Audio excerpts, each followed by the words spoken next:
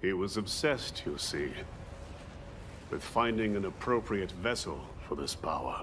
Fight with all your heart! We are supporting Capcom Cup 10 with a total prize pool of over $2 million.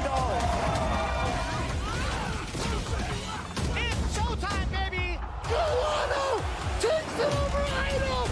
All right, you ready? You don't want to miss it! Let him go! Look at the damage! Look at that damage! Now's not the time for jokes. Your two-time Capcom Cup champion, it's Menard!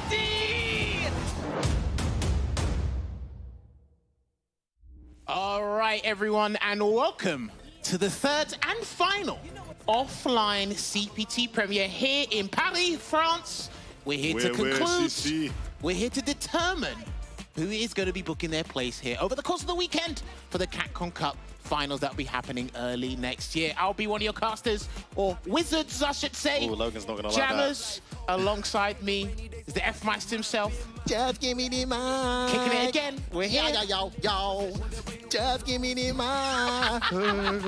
Man, I've been waiting to say that in an offline. When was the last time we did this, man? Offline, baby. Premiere, Capcom Pro Tour, spot on the line. I mean, money on the line. So much to go through here. 412 entrants, by the way, guys. I'm sure not all of them are going to show up, but what are they playing for, Jammers? Well, look, you can see it here, right? There's going to be prize monies distributed amongst the top 8. 15,000 goes to first place and an automatic qualification to the Capcom Cup finals. Second place gets awarded 7K and third place gets awarded 5K. Come on. Again, like I said, to reiterate, things get distributed Full accordingly here. well. Yeah, no, this is pretty damn good as well. But hey, let's not ignore the amount of entrants that are actually in today's event as well. Over 400 players signed up, and that's divided amongst 32 pools, which have 10 to 12 players in each pool. It is a double elimination bracket with a best-of-3 format. On the standard stuff here. 2 people emerge from the bracket.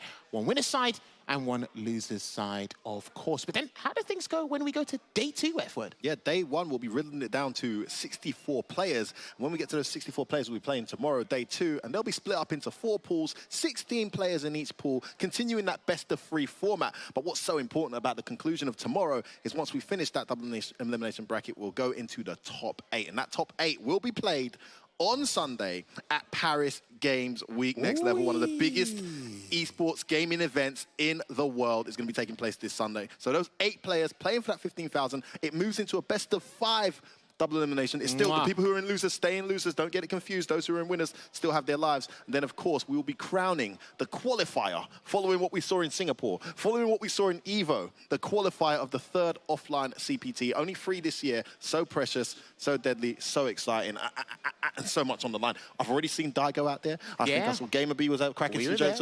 We got a very, very on-form guy coming up on stream, which I'm not going to give away just yet. But before we do that, Jammers, why don't you talk us through what happens for those guys who can actually come on Sunday in Paris to see the event? You may have seen people getting T-shirts on the final day of CPT Singapore. Shouts to all the talent crew and the production crew putting that on here. But when you're over here in France, you're going to be get a T-shirt of my ex-character. Menard right here, and this is awarded to anyone that comes and joins the show for Paris Games Week on the Sunday. Not for day 1, not for day 2. You must show up on the Sunday, of course. It's a pretty damn good looking T-shirt. I might wear it a little bit later today. I mean, maybe she's a French tomorrow. character. We got to represent, you know. And hopefully, we'll be seeing Luffy at some point this weekend represent. What's that? Sorry, what's that production? He's not. Oh, he doesn't play Manon in it. Oh. He upgraded. Oh. Yeah. Well, hopefully we'll see some representation this weekend. I don't know, man. But why don't you talk us through some of the players we got in the tournament? I want to talk about some of the players we got in this block. But Jammers, who stood out to you when you're looking? Oh, here we go. Well, First match. I think we're just going to kick it off straight away here. As you can see, so this is beautiful, right? Because we've got Chris Wong up on stage. I told you guys right we had a here. surprise. We'll talk about Chris Wong, but NeroMD. He came late on SF5. He's actually been significantly improving, especially under Vegi's wing in SF6. He's got a very competent Ken in the European region. He took a little break before coming to Paris Games Week to reset his mindset, recalibrate his mindset, and come through. Now, Chris Wong, I don't think there's like so little we can say about this guy. He's gone second on the East Asia Online CPT, losing to NL. He came second not too long ago against Gachikan. And again, Is it third time's He's the having charm? great runs in the World Warrior as well. He is as well, and this guy is one of the most formidable Lukes out there on the circuit right now. I mean, other than Menard RD, he might be the most in-form Luke we've seen in I can agree with that. Street I Fighter could 6. definitely He's agree with been that. incredibly effective. Taking out absolute giants on a weekly basis because he's here again, traveling from Singapore now all the way to Paris. And he's got an up-and-comer, you could say, in the form of Nero from Belgium, representing one of the most passionate fighting game scenes, I must say, out here. Hopefully we get loads of those coming through. Those of you who are new to the offline circuit, Paris has been like the hub, Paris and London, particularly Paris, though, has been like the hub of a lot of offline events. France in general, actually, we used to have a big one in Cannes, World Game Cup. Stunfest in Rennes, I think still happens, but it's not as fighting game orientated anymore. So it's actually a scene where the Belgians tend to travel in full force too. They can drive here. Yes. So they drive, it's a long drive, but they drive here in a couple of vans of talented Belgian players. And here he is representing that passionate nation. I believe Takamura hopefully here as well, also from Belgium, but he's up against arguably the most informed player when it comes to offline premieres, because Chris Wong has just been on absolute fire. I mean, his Luke is just ridiculous. You can tell how ravenous he is as a person, how hungry he is to qualify for the Cup. Again, he's been gallivanting the world for the past month or so. But here it is. And there's been a huge debate about these two characters, who's taking the second spot. You know, they have they have a lot of similarities, but then again, a few differences between them. The damage output is pretty similar, but hey, it tees off with a whip punish chance. Good start. Didn't get a meaty throw though. Off that. Whip punish the crowd again. Yeah, so this is intentional. Yeah, this is definitely intentional. Bro. And the touches are pretty fast in this game as well. So I kind of respect him for using that as a whip punish. He's only getting the knockdown though, not a full conversion. It's 4-frame startup, but the second part isn't coming out in 4 frames, so super impressive to have that consistently done. Already very impressed with Nero's Ken. Baits out that button to check the drive rush. Good sandblast there to lock him in place. Nice, he's gonna get a combo there. Yes, he does. Full conversion, side swap. He didn't spend the level 1 just to regenerate a little bit of drive gauge, but backs off here. No anti too far. Burns himself out there for some pressure, but he's burnt out now. Chris Wong's so effective when he gets to the front in this scenario. All he's got to do is wait here, just near MD. Yeah, just block those sandblasts to try and get... Oh, the medium kick didn't confirm into the target combo. Just be a little bit more patient. Again, he's got to be not too obvious with those buttons, because crouch and medium punch. There we go. Doesn't go for the throw. He gets his meter back. Yeah, he wanted the sandblast there with that EX5 ball. Yeah, there you Didn't go. come. Chris Wong just needs one hit. Oh, he got checked. This is huge. He's going to burn it all out. He's going to burn it all out, no? Oi. He chipped him. He was burnt out. He didn't wake up DP. Chris Wong just didn't think it was coming. And Nero off to a great start here. Remember, the guys, I think this is winner's final, right? Yeah, it says winner's final. Winner's final, I believe. These guys have already had some good results. I think I spoke to Zafarino earlier. He took out Veggie earlier. Those of you guys following Start GG, update us on the stream chat. We will be checking when we can.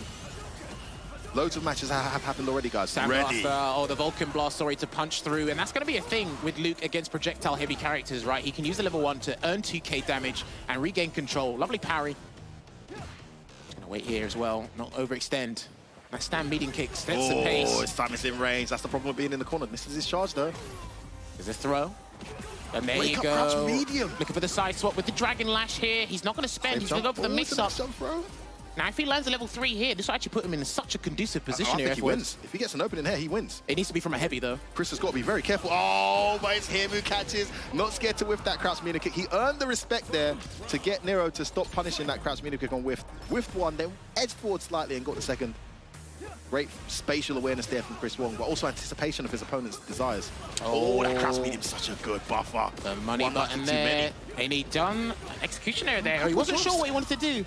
He drops from Chris Wong, but not this time. He gets the opening anyway into the level 3. And this first game that started so well for Nero, now looking a bit lopsided. He's got a bit of a mountain to climb. He's got to walk forward and just do a stand fierce or something here. But he's going to do crouch medium punch instead because it's much safer. Oh, someone's burnt out here. Perfect parry. Gonna get a punish counter as well. Oy. Yes, he empties him out. Great choice. Finally gets him to take a throw. And it's gonna be a phenomenal comeback there from Chris Wong after going 1 round down. Turned it around very quickly, adjusted very nicely there, Jammers. And you saw the comfort in neutral slowly disappear there for Nero as Chris Wong adjusted his game plan. Yeah, I like the way he punished the suppressor from the perfect parry and ate up his drive gauge there. No conversion there from the crouch and medium kick. And that's the thing these two characters have. It's a lot easier for Luke to do against Ken because he can perfect parry the fireball and drive rush in. There's enough time to catch the recovery frames. Not so much the other way around, though. There you go, gonna block it out there. Blocks the shin kick. I think that was a medium Jinrai this time. He did a light earlier and caught him with a count hit because he did it off the light. Interesting mix-up of Jinrai approach there from Nero. Not looking too good. He's got a health lead, but the drive gauge lead he's never really had. Exactly. His game plan is to explode occasionally. which is, I think, classic Ken. Oh, suppressor just gets blocked. Still trying to press low forward off the 2 buttons here. That's why Chris is just cancelling into Sandblast all the time, so... Oh, look like he baited it, but still got hit. Jumped in, no anti-air. Again, he's not anti-air, he's just walking out of that jump range. Maybe he's scared of the bait. Overhead, can he finish this off? Shin kick gets interrupted He's here. bet it all. They're both burnt out now. He can't do an obvious Dragon Lash. He can't throw fireballs either. Yeah. And that's why Chris was abusing the Sandblast. He knows he can't throw fireballs. He's got his meter now, though. One Vulcan Blast will kill here. Oh, no! Oh, no! He could have DP'd. I'm not sure what version he tried to do, and he couldn't have done the run DP because he's already in Drive Rush, so... Yeah, he must have just got his execution wrong. I don't think the DP came out, obviously. Tech there to generate a little bit of space, give him some breathing room. He's going to go for a side swap again here, no, but an unfortunate drop. That would have been a level 3 as well. Could have recovered a bunch of gauge. And this is Chris Wong in the driver's seat now. Has him cornered, stand medium kick with punish. Looks so good now, big with punish. He should be able to kill here. Yes, he will, he got it. That's it. And that will be it. Pale Rider, level 3, closing it out. And that's basically the epitome of Chris Wong's gameplay. When he gets the hit, he cashes everything out. Yeah, invests, gets that 50% or even more if need be. And that's a nice way to close it out and actually advance to the top 64. That block string into stand medium kick is such a good auto space tool there, or sequence there for Luke. You saw him do it into the medium kick, just stood his range, don't need to move anymore. Anything you press after that particular sequence, Chris Wong or any good Luke's going to react with a stand heavy into big damage. That move just comes forward from a mile away. Great adjustment, man. I mean, Nero looked very strong. Oh, yeah, listen, he kicked things off for the whole day, just in phenomenal fashion. The whiff punishes on the crouch medium with the light tatsu, that was clean. He was getting his stuff done here, and again, slowly but over time, and that's what separates like a player like Chris Wong from the rest, able to see how you're going to punish. And again, you're comfortable with the normal crouching medium punch, stand fierce, crouch medium kick with punishes. But he's like, okay, I got thrown off by your tatsus here, but you're not getting that much mileage from the situation. Anyway, and push comes to shove, he was actually burning himself out for very little reward here, which Chris Wong just said, okay, I'll capitalize on that scenario regardless. So what a way to open, Jammers. We've got Chris Wong, the most informed newcomer, I must say, in these offline CPTs. And we've got more players coming up as we get. We got Daigo Umehara coming up next. He's going to be taking on Masahiro from France, rocking JP. And then we have Bobby the Bob, interesting name, with Zafarino from the USA. One of the few USA representatives is going to be coming down as well in Zafarino. Super excited. Then Problem Exua representing UK is going to be going up against Kilzyou. I saw they were in the same bracket. So that was what we predicted to be the winner's final for that particular bracket. That's going to be a juicy one. And also in this block, we're going to have Higa 972. I don't know him. He's a Kimberly player. Maybe you know him. He's going up against Arcade Aces GamerBee. So Mr. Bruce is in the building, as I mentioned, representing Taiwan. Going to be going there. Then we have Phenom, the one and only, fresh from his World Warrior victory, getting himself that place, but he's still here, wants that cash money, and he's going up we did ask him last week when he won the CPT online. I said, "Are you coming to Paris next week?" He said, "Yeah, I will." Yeah, why not? You know. He might use Cammy. Oh, it's a good point. He's been trading Cammy. Right, good point. Might use Cammy. I mean, Cammy's a very strong character. I mean, I feel like her and Gala slightly I mean, she's represented, but not as represented as you, considering how many Kens and JPs they are, you know. He's going up against Aquarius, a Dalsim player from France. I actually don't know him. Then we have Nezumi Rashid from Sweden. He's going up against Akuma. He was in the top 16 last week for the CPT, so I've seen a little bit of him. So that's a Rashid player there. That's going to be interesting. Don't see many of those these days. But, of course, the last offline CPT was won by Rashid. Now, before we even talk about that, as I mentioned, the next guy coming up is going to be none other than Daigo Umehara himself. Ugh, tongue-tied there. This guy, an absolute legend in the scene. A few Japanese players actually stuck in Japan, couldn't make it here due to adverse weather conditions. Fortunately, Daigo got here early, and he's looking to qualify. It wouldn't be a Capcom Cup without Daigo now, would it? We want to see him make it some way, somehow. Well, I think it's always been interesting, the character choices, because it's like, hold on, you're playing Ken instead of Ryu, because a lot of people know him for his Ryu, but in Third Strike he was playing Ken. Man, he went with the tier list in First Strike, man. Right. So. And I don't blame him for doing it here as well. Seems to be having a lot of fun. A little bit of a shaky start, similar to Takido. It looked like they weren't quite sure what Ken was supposed to do in the system, but again, people over time, as months go on, these guys, it's become second nature to them. Now, I've seen him in a lot of exhibitions. You don't see him in SFL, because obviously he said, there's other things I would like to do. So he doesn't want to be, obviously, contractually tied down to SFL. That's why we saw him a lot more in other places. But it's actually good to see his progression as a Ken player. He's been rinsing the JP matchup online. That's the one I've seen him rinse the most. For choice over in that region, by the way. He is, indeed. And of course, I don't think he made the final 8 for his World Warrior. I don't think he's in the final 8. Oh, I didn't actually know that. So To be fair, there's over like 100 there's just too many players that killers. could, yeah, too many of killers course. in there. You know, of course, Fudo on absolute fire. I'm not sure if he made it down. I saw his name on the sign-up list. Was looking super strong last week. Did eventually lose an SFL though. That was a first for Fudo in this second half of the season. Goichi, who took him out, I believe, is here. Could have sworn I saw Goichi earlier. Human Bomb's here. Yeah, Fudo's here actually. Fudo actually made it down. So Fudo's in the building, actually sitting down waiting for his game. So that's good news. Man, the killers in this room. I see Kane over there. Another extremely exciting player. Who else we got? Just going off familiarity of faces here, guys. We've got a bunch of players waiting for their matches on the stage. Obviously we see people behind us here in the venue, but there's actually a separate part, a much bigger part where all the players are actually having their tournament matches as well as conversing and talking about the game as well. We'll see a lot more people here because, again, we had a few people sign up, but last-minute situations did have a change of plan here. But make sure you tweet out the stream, twitch.tv/Capcom Fighters. We're going to be on for the vast majority of the day, and we need to round out a top 64 here because, again, from this point onwards, down to the final 8, which you'll see us in Paris Games Week on the Sunday, it will be a brilliant sight to see because, again, like I said, it's the third and final one.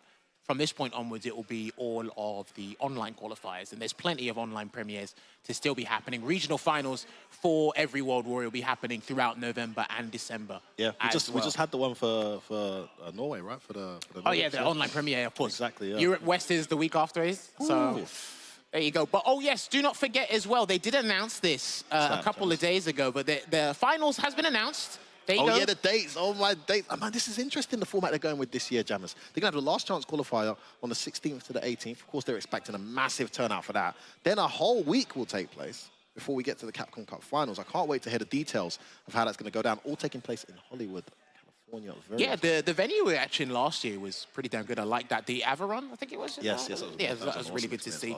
And again, it was a week-long celebration for Street Fighter. Street Fighter League was attached to that as well. You actually saw the Street Fighter League finals, which F-Word over here, Ambitious, shouts to Vicious, holding that down over there. But it's going to be a nice culmination. For the first season, of course, it's $2 million total prize pool here. So it's going to be crazy. But if you do get the time and find the time, that still hasn't sunk in. Us, I'm just checking the stream chat to see what you homies are saying while we wait. We're just having some technical issues on the stage. We're going to get that sorted very quickly and get Daigo up and running. So just a minute or two more. But in the meantime, man, I want you guys to tell me if you know anything that's happened in the brackets. Because, of course, we're only playing winners finals here. So a lot of matches have taken place off stream. So if you've been following Start GG, update us. I've got way too many cameras and screens to be looking at, to be checking Start GG, as well as the spreadsheet and the schedule and the timeline and the ads and everything I've got to do here, guys. So I'd appreciate your help. Let us know where you're watching from as well, man.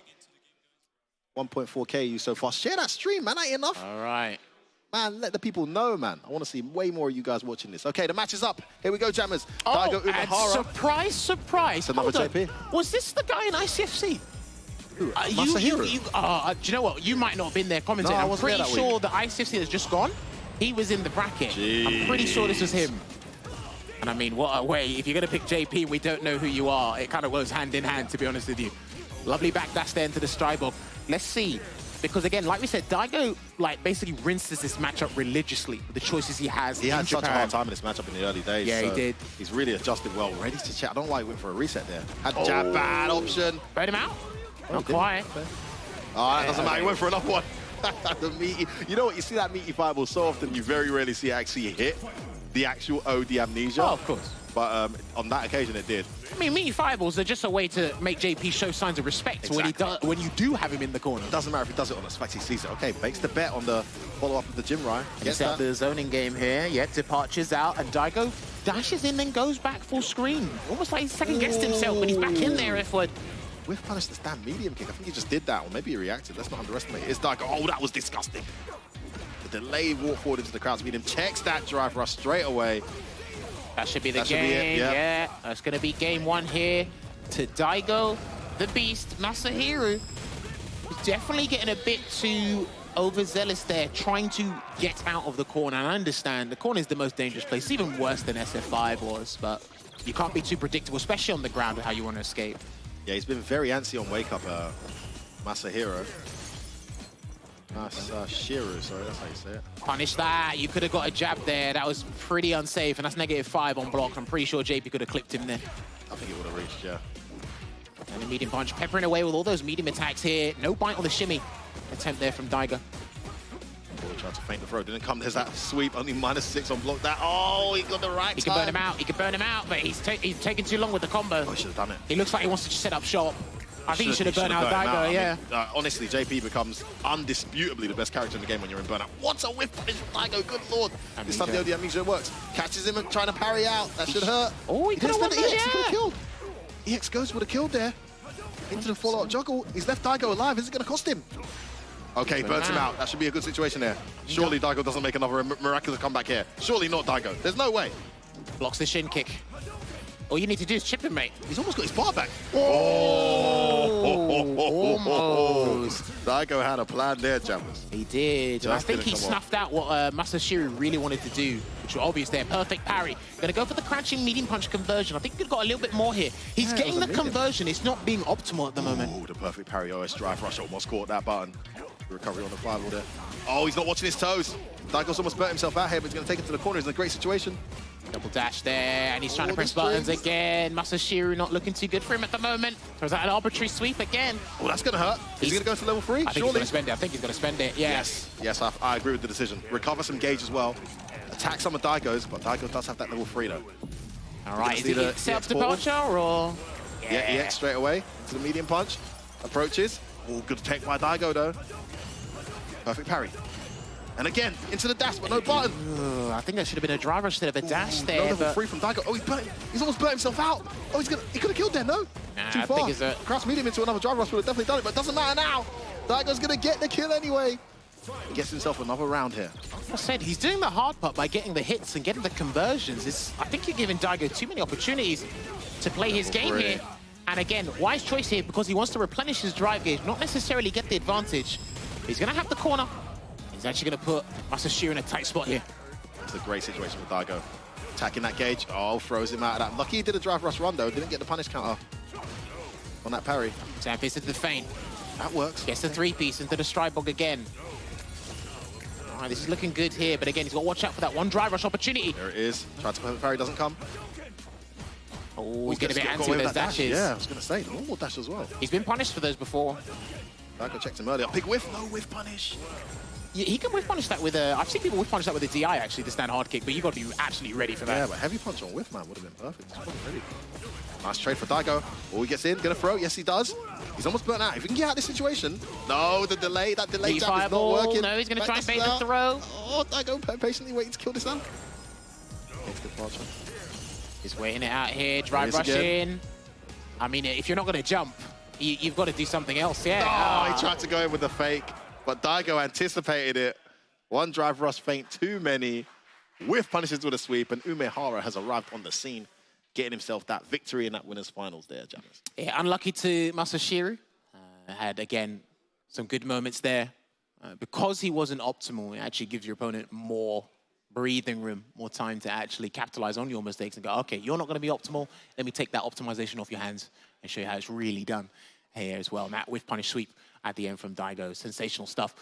I actually thought he was going to do a dry rush into a special to kind of see what he's going to do, because that's part of the meta now. They do dry rush and do a special attack to see what you're going to check my dry rush with, and then you get the punish counter. But obviously JP's limited with what he can do, because if departure's already out, you do dry rush, then you do the finger snap, and then you catch whatever button it is. that's a really good one. Yeah, That's actually so busted, by the way. We see that here. But yeah, let's take a look back at what transpired here. Early EX Amnesia, I think that was the only one. No, that was one of 2 or 3 that were done. That was the proper one that was punished here.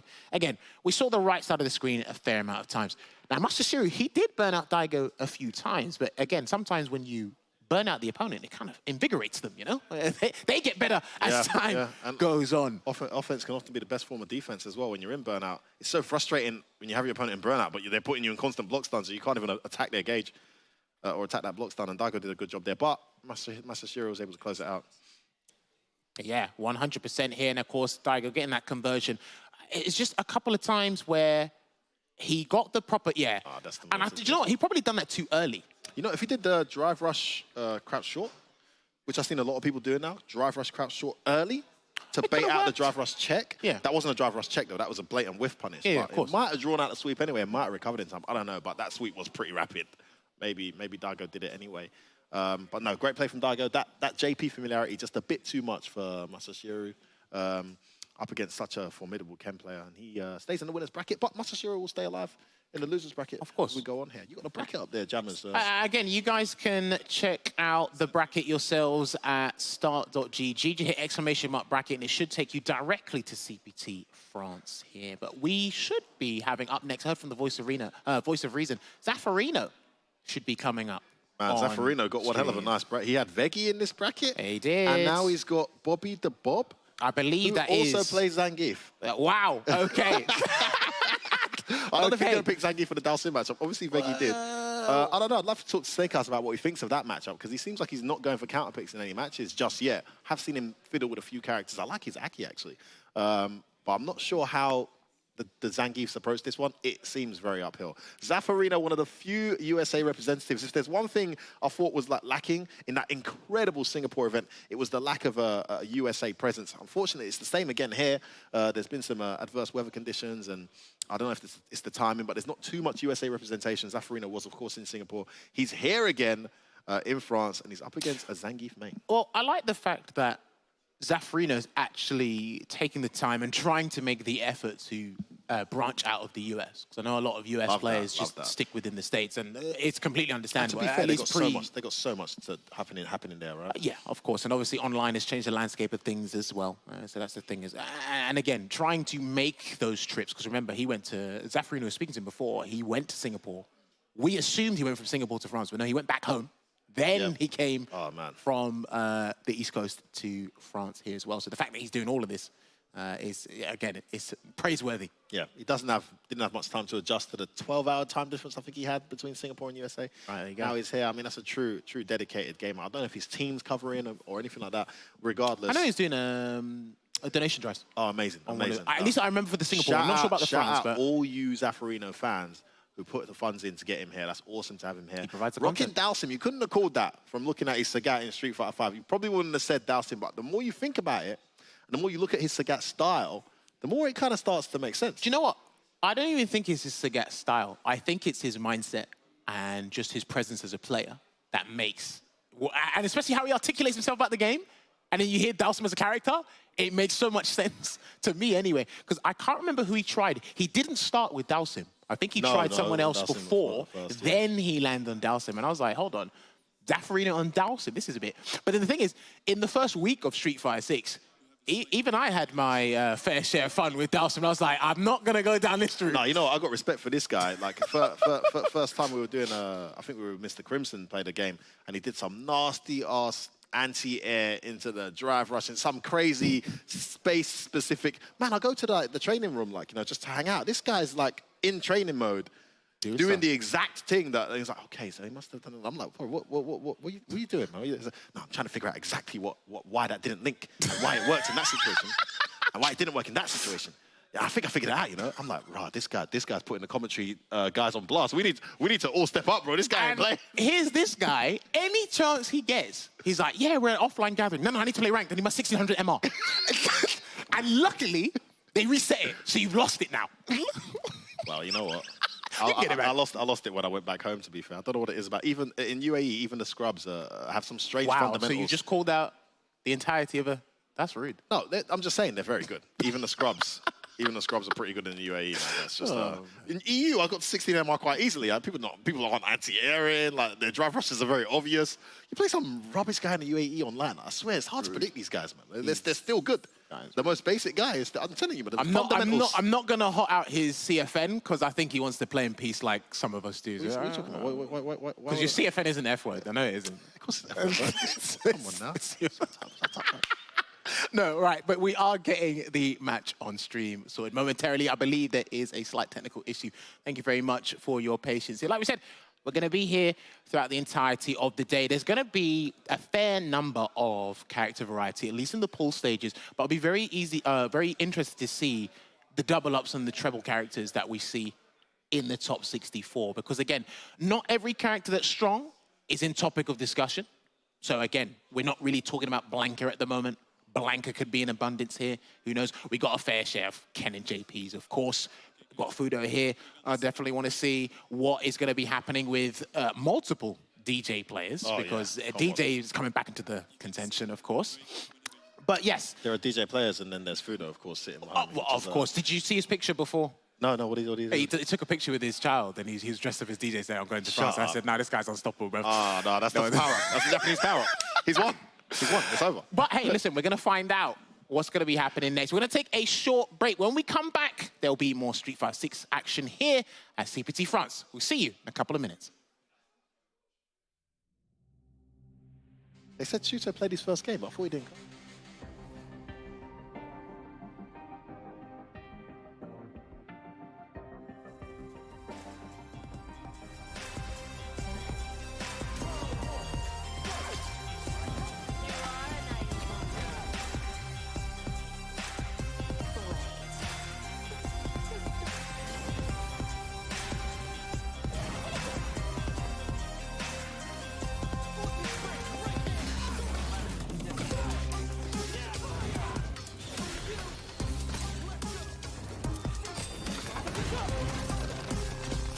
The Master's orders are absolute.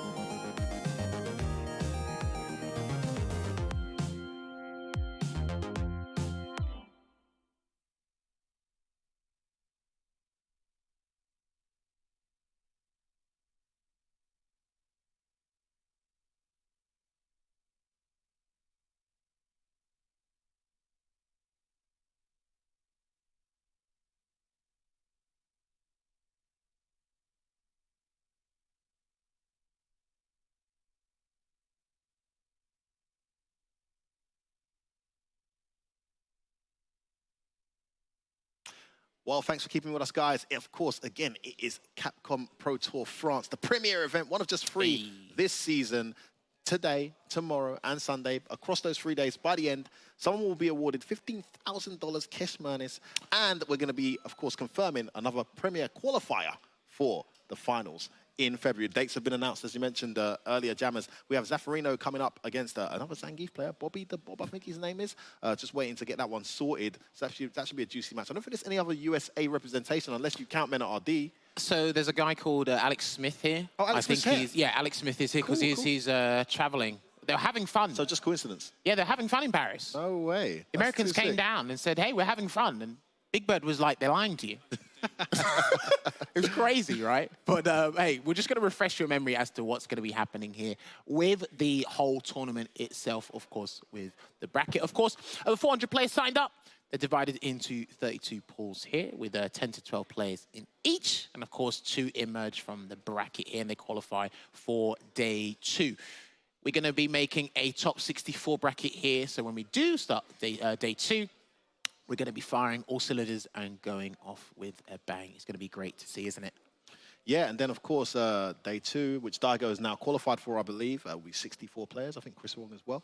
Those 64 players are going to be broken up into 4 pools of 16. We're continuing with a best-of-3 format, and then we'll go all the way to top 8 tomorrow. And, of course, top 8 on Sunday will be taking place in a completely different venue, Paris Games Week at Next Level, one of the biggest esports, one of the biggest gaming events in Europe, humongous event, and that's going to be taking place, and we will be crowning our champion on a big stage. We just had a few other massive esports games take place this week on that stage. It will be Street Fighter shining the light, and that $15,000 and Capcom qualification spot will be confirmed for, I mean, we might have just seen one of the champions now. Chris Wong on absolute fire, Daigo showing his JP knowledge on another level. And for you guys, if you're thinking of coming to Paris Game Week, if you're in Europe, if you're in Paris, if you're in France, you want to come down, there's a little bit of an incentive for you to get there, isn't there, Jamis? There is indeed. On the Sunday, when you join us at Paris Games Week for the finals, you will get awarded a T-shirt representing France. You see Manon right there. Fantastic design with the T-shirt there. Of course, you can see all the necessary details here. Obviously, the event is happening from today through to the Sunday, of course. We're in 2 different venues. So obviously, the first one here at eSpot. Nice gaming area. I'm not going to lie. It's actually situated in a pretty decent area of France in general. Really and good just location. watching this, looking around. Because this is my first time in this part of Paris and in this venue itself. So it's actually very good where it's situated there. But like we said, we are getting the match behind us sorted. Just have to mention as well, the shirts, like, they are amazing. Yeah, I've got one myself. But there's only a few hundred of them, right? Yes. So for those of you who want to come down, it's first come, first serve. You get yourself your ticket, get yourself your seat, you get your shirt. But of course, once we get past a certain amount of hundreds, we will be out of shirts. So the sooner you come, the better. More importantly, though, Bobby the Bob, a player I don't know very well. You ever heard of this guy? You know this guy? No. He's a Zangief player. He's in winners. So I don't know. I need to check the polls to see who actually beat. This is the beauty about every game's inaugural year, right? Because you will get people where, okay, I've never heard of this person. I'm familiar with them, but they're in winners final. And if they're in winners final, they're there for a reason. Like, come on. So got to give him his props there with the Zangief. Now, he's actually going up against, historically, a nightmare matchup for Zangief. I don't know how much of a nightmare is in this game because I haven't seen it a lot. That seems a bit of an anomaly as well. I feel like he's the least fully discovered character in the game. Every time I see Mr. Crimson or F-Champ play, every time, there's something completely new they've added to their game. Even Torimeshi and YC Mochi as well, when I watch them in SFL. And they're so different from one another as well. I mean, I think Dalsim was the exception in Street Fighter V where there was significant difference from one Dalsim to the next. However, the level of differentiation, yet still optimal, capable, dangerous, that you see from these Dalsim players, I honestly can't call where he actually sits in that kind of like top This is 10, the interesting 15 thing, right? Because when I spoke to Mr. Crimson, we had a long chat not too long ago. He said Dalsim has room to be put in the top tier bracket over time. It's just going to take a little bit while. Same as a Rashid with the technicalities, right? It's going to take a little while for him to get to. Well, it's going to take Dalsim a little bit longer. But then he also mentioned that the drive system is Dalsim's biggest enemy, drive parry, and he showed me that look, you can react to stand fist, you can react to stand roundhouse. I think it's easy to react to stand fist, and crouch fist is a perfect parry. Obviously, DI is there as well. Dry rush, if he's not already committed to a limb, you can catch him off guard there. And obviously, when he's put in the corner, he's forced to parry and then get the drive reversal option select on board.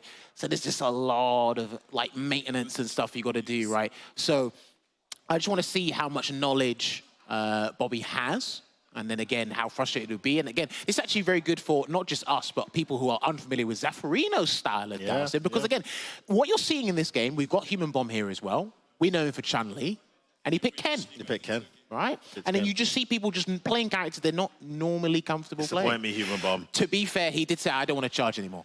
He said, I'm tired of charging. That's a pretty fair point, I guess. Oh, wow, already gets the conversion to the Yoga Blast into the knockdown here. What a start for Zafarino. Straight away. And the thing is, Dalsim splurges a fair amount of meter, but the conversions he gets, especially from the anti-air one, that's some of his most damaging conversions in the game. A lot of jumping right now so far from Bobby the Bob. Tries a desperate DI. That doesn't work. Not bad throwing out there. Will cause Dalsim to... Whoa, he just burnt his meter on a full screen running bear grab. Lovely float there, charge into the Yoga Fire. Going to send him full screen with the Yoga Arch as well. So this is already looking dangerous here for Bobby. Yeah. Yeah, this is looking like a mission impossible. Bobby the Bob not demonstrating the kind of patient, deadly approach I was expecting. Well, when I saw him do EX running bear grab from full screen, I could tell it was going to be long for men, isn't it? So that's not a bad start. And rushes in. Oh, he tried to bait. He actually did bait out the check attempt, but held that heavy punch too long. Chases him down there. Hell stab into the lariat. Almost burnt out though. Got to be careful. I think Zafarino is completely fine in this scenario here, trying to get a replenishment there, but not working. Level 3 as well. And the thing is, he's backing away, but it's obvious why he's backing away. Oh, he put himself out on the full screen Yeah, again. again, he tried it. I think he's trying to anticipate limbs here. That's probably Does that actually work? I didn't just, maybe, hey, I'm laughing, but maybe that's the thing. I don't know this matchup very well. Well, Zangief's still alive. He's still got health. Just about, but this is checkmate, basically. This is checkmate. Yoga Arch, and then do your thing. Yeah, that's checkmate. He's just got to hold this. Oh, there you go. There you go. And the thing is, it bounces and tracks towards you, so you can't really escape it. There's no inevitable death there. Zafarino, you're a mean guy, mate. You're a mean guy. Look, man, he's getting it done. Oh, wow, he goes on offense here. The walk forward crouch, heavy punch. Chase him down into the crouching throw. Don't really see that often. I think it's better Oki off of the standing throw. Let's away him. Teleport out there. Going to work with looks for that perfect parry again. The crouch medium buffer. Connects. The throw tech there, and I like that Zafarino knows. Lovely yoga mountain. I think that's down back hard kick, I think. God damn. Again, it's that EX grab. It's not going to work. Yeah, he's really just visiting that well one too many times, way too often here. Not getting anything out of it. Just imagine the Dalsim sitting there like, oh, I think he did the, oh my God, I gotta get out the way. Or what planet does it hit? Well, you never know. He's not panicking just yet. Tried to do the flying knee, didn't quite work out. Drive rush cancel into the yoga flame. That's horrible. He's an opening, yeah. Did have a little sequence in that first game. Oh, I mean, he'll probably try one last ditch attempt at the running bear grab if he gets the chance. So. Yeah, I think he will. Level 3's head out. Oh, this is, oh, it's done. It's, all right, too far for the second medium kick. I like the adjustment with the stand light. Okay, Zafarino off to a very convincing start there. Winners final confirmed, top 64 confirmed. Bobby the Bob not quite ready for that level of Dalsim. Will be dropping into the losers bracket and trying to fight his way out. I love the way that we should be able to see the replays on this shortly, so we'll be able to accentuate our point. But I love the way that Zafarino was able to identify when Bobby actually wanted to target a limb. He abused the limbs, the traditional stuff, what we know it historically for. He was just going in and using the limbs, and he's like, okay, let me stop here because you might attempt something. A jump came, running bear grab came, so on and so forth. And he's able to stop and then punish accordingly here as well. And I like the way he used Yoga Arch in this matchup as well. Obviously, we see the inevitable scenario in one of the rounds here as well. I didn't really see any, I don't think I saw a hard kick attempt there from Bobby to try and stop the float when he was up close. I think he's worried about just getting thrown in general, because that's a very powerful tool. Yoga float for Dalsim up close, so. There you go. It's the perfect KO.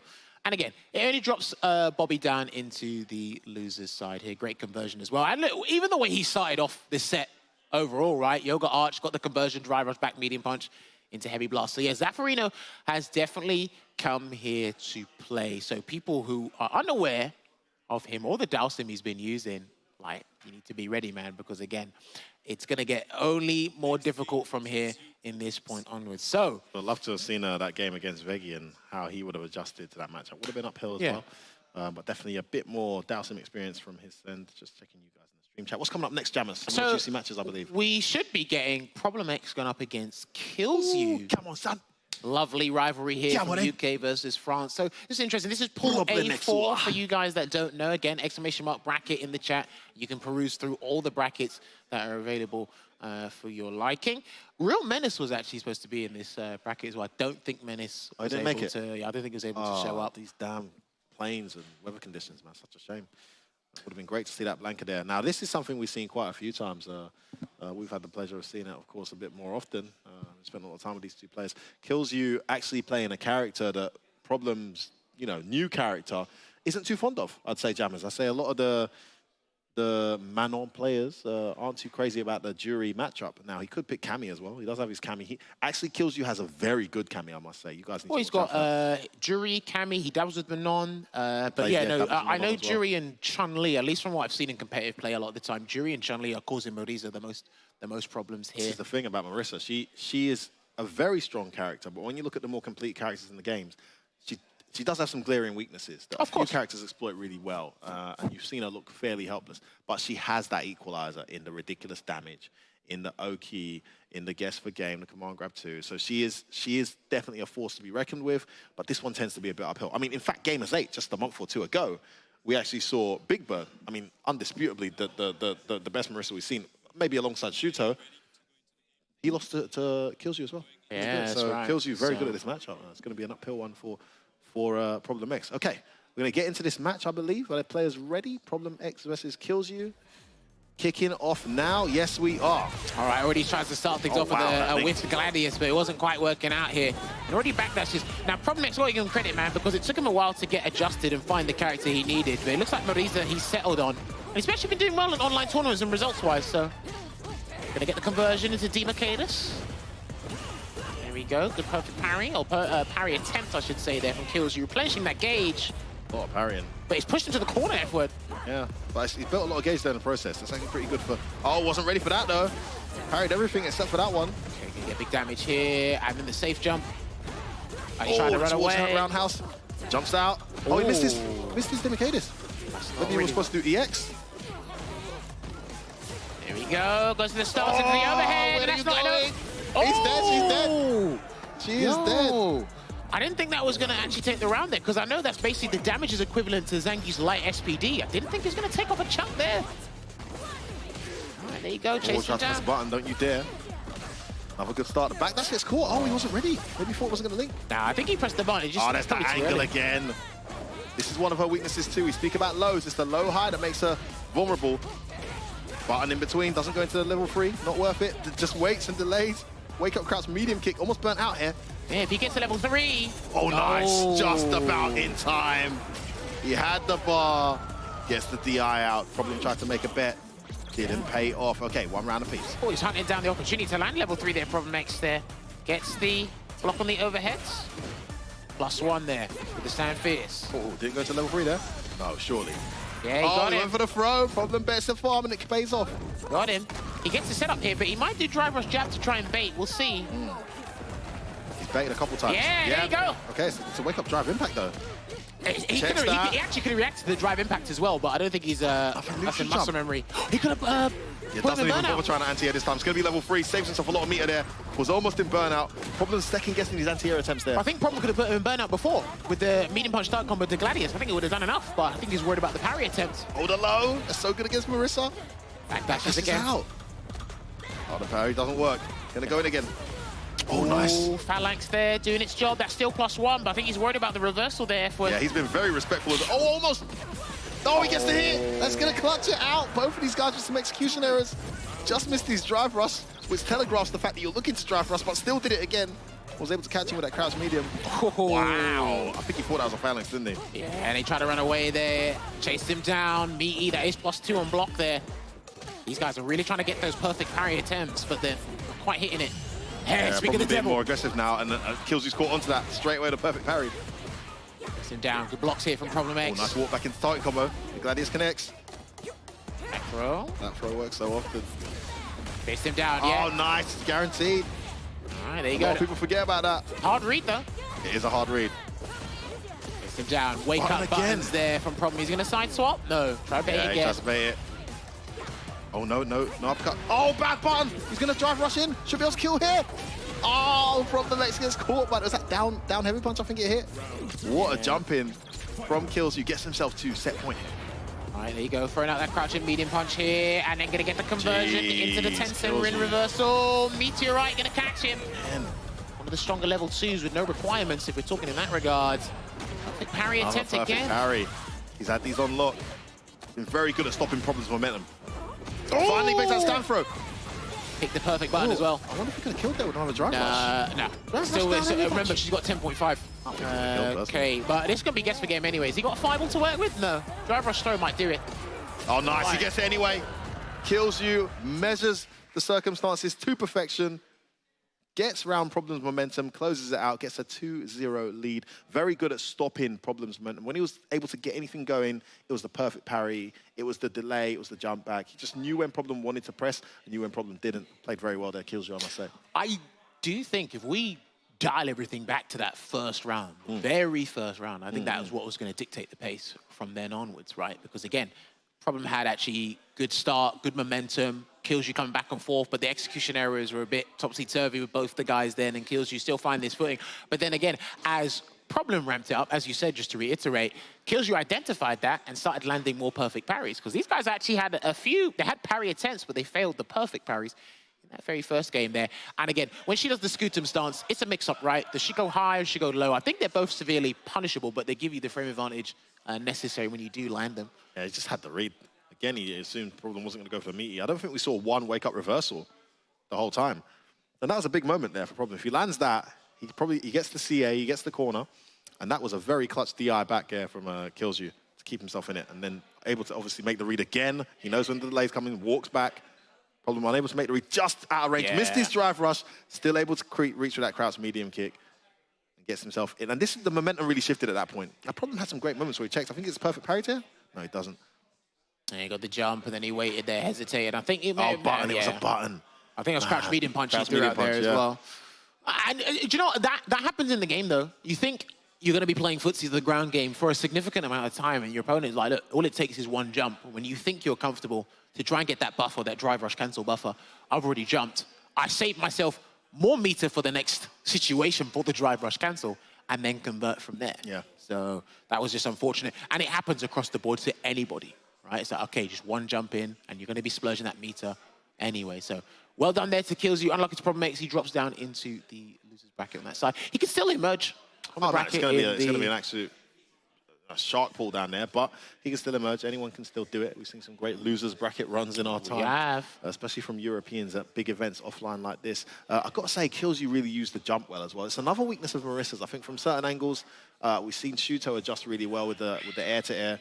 It gets very difficult to anti-air consistently as Marissa when they're catching you low and then they start introducing that jump from that very awkward angle. Well, I've heard people say the cross-up angle is one of her biggest weaknesses, so you have to have the reactions to do the air-to-air. I can't remember what target combo But you need to do was. early. And if you don't react early, what I've seen Shuto do well is it Shuto? Yeah, I think it is Shuto. If you don't react early or he's got a button recovery, just dash under.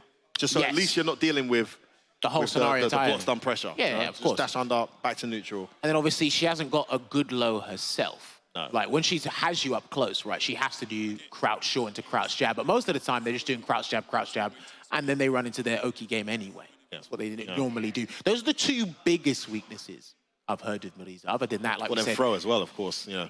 So this is the thing. She's a deadly character, but when you list her weaknesses out, if an opponent has momentum and good tools to counter those weaknesses, it can be quite uphill for her. Now, not saying she's weak. Good Lord, she's a beast. But yeah, no, really well played from Kilzyou. Just seem to be one step ahead of the game there, Jammers. Okay. Now, we do have to get something sorted again. So we are going to take another esports break. I apologize. We need one more esports break before we get fully in tune with everything here. But when we come back, like I said, more Street Fighter 6 here action at the CPT France. We'll see you very shortly.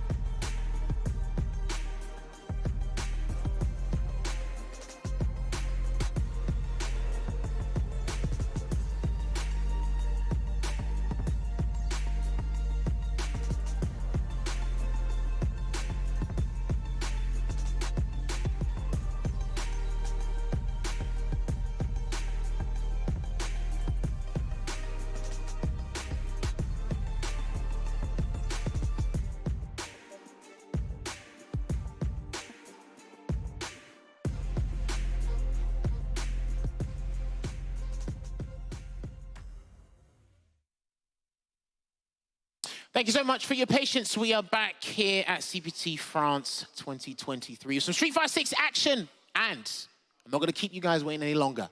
We are getting the next game underway. GamerBee is on the hot seat, going up against his opponent.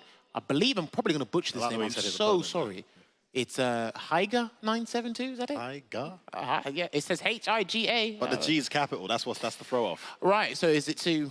Well, as a first strike fan, one of my favorite players is a guy called Higa. He spells it the same way, but it's right. H-I-G-A, low I-G-A. I don't know. The capital G kind of throws me off a little bit, so... He calls himself Higa. Here it's all capitals, but that's not the way he signed up on start.gg, so... Let's just go with Higa, because we know that's a Japanese name anyway. Okay, fair. So Higa 972. He Might was short for Kimberly. Higurashi or something like that. Where's he from? He's from France, right? Yeah, it said Kimberly there as well. Again, if you're not familiar with the Kimberly matchup, you're in for a rude awakening because this is the winners' final. But you know what? It's great to see GamerBee still actively playing. Obviously, because he is a TO. I know he's tried to do the GamerBee Cup. Yeah. I don't know if he's done it for Street Fighter 6 or has any plans to do that as well. But they are here using the Kimberly. Oh, straight away to jump in. We had a great catch up with GamerBee just an hour ago, me and Jammers. Well, he was actually encouraging both of us to use Modern because we can't react. He was like, why are you guys playing Classic and Casuals? Modern's so fun. He plays Modern Lily, man. That's hilarious. All right, good conversion to the back hard kick there. That is imperative at high-level play for Luke. Almost got the early jump fierce there. And he'll close out this round here. He might need the level 1, not sure. No need. God damn. I mean, that's such good damage that Luke has. When you can just do the knock the crumple off a drive rush normal, you don't need to cancel anything into a drive rush. Oh my god, the jump is giving me so much reward. Sort of flying start here. Meaty throw though.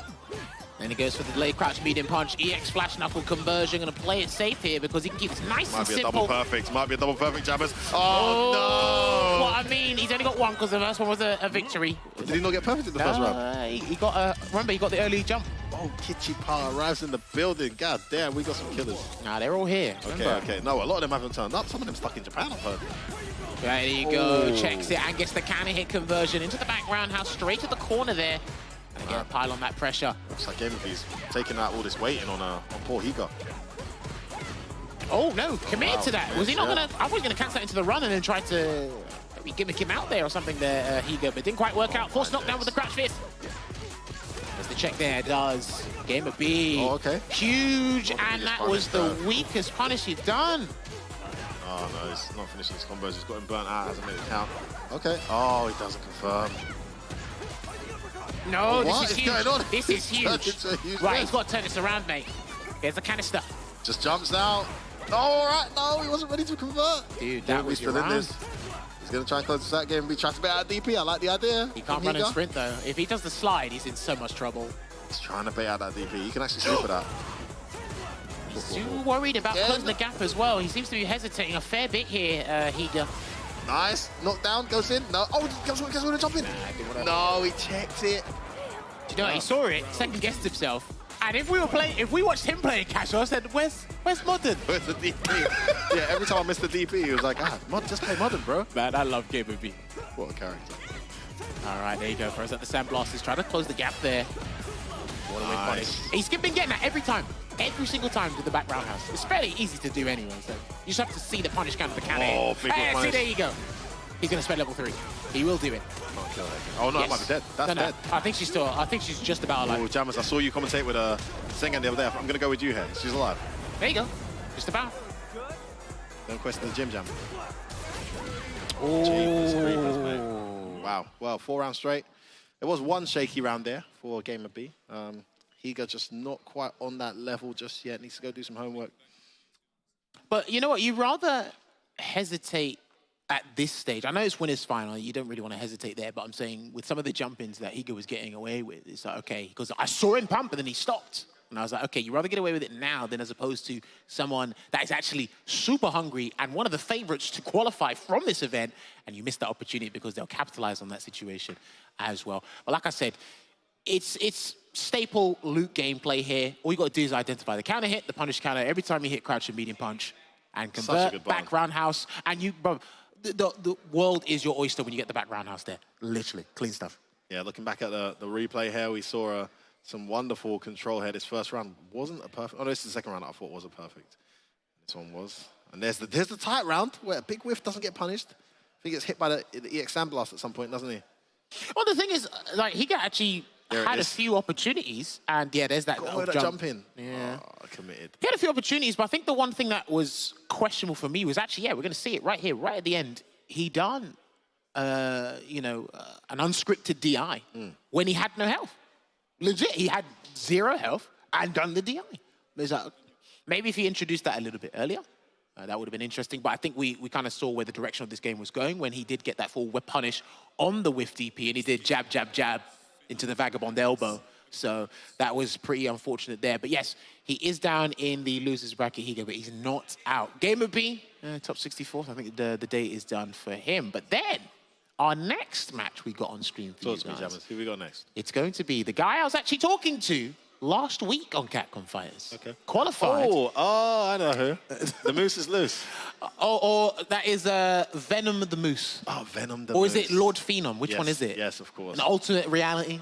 The names would swap. Which one is it? He wanted to play another video game on camera, and then he got a bit too excited. But hey, shout outs to 00 Nation and all the guys there, because again, the backing and that, how they built up Phenom and Veggie as personalities, media personalities, Oh, they got not the just best players. FGC social content. Any esports team, I'm sorry. They take that crown. By far. Some super funny stuff. Watch out, guys. I actually saw some of their recent shoots. You're going to love the stuff. Make sure you follow 00 Nation on Twitter. Make sure you share the damn stream as well. How many of you guys are watching? Because I know we had a bit of downtime there, but it seems like we've passed those technical issues now. We should hopefully stay live the whole time.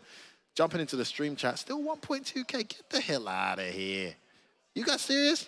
Get the hell out of here. Share that, man. Get it on. Capcom Fighters. Okay, so if I'm not mistaken, Phenom has won all of his games thus far. Did he have to play all of the games? Yes. Okay, unlucky him. Aquarius, if I'm not mistaken, this might actually be his first game. I don't believe you. I don't believe you. This might actually be his first game. I'm looking at this right. And what a first game it is to be. Because in the region that Phenom resides in, at least for the online CPT, they actually have a very good Dalsim player over there. JNS, the brother of Juicy Joe. Shouts to the brothers there. Those guys are phenomenal at this game. Very good players, man. I think he's got a fair amount of Dalsim experience. I think Ken does pretty well against Dalsim. Obviously, EX Fireball can harass him a fair bit and get the conversion from full screen. It actually keeps him at a decent distance to get the proper conversion, because the closer you are, you can't necessarily do the drive rush conversion because it's too much, not enough hits on frame. Yeah, well, it's hitting too early. Yeah, of course. Too further away. So, Phenom plays this really well. We've seen him play against Mr. Crimson. We've seen him play against, like you said, the local team. I think I've seen him against a few other European Dalsims. I'm trying to remember the name of what's the name? Crimson, Garnet. Garnet, thank you. Garnet's there as well. So he unlike Street Fighter 5, where he was kind of freestyling that matchup with Luke in the latter stages, he actually knows the Dalsim matchup quite well from what I've seen, thanks to these formidable Dalsims we have in Europe. Man like a Kainu entering the building. Loads of sick players turning up here. Loving that. I know a lot haven't been able to make it down. There's been some weather conditions and people not able to get their flights. Such a shame. But for the most part, I'm seeing killers after killers, killers upon killers, sitting down waiting for their match. And now we have Phenom going up against Aquarius. The unfortunate Aquarius, who's playing, I believe you are correct, his first game of the day. I mean, and doing that with Dalsim. First game, Phenom, Dalsim. I hope you don't get jumped in on in the first 5 seconds of the set here. And again, because I'm unfamiliar with him, he might have a different alias online. So we might have actually bumped into him. That does happen. Yeah. Because again, in our region, I'm pretty sure this happens worldwide as well. You actually bump into more players than you realize, but we're all playing under different tags. Because shout outs to CFN for allowing us to put any old goofy name on CFN. So it's all good here. Now, I did mention before the break, Phenom is qualified, so you could see his Cammy. He did speak about a Cammy online with Big Bird and Punk, because Cammy... Now Sengan has said character arguably top 2, in his opinion. Some of the things that they've mentioned, Phenom, Punk, and a few others... Yeah, he puts Cammy above Ken, doesn't he? But a lot of Cammy's things are specific. So to give you one example, when they do low forward into drive rush, the optimal conversion is back roundhouse. But back roundhouse only connects against standing opponents. So you need to identify when they're standing, when they're crouching, what you need to do, and then so on and so forth. I'm not sure about certain hooligan conversions. But then, of course, some of the scenarios Sengen was telling us before about, right, how they dive kick up close when you're looking to try and take your turn back, and then once you're not paying attention to that, the hooligan comes in, and then is it going to be the overhead from the hooligan or the throw and the conversion? It's the rewards he gets off of the punish counter dive kick as well. The hit stun's tremendous. The bracket we have for top tier characters is actually huge, because again, like in SF5, we made the joke we can put 10 characters in the top 5. I guess you could argue the same thing in this game, but like I said, not every character is in the point of discussion at that point in time. Because, right, look, we're coming back to that DJ wave of discussing DJ again before we might have to transition over and talk about Blanca. Because, again, Luke dropped off a little bit in discussion, not on the list, but he drops off in discussion. Now he's back. Now it's, oh, is Ken better than Luke, or is it vice versa? Nobody argues with JP. No. Nobody argues with the guy. No, come on. He's the guy that says, hey, I want to play with you guys too. He's like, no, it's fine. It's, it's fine. We're all good. But he's a little weasel, that JP, in a good way. We don't argue about JP. He's bigger than the both of us. He's also very common, I must say. He's a very popular character. The harder thing I think for any JP coming into the game is everyone studying the hell out of that matchup. It was similar with Luke, what we saw in SF5, yeah. People have so much counter strategy now with a variety of characters. And you might know the Ken matchup inside out because there's tons of Kens, but you suddenly play against the Jamie, who has a very unique approach to the JP matchup. Now I know some Jamies will be crawling in there, having their stomachs turn and say, hey, it's impossible. That doesn't matter what I do. I've seen some really interesting applications from Jamie for that matchup. So as a JP player, you've got to be ready, man. You've got to be studied because everyone is studying your character inside out. That's the one thing I would say that kind of could put someone off picking a JP. But it's not JP we're seeing on screen. Instead, it's the second best in many people's opinions in Ken against the anomaly in Nasim.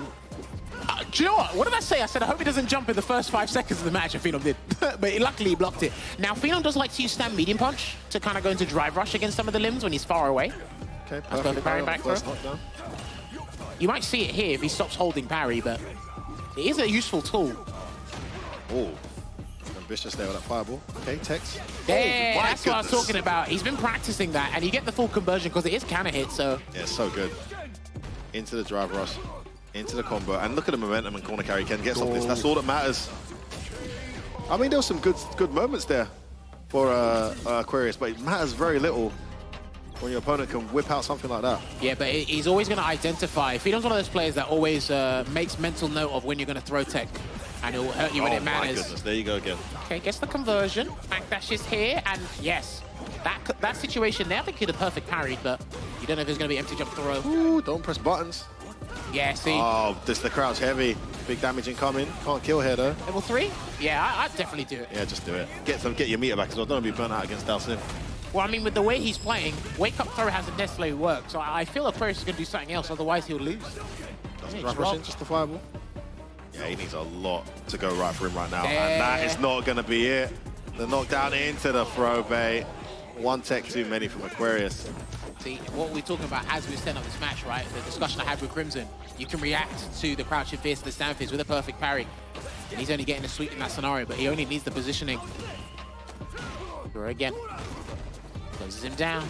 Throw again. Yeah, this is it. And when you guess wrong a lot of the time. Oh, he did a tiny walk forward there before that stand medium buffer. All the answers. And we said he knows the matchup really well, but I'll tell you what, he looks even better at it than he did last time. Great identification on the negative frames despite the punish counter. Doesn't get the level 2 in time, going to save it. Shimmy, maybe? No. Yeah, no point spending 1. Meaty throw. Full conditioning here, Aquarius. An absolute mountain. I think he's got it in his head, and Aquarius is not going to do anything on wake up anyway. The float, maybe a drill kick. Oh my goodness. Oh, no. He's just getting in with textbook stuff here again. This guy is the paragon of foot efficiency. Oh, there it is again, level 3. Only 2 hits. Hardly any scaling on this. I think he's still alive. Just about though, yeah. Ooh. Might as well Dragon Lash him if you want, but don't even need to. Damn, Phenom, it's like that, yeah? Come on, you've already qualified for the cup, man. What you doing, bro? What you doing, bro? Why you do that to my guy? Well, look, again, that was your reward for making it. You've already qualified, bro. What you doing? Why you do that to my man? What's wrong with you, bro? It's fine. He's getting the job done. That's what it is. Remember, it's his profession. He's got to do it. It's also $15,000 for first place. Don't forget Right. your cash money. That's it. Put it in the bank, store it there, and then again, if we get offline events next year for a CPT, then hey, just start investing in traveling. Dude, top 8 is guaranteed 1.5K. Yeah, that's a pretty decent payout for you guys here in these offline premieres. Premieres, nice to hear that back, you know. Premiere, CPT premiere event here in France. I could just picture you in the mirror just looking at like, premiere What event. is French for premiere? Huh? But I yes. don't know. Well, as he's trying to figure out how to say premiere and look at himself in the mirror, at least the screen, we're going to look back at what transpired in that set here. Again, no faults on Phenom's end, to be honest with you. Got in Aquarius' head with the strike throw game. The wake-up throws were really not working. And I tell you what, let Aquarius be a harsh lesson to all of you. Wake-up throw is probably not the go-to thing in this game anymore. Oh, it gets you in delay tech it just gets you in so much trouble now. Throw tech in general. I mean, even in a game where you get Oki off throw, it's still very rare that you should even be going for that first, at the highest level anyway. We were watching the statistics on Street Fighter League Japan, myself and Vicious, just going through the stats, and every time a player teched more than 50% of the throw attempts, he lost. So they show you the stats of how many throws you teched. And every time someone done more than 50%, they lost. Not to say that's going to be consistent, but despite the fear factor in this game, I wouldn't, you know, it's easier said than done. There's some players. No, of course. Some players just throw the hell out of you. You're like, God damn it. Well, but I think the player's he's got to throw you a lot before you start saying, okay, I'm going to start. The thing is, see, at least from my perspective, the throw is the least of your concerns because, again, 10 to 12%, you actually replenish a little bit of drive gauge as the throw animation is happening. Yes, good point. But then the thing is, when you do throw, a fair number of characters do get to do a drive rush in, and then they set up the real Oki scenario. And it's like, okay, do I want to try and parry and lose 20% trying to stop a button, or take the throw and see what they do afterwards, and then make the choice? But a lot of players are still at that point where it's like, oh, I just got knocked down, and if I guess this wrong, it's going to be the negative snowball effect. It's muscle memory. It's just difficult. It's not even a calculated decision a lot of the time. There's certain sequences, block strings, scenarios that you find yourself in where it's happened to me a lot, like where I have no intention of taking this throw. Yeah. But a certain type of shimmy or a certain sequence. Or the jump. And then, what the hell? I didn't make the choice to take it. It was just muscle. They abused my muscle memory in that scenario. So you got to be good at switching that off, train yourself out of it. I think you should have learned that in Street Fighter 5, to be honest with you. That was probably the worst game to near the end, the take tail end throws of in. Street Fighter 5 anyway. But yes, moving on to our next set here. This will be in Pool A7, I believe. Yes, so this winner's final is going to be Kane going up against Nezumi. So I actually saw Nezumi last week in the Northeast CPT Top 16. He does use Rashid, I believe, and he will be going up against Akainu. Now, Akainu has actually been learning a little bit of Rashid, because he actually played a fair bit of Rashid in SF5, but near the end of the game, full-on competitive play, he was using Guile. So I imagine we are going to be seeing Guile versus Rashid here. I think this matchup goes back and forth. A little bit difficult for Rashid in the neutral game, but you have to be, you need to exude a fair bit of patience, at least in the neutral. And then this is where, when we actually see the match come to fruition in full effect, this is where I think EX projectiles play a huge role now. And I've been saying this for a little while. It's like, okay, they're 2-hitting, 3-hitting moves, but I think it's more so of the block stun to kind of allow you to gain momentum just for a short period of time to allow you to run in, dash, and then they're the ones countering your projectile game. Oh, it's gonna be... I want to see if he does EX Whirlwind, or is he just going to, okay, just drive rushes in straight away. What a jump! No! He really did the hard part, mate. Oh, man. He got the jump, but didn't believe. Slide under. That is hugely punishable if you're not ready for it. Oh, he's going in. Tempest run into spinning mix-up. What's the mix-up going to be from this? ET Arabian Cyclone. Head connect. He's going in, That's mate. a reset. That's not a safe jump. Just happened to let it fly. I think that might let Flash go the other way, though. It's very hard to do it on Flash. Just do it late. Oh, another big jump. Could have won. He's left Kano alive, and he's going to get burnt out if he's not careful. Spotted here. There comes the Sonic Cross, the light version. He needs to stop doing that. Oh, my days. Lucky it doesn't juggle into the boom in this game. That's punishable. No. You can't.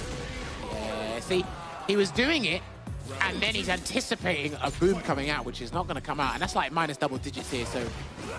Started so well. Suddenly going pear-shaped here for Nezumi. Right, rushes in, trying to get the overhead, but good check there from Akainu. They go into target combo into the flash kick, then in full screen. Yeah, he's ready. That leaves you very vulnerable. The damage is mitigated because you're airborne, but you're very vulnerable in that state. Yeah, throws him out. Kainu's adjusted here. Oh, what? Commentator's curse doesn't cancel that. He's not believing in the jumps. Getting the jump into the crouch medium. Oh, no punish.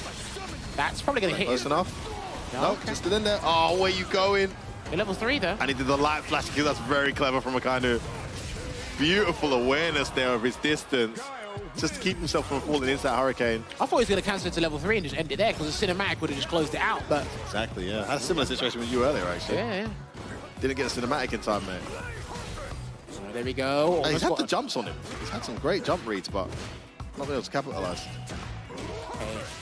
Oh, that combo from there? Jeez, and the reset. Oh my goodness, the kind of going to town here on Naoumi. There you go, and there you go, checks it. What a setup there for the Sonic Blade. Yeah. See, the thing is, I haven't seen him use whirlwind shot at all. He's just trying to get in. Yeah, he's completely abandoned that special, which is a big part of his matchup, I feel. At least in terms of setting things up and dictating the pace. There's a first spinning mixer. The set alone. Overhead again. Just goes into a stand jab. He's about to burn himself out here, though. Oh, man. I do feel Rashid does burn himself out a fair bit. Try and get what he wants. It really depends on your mindset. Oh, he's not ready for the overhead. It's going to be the end. It's guess for game here. One he here. can activate level 2. Yeah, that's done. He's done. There, and Nezumi, unfortunately, drops down into the losers bracket. A kind of clinical performance there, getting the 2-0, which he needed there. So he advances to the top 64. So yeah, no real pressure in the second game. The first game, though, First round, I'd say. Yeah, first round. all those jumps, and only a low forward, no conversion. Yeah, lots of let-offs from Nezumi. And we've seen that happen with a few guys today, actually. Is again, the first round for the underdog, we'd say, in these sets alone. He's getting the jumps. Again, I like that he was trying to be highly aggressive, go for the gung-ho here. But then sometimes it's a bit too obvious. I think the very first interaction, when he got the jump and he did Arabian Sky High, it's like he just left you in a floating state anyway, because he got the conversion there, kind of the crouch face, the flash kick. I love when guard players land that, by the way, when they get that ready. I thought this was going to hit him out. I thought this was a good activation, actually, but he just wasn't patient enough with it. Yeah, so he had level 3. But obviously, good awareness from you is that, right, I know what version you've done. You've done a light version to kind of put you right in front and recover in the nick of time. And he abused drive rush cancel into overhead. I tell people now, it's hard to kind of get it in your muscle memory or accept it.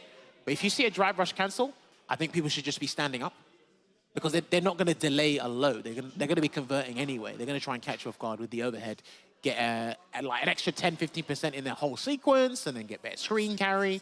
So it was looking good here. And then obviously a lovely conversion to close things out there for Akainu there. So I want to see if his opponent has actually been determined for tomorrow. Not quite yet, because we need to sort this out. But I can see Zafarino will actually be going up against Phenom tomorrow. Oh, another Dalsim. Okay, well, Phenom won't be too upset about that. It's a matchup he studied well. Yeah, from a Zafarino perspective, he's got great Ken knowledge and great Ken experience too, so it should be a juicy one to kick off that bracket. Next coming up, I believe we have from France. Okay, that's not Mouse, that's Moose TV, I think it's spelled. I was like, is this a problem next team, mate? No. Oh, man. Moose TV, Dowd, going up against... Esports, Human Bomb. How do I say this? Esports? I mean, we could ask him afterwards, but we know it's Human Bomb. Human Bomb. Let's just say Human Bomb. No disrespect to the sponsor. That's another juicy one coming up here. So Human Bomb, first time I've seen him in Europe for ages, coming all the way from Hong Kong, of course. Training partner of Chris Wong as well. Was he...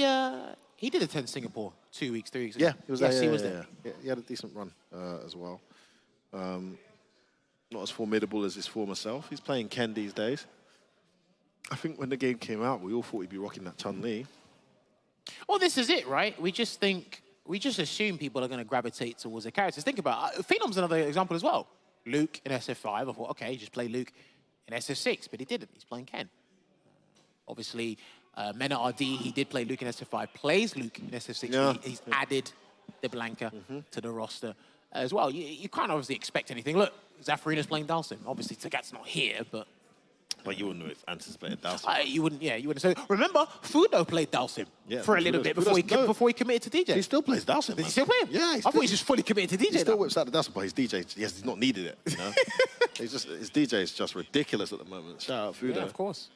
Yeah, all right, so we're going into the game right now, of course. So, yes, Human Bomb going up against David.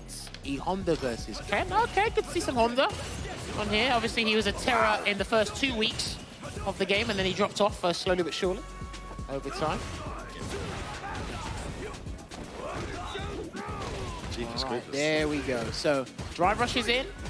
And I want to see, I haven't really seen Human Bomb play much in general outside of a couple of tournaments here and there. But he's already trapped in the corner. It looks too Went good. for another come on. And what a reversal here. Mouse TV Dowd is just... Oh, he's just doing what he wants. Yeah, he saw that. He He's pressed down just doing what he fierce. wants, mate. Don't know if he reacted to that Dragon Lash, but I'll give him the benefit of the doubt because he got the conversion to 100-hand slap, so... I just want to see... Yeah. Wow. He's not respecting him at all, mate. Brick wall Honda play right now. And the more that Human Bomb does not... Oh, that that jab gets whiffed. And you're hearing the French crowd get right behind Dowd here. He is showing zero respect to Human Bomb. Tries to jump out when he's going. Oh! The regular one. Good lord. Good lordy lord. Listen, the more he does the perfect parry, sumo headbutt or sumo splash, the more confidence Daoud's gonna get. See, headbutt. Tried to bet out the EX. Should have held it a bit longer there. Gonna come. Okay, Human Bomb off to his first decent start here in this set. Straight into the throw. Throw again, nice, because you can throw EX sumo headbutt. Yeah, manually times that meaty heavy punch. So good, so easy to do. Nice punish. Still was able to catch it on whiff. Went for the meaty overhead. Well blocked. I'll catch him trying to dash in. Where you going? Yeah, too premature there. That should be the rounds. Kept it nice and simple. That's those punk tournament combos there, man. Fierce punch, drive rush, fierce punch, drive rush, fierce punch. Close it out. Headbutt there. Almost Nice, yeah, changed up the pace there to perfect parry difficult. And Hondas will do that, similar to how Gao changes up the speeds of his Sonic boots. Hondas will do that as well to throw your perfect parry timing if need be. Oh, Human Bomb has adjusted well. Threw the hell out of him in the first round. Now he's baiting out a throw text. And the throw comes this time. Jumps away. Out. No cross cut though. He's got the corner. Oh, gets the counter hit. Ooh, that was a pretty weak punish there, but he's still got Human Bomb in the corner. That's what really matters here. He is heavy punch. Bad headbutt. Gets well punished. And Human Bomb went straight into rematch after losing that first game. Wasn't phased, wasn't deterred. Said, I see your tactics. I raise you. I know Wagwan. One apiece. All right, what's going to happen next now? Is he going to go back to strategy one here? It looks like, yeah, just going to go in head first. No pun intended. With the roundhouse, no anti with the super headbutt. Had the back charge as well. Was walking backwards. Oh, he can burn out Human Bomb here if he's strategic about it. There's one. I think Human Bomb's done a good job earning respect here. Over time for sure. Oh, not the right time. Gets counter hit and sent to the corner. Dash, dash. Oh, he went for the neutral jump. Doesn't happen this time. Bust out of the corner. Oh, the headbutt gets clattered. Was that supposed to be an EX? And then level one, the show of force sends in full screen here. And again, if he gets close, I think Human Bomb has to count as lucky stars as a headbutt. This is huge. Drop. Oh, no, do you know that's a typical mistake? People don't let it land. They tried to punish it after the second or third hit, and he's still airborne. Cost him. It might cost him, Edjammer. Side switch with the level one. Goes in straight away, baits out the reversal. It is going to cost him. Human Bomb making all the right calls. And Daoud is in big trouble now.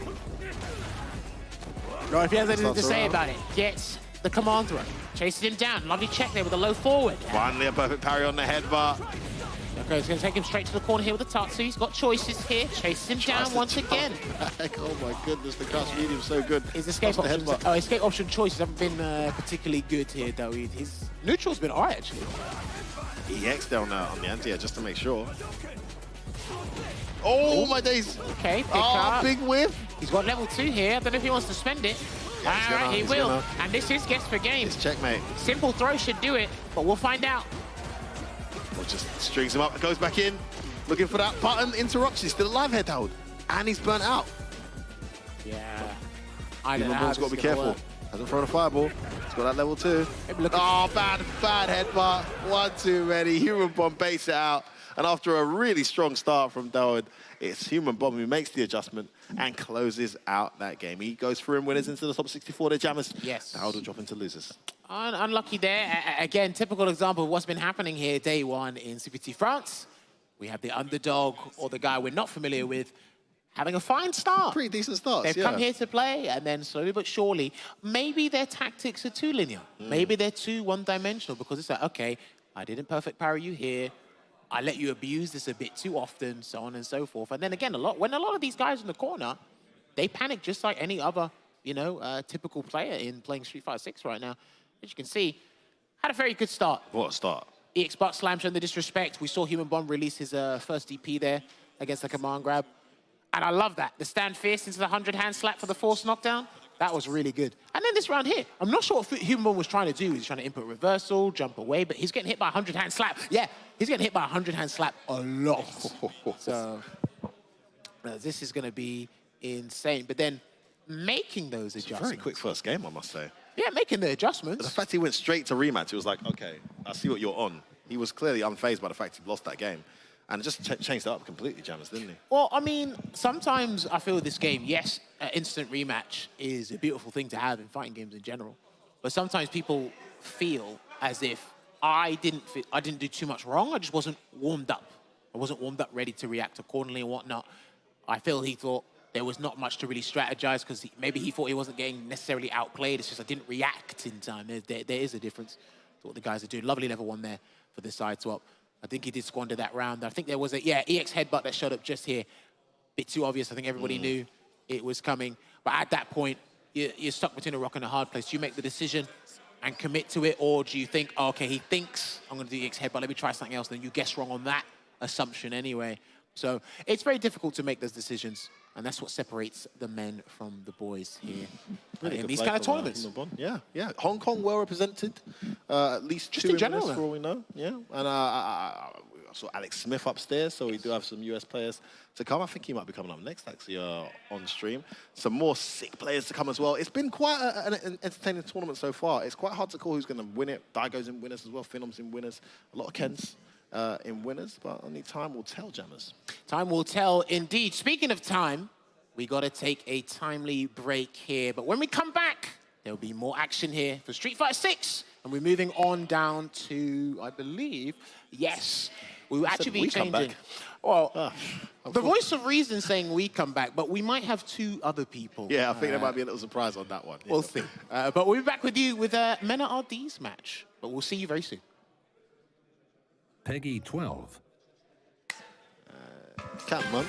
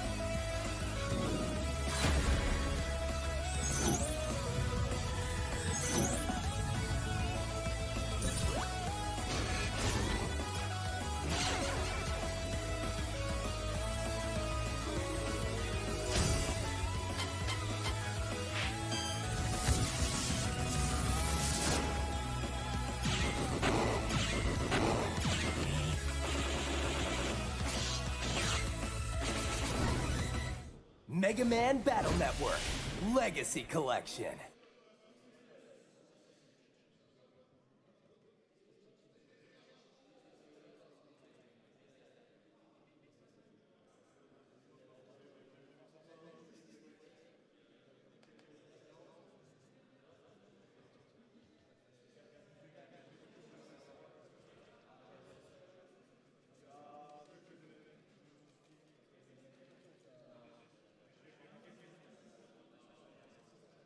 Welcome back to the CPT premier offline event here in the heart of France. It's myself, Shiryu Sengan, joined by my brothers in arm. Logan Summer, what you saying, bro? Which arm? Right arm, like that? Right arm and left arm, both of them big guns. Come on, and sporting that beautiful Manon shirt. Oh, yeah. Which so you can special get, by the way. Yeah. limited edition. Can you get it? You can get it if only if you're here. Only if you're here on the Sunday. If you come down to the Paris... Oh, okay. The Paris Games Week. Yes, the Paris Games Very Week. Prestigious. First come, first serve, though. So they're going fast. They're selling like hotcakes. But yes, we saw all of the A wave of pulls with jammers and F word, and we have the B wave of pulls now. I believe you can see behind me certain Menard. You know what B is for? What? Bandits. Bandits. Oh, I like the way you do that, buddy. I like the way you brought that up. That shirt is clean as well, by the way. Whoever designs the bandit shirts, well done. Well done. You got yourself a good job there, mate. Get yourself a raise. Yeah, I love it, man. You know, just moving past that generic esports jersey. You know? You got a bit of style, do you know what I mean? We're past that. It's 2023. Got the baseball Jawns, as the kids say these days. Going up against Alex Smith. Yes. Who's not back. too wary of Alex Smith, but you said he played in Street Fighter 4. Fighter 4. Man. He's been around for time. Donkeys I years, don't mate. recognise him, bro. Yeah, it's a very seasoned player. He's back competing. Wonderful to see so many faces on the World Warrior path as well. Traveling to Singapore and then here to France. Yes. The return of offline premiers. Very, very happy to see that. Of course, talking about the journey, Menard has had a fantastic journey, hasn't he? Oh, what a throughout his journey career in he Street has, Fighter 5. Came so close at EVO to getting that Capcom Cup berth, but here he is, yet again. Had a fantastic showing at Singapore. Out here in France. He's clearly very, very committed to getting that spot and retaining that CPT Capcom Cup trophy. Very much so. I think a lot of people, there's a lot of talk online of if he can do it a third time, that's it. He's solidified as one of the GOATs. Oh yeah, in multiple games, yeah, I think, you know what I mean? As a Street Fighter, great. But we are getting into it now. Menard, of course, with the Blanca, Alex with the Jury.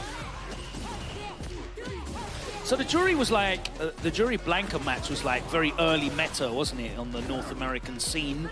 We saw that CEO. Kind of got figured out. A lot of people had top 5. Yeah, there's a lot of belief that it was almost impossible to bait her pinwheel out, but it is possible to bait that pinwheel out. The game has evolved. With the short ball, and now we're playing it on in Street Fighter 6, which is button into drive rush cancel. Man just double dashed behind his fireball and was ready with the anti-air. Alex Smith. He just walked behind that block EX Blanca ball. I am sorry, sir. Nice. I was not aware of your game. Oh, but the fireball still had him saved. Luckily, close to burnout here. Another anti-air from Alex. Great movement. Yes, so much recovery on that fireball release. Okay, all right, level 2 shenanigans. Oh, opened where do you up. think you're going? The answer's nowhere. Nice. Use the drive reversal. Nice to see like the drive reversal usage really developing now. Yes. Definitely the last mechanic in this game that's been like really fully fleshed out. And Alex Smith pulls into an early lead here in pools. Obviously 2 out of 3, so Menard has a very difficult question to ask himself. That was 2 rounds straight as well, by the way. Character convincing. And you saw there at the end, the combo that Alex got for the kill. We understood he only had 1 bar of drive meter left and had the optimal combo into the level 1 to finish him off. Menard definitely could feel that Alex has done his homework on him and his Blanca. So maybe he'll switch to a different character, who knows. But yeah, you can see Menard wiping the crust out of his eyes. Gotta wake up. He is here, he is on the stage, and Alex is prepared. You see him nodding his head, pressing his buttons. The confidence is there. It's going to be on Menard to stop this momentum now. All right, so he has pivoted over to Luke. character that he's done so much work with before, and I think that, you know, a character that definitely poses a lot of problems. There's one of them, that early jump fierce. Alex just not ready for that. Blessing domes, whiff punishes are plenty as well. Oh, ready with the parry. Yeah, nice. I like that parry. Smart. Get a couple of drive meters back. Put yourself in a +3 situation, but the delay from Menard, bag of damage, and now it's... Oh! What a defensive option. Instant jump media punch, and she gets such a huge reward for it as well, The all drive the way meter. across the screen. Oh, he was coming for that drive meter. Smart choice from Menard. That got baited. That would have been stress. Yeah, I'm not sure if she can stop short on that. She might be able to do throw or jab or something like that. Or she could have just drive rush. It was so far, she could have drive rush just blocked. But yeah, Menard could smell the hunger from Alex. Alex now trapped in the corner. Menard's done a very good job of turning this back around, but the DP's there. Yeah, taking advantage of that autocorrect, so reliable after the drive rush. Oh my god, the whiff punish, that's gonna hurt. And now to close it out, and that was a very different story. Very different. Definitely adjusted. Could smell that Alex was like, I'm almost there. I'm almost taking out Menard RD. You saw it with the drive, coming for his drive gauge. That time with the drive impact, immediately held up forward because Menard could recognize the hunger on Alex Smith's face. He could feel it emanating from him. We are going down to our final game. Oof, what a check, and that's going to be a bag of damage for you doing drive rush raw in neutral against Menard RD. God bless the machine, which is crouching medium punch. Yeah, so a lot of discourse about that crouching medium punch going online right now. But Yeah, that thing's a stop sign, bro. ooh, pressing nothing is Menard. Finally gets opened up trying to escape. Oi! Dangerous, the delay on the drive rush that time. Brazen by Alex to do that. Oh, the successful bait. Oh, he's got level 1, and that's going to be enough if he wants to. He doesn't even need to use it. What damage is this, sir? I can't believe he got the kill without having to use any super at all. That was ridiculous.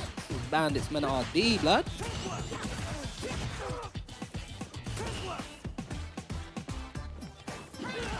Nice anti-A. Oh, me For the first. punch, that's going to hurt. Almost got level 3 here. Alex in a very bad situation. Blocked it. Could smell it from a mile off. Not going to be dead, but one situation away from going to loser's bracket. Yeah, put himself in burnout, but realistically, it doesn't matter. The situation here is fantastic. Oh! And there you go. The comeback would have been absolutely immense for Alex Smith to make that. And the quick adjustment from Menard RD took the time on the character select screen after that first game loss, pulled it round, and Luke pulls him across the line there in the start of these B group pools. Good stuff, yeah. NeroMD, wasn't it? Very good stuff. I think you saw the same thing with the Human Bomb versus the Honda. A lot of, at the beginning, both players, because it's still an early game, you try and force your flow, your meta onto the other person, and it could just you can be put in a scramble situation and chaos doing that, and you know, when you're swinging like that, it's anyone's game. Menard did really well to just adjust, slow it down, and stop Alex's pressure. And then, of course, those pivotal moments understood that Alex was going for level 1. He was on the next layer already. Alex did do well. He did really well in that first game. It was a convincing beating, but there you can see like a dash didn't get checked. He was being very brazen with his offense, not scared of Menard RD, which, you know, a lot of people, you face top players like Menard RD, etc., and the first thing you do is you shell up. You don't play your game, you know? So good stuff from Alex, but he just didn't have that counter to Menard RD. And there you saw the level 1. He could see his drive meter was getting scouted. A beautiful first game. Beautiful first game. Oh, we have got a fantastic match coming up for you next as well. Talking about returning World Warriors, returning Capcom Cup champions. The man who won the first ever Capcom Cup for Street Fighter V is coming up next on the stage as we watch Menard close out this round with this ridiculous amount of damage without having to spend super. And then we go into Memphis. The defensive option to understand. I don't have to do anything here. Stand fierce, fireball. Oh no, that was to get him in this situation. Sorry, with the with the jump EX dive kick that got scouted from Alex. And once again, he got blessed. If I move out of the way like this, you can see who's behind me. Man, look who it is. like, It's dude. Dudang. Dudang, he's made the trip. He's made the trip up. I love this about offline events. I'm so glad they're back. Seeing international titans make their way down to different regions, different continents, and you know, you get to see. I was saying this earlier yesterday that I think, in my opinion, France right now in the European scene has the strongest scene when it comes to depth of players and killers. Yeah, I believe so. I believe they've got a lot of high-level players. They might not have necessarily the best. The world class. The world, yeah. I mean, they still definitely do have some titans up there, and there's arguments to be made. But I think in terms of depth of people that you're going to have to fight in pools to make it out, I think France right now is the strongest country. What do you think about that, Logan? That's an interesting one to postulate. I mean, they've got some very good upper-level players. Like you said, the kind of pool gatekeepers, the bracket guardians that you have to fight through. And thinking it off the top of my head, you know, looking at some of these names as well, yeah, definitely, it's very condensed as well. You look at America and you think, yeah, they've got loads of players, but they have got loads of players. It's an enormous country. Yeah. But here we are, out here. Neither of these players are French. So we'll come back to that discussion. Yeah, okay, a little bit later on. Let's talk about KnuckleDu, because he didn't start off too great in this game, but he was on the grind, grinding this game out, streaming for ages, playing enormous. Is that what it was? I think so. I think he saw the money come up. So you know what? I think I'm a type of caliber player. I think this is worth my time. This one's worth my time. I'll bet. I'll invest in this one. And arguably, you know, this might be the type of guy that suits his style the best out of all the Street Fighters. You know, you can play it very defensively, but you can also play it very aggressively with this version of Zara. You know? A lot of people have them in top 5. Let's see how Zorochi manages to navigate the obstacle course. KnuckleDu's been having a lot of success recently. He's got a great online rivalry with Punk in the East Coast World Warrior events and just tournaments online in general. He's been entering everything he can.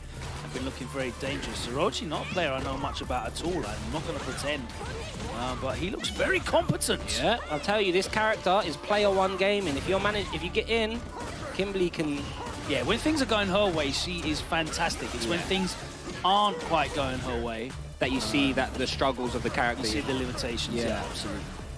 Right now, in burnout, that's the risk of throwing those sonic booms. Waited for the sonic blade. Can he finish it off? Of course he can. Doesn't have to spend any meters. Zorochi. Very strong start. Yeah, that was a very impressive first round. A lot of good patience, a lot of good offense as well, I have to say. Good corner pressure, but mostly just the patience and the approach to the neutral game. This projectile zoning game. Oh, wow, and again, another answer. Just calling out the back-to-back boom patterns of Du. Du's going to have to change that up. Is he going to go level 3? He is. Gets him the opportunity to get back some of this burnout. Yeah. Passing the time. And of course, the huge life lead helps as well. Flash kick. Was always looking for the air approach.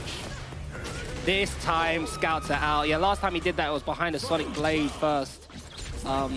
Du understood the assignment there. Equalized it 1-1. Very quick adaptation.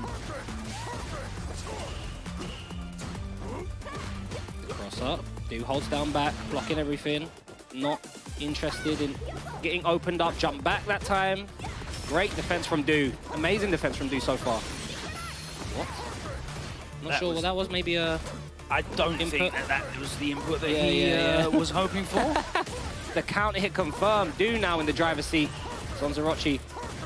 Try and get some respect back, because now Bu is just dashing out booms. Stole frames there with a walk forward throw. Big jump. Huge jump in. He's going to go for the... No! Didn't get the drive rush follow-up. And straight away drive reversal, get off me, and waited. You could tell Du. You could tell Zorochi wanted back in. Du could taste that and just, you know what, I'm going to be calm, because I reckon you're a bit antsy, sir. Yeah, it was one of those classic situations where you drop something important and you're like, I need to engineer this situation back again. Yeah. Overextended. And now you see Du fake boom in. what adjustments from Du from that first round. Yeah, you got to see what people are actually, are they reacting to the move or are they reacting to movement of any kind? Like, what are you reacting to? Jeez, nice and deep on that. Oh, it's not ready. So hard to be ready for a drive rush, raw drive impact when you get knocked down. Especially from Guile. Yeah, you know, yeah. like. Again, the anti-air was there after the whiff crouch medium kick. Oh no, okay. Just goes for the full reset instead. EX this time, put some stank on it. Oh, that Cross was flash so kick. late. Beautiful. East, you're dead, sir. Yeah, these hard reads are not paying off here for Zerochi. You got it? No, he's not dead. He's not dead. Yeah, we got these. Oh, he is into the dead. level He is one. dead. Yeah, he is dead. Don't doubt the dude. Amazing. I'm so sorry, Du. I apologize. What professionalism from Du there. Gives him the spud. Yeah, that was a clean execution. Yeah, thanks for the warm-up game, sir. Thank you. You've warmed me up. I'm ready for my Yeah, I've got to be on competition. point. Yeah. Wake up Safe, time. safe, I'm safe, alive safe, now. safe, I'm warm. safe, I'm warm. The hands are warm. Brilliant Conversions are there. The late deep from the depths flash kicks were there as well. Bro, he had charge every time. Yeah. Yeah, he understood. He understood. He did a couple of times. He did with crouch medium kick and just held down back. What are you gonna do? I'm not scared. I'm just paying attention to you. Put Zerochi on the back foot. Zerochi definitely didn't want to approach him on the floor. It was mostly around this boom game. So what and you're gonna see here is Zerochi just waiting back, trying to make the read on KnuckleDu's boom pattern. And make some hard reads to get in, whether it's the slide, whether it's the OD teleport, obviously working because Du is throwing another boom afterwards. You see there, he gets caught for it though. Yeah, that wasn't the right frame advantage. Of course, the teleport worked last time because he put up that Sonic Blade before throwing the boom, so it added extra startup to that. Yeah, but he had the situation there where he could have extended that, gone into the level 3, but no, as we said, wanted to get straight back in again. And you could see, I think it was the beginning of maybe the first round of this, maybe it was this round here, Du just blocking a lot of Zerochi's offense and just trying to escape. And whilst he's blocking it, whilst he's escaping, analyzing, assessing Zerochi's movement, his options, are you constantly on the go? Are you constantly trying to get in? And just had the answer. This was such a beautiful finish to the set. Knew exactly what to do. Destroyed his opponent and will be advancing on in winner's side. Unfortunately, Zerochi not out. He's in loser's side, and he had a strong Kimberly. You know, had some strong moments there. Yeah, so hopefully we'll see him a little bit later on. Speaking of strong, what a fantastic opening to matches we have, shown you the caliber of this offline premiere event here, coming to you live in Paris. We've had 2 Capcom Cup champions back to back. That's the caliber of player you can expect to see throughout the broadcast here over the next couple of days. We'll be back after this short pause for the cause with more pool action here. See you in a minute.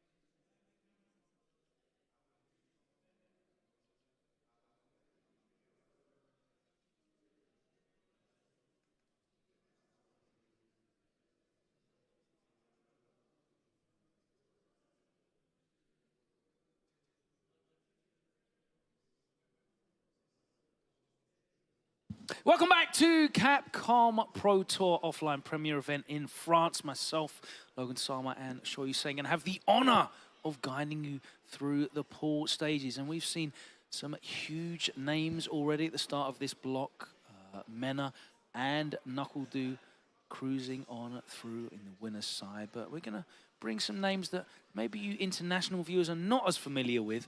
But if you've been paying attention to some of the online events recently, you would have seen one of these next players definitely showing out with a character that is not really as represented. It's Seor Power, the French Ryu. Only 20 years of age. 20 years of age, boy. Going up against Hiet, another Kimberly. But for me, I'm very, very excited to see me some Seor Power. Yeah, Seor Power, one of the few Ryu players making a name for themselves on the online circuit. And he's very exciting. Yes, yes. Ryu hits hard, man, in this game. I like Ryu stuff. If they're able to get in and do damage, get their combos going, the OD. He's a good highlight reel character, isn't he? Yeah, you know? Yeah. Beautiful stuff. I always like a bit of Ryu. Always like a little bit of Shadows, you know what I mean? The original. Oh, love it, mate. The original cast. How it should be, how it used to be. You know, exactly. Probably and all that, you know what I mean? But yeah, no, Seor Power, definitely a person to watch out for. I'm not sure who else. Can you find out who else is in that pool? I wonder if he's the top seed or what. It might be B3, B4, mate. We're on B. Find out. Anyway, we're going to go into the game, and whilst we know it is B4, Mono and Kusanagi. Kusanagi's definitely here. I don't think Mono is. So here we go into this one. Yeah, one player, one side. More Kimberly action. What can Hiet do? Bruv, opens up with drive rush into overhead. Another one. There you go. That set the pace, isn't it? I thought I was going to cross up. Unfortunately, that's the mix-up, but this time walk underneath. Under, yeah, Beautiful that'll do it. Yeah. Walk under cross-cut. I got you, sir. Not interested in that mix-up. Yeah, mix-up.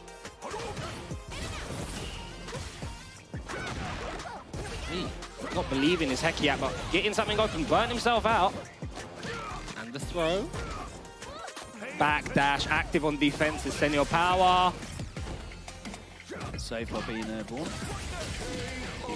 I wonder if he hit confirmed that because he saw the air reset into the drive impact. If that was a special move, that was getting punished. Oi! Just walked through, committed after the crouch and media punch. Get off of me, please! Yeah, reacted to the green stuff. Woo!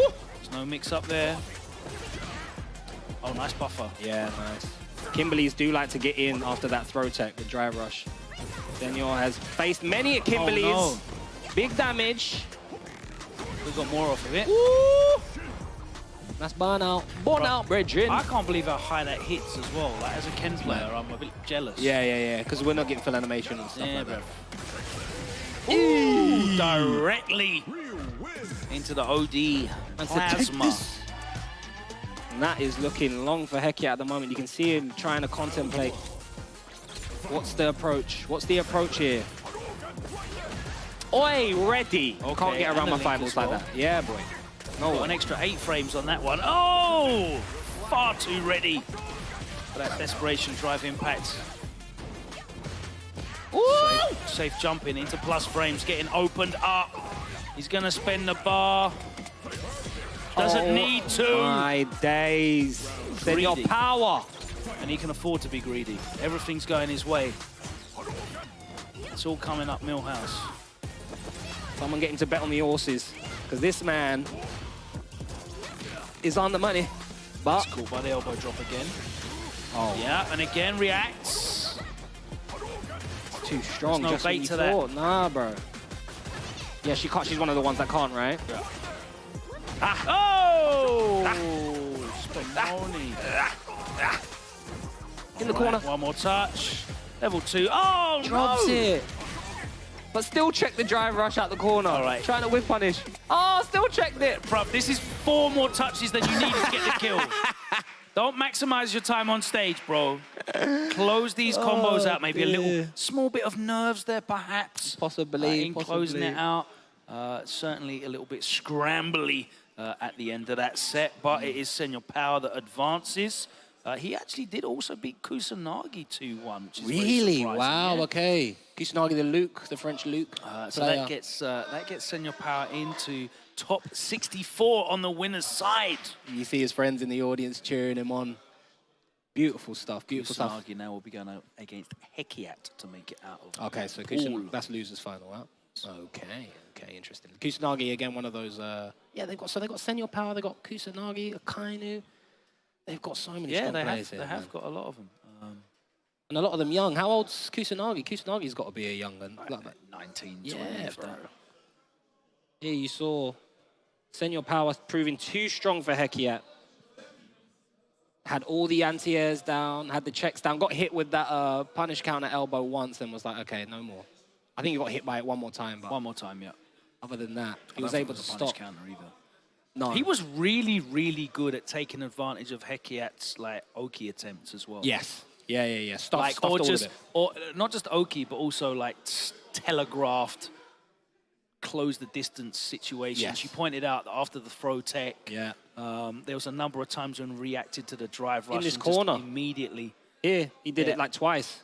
And the second one was just like a regular dash behind it. No, it wasn't. It was another drive rush, sorry. Stopped him, anti-air. Like, you can see that my fundamentals are strong, sir. You're not going to be able to skip neutral past me. And that's one thing that, you know, some top players aren't used to yet.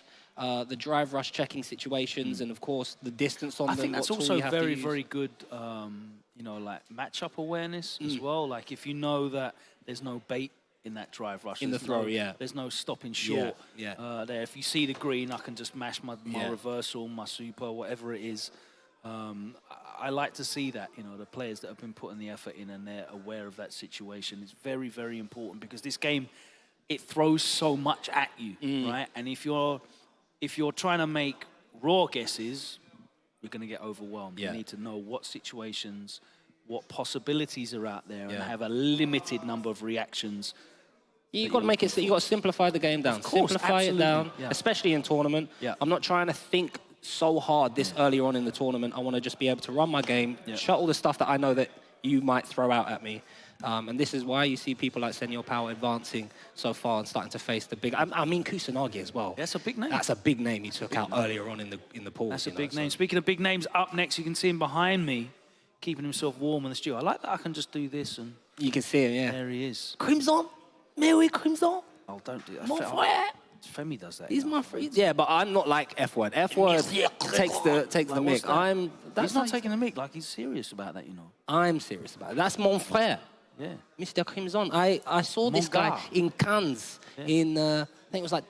Cannes? Cannes, there, where? What, you Scouse now? Ah, no, I'm not Scouse. That's how you say it. You say Cannes. Oh, no, it's Cannes. Cannes. Oh, wait, Cannes. I saw him in Cannes. Couple of cans. In all right, mate. Street Fighter 4, we dubbed him, me and RMZ dubbed him Unblockable Crimson because that guy's Viper was just on stuff and he has ascended to the mountaintop here in the European scene and in the world as one of the strongest players. He's having a very interesting time with Street Fighter 6 though because he's locked in entirely with Dalsim. I haven't really been seeing him put much competitive time into other characters. And Dalsim's in a very peculiar place where people aren't sure. He's just playing a very different game in 6 than he was in 5. Yeah. Superficially, he looks very similar. A lot of very similar tools, but the mechanics of 6 definitely make it very difficult. He's going up against Luckyhara, another one of those kind of gatekeeper French French players. And obviously, we've seen Ken Dalsim already today. Yep. You know the risks associated in this matchup for Dalsim. Every button he presses in neutral, every fireball he throws, every time he presses something that has enough recovery to get jumped, it's all a risk. It's horrible. And all of them end up with you being in the corner. So you really do have to play a perfect game as the Sim here. And oftentimes that's just not possible to do in tournament. But some Dalsim players like it. You were having an interesting conversation off stream with Zafarino, and he will definitely describe it. He believed that he said it was even slightly. He said it was in even Ken's maybe favor. slightly in Ken's favor, but he also supports Boston Celtics, so we don't know about that guy. But yeah, no, this is going to be interesting because Luckyhara is, you know, a strong Ken player, was strong in 5. Not really seen much of them in 6. He's definitely competent enough to make this dangerous. You know? Yeah. You can't sleep. You can't speed walk your way through Luckyhara. Yeah. All these look, immediately going for the crouch fears. Will Luckyhara have the limb with punishment from full screen though? Or will he just try and bulldog his way in? There's the crouch fierce. Like, the risk involved is crazy.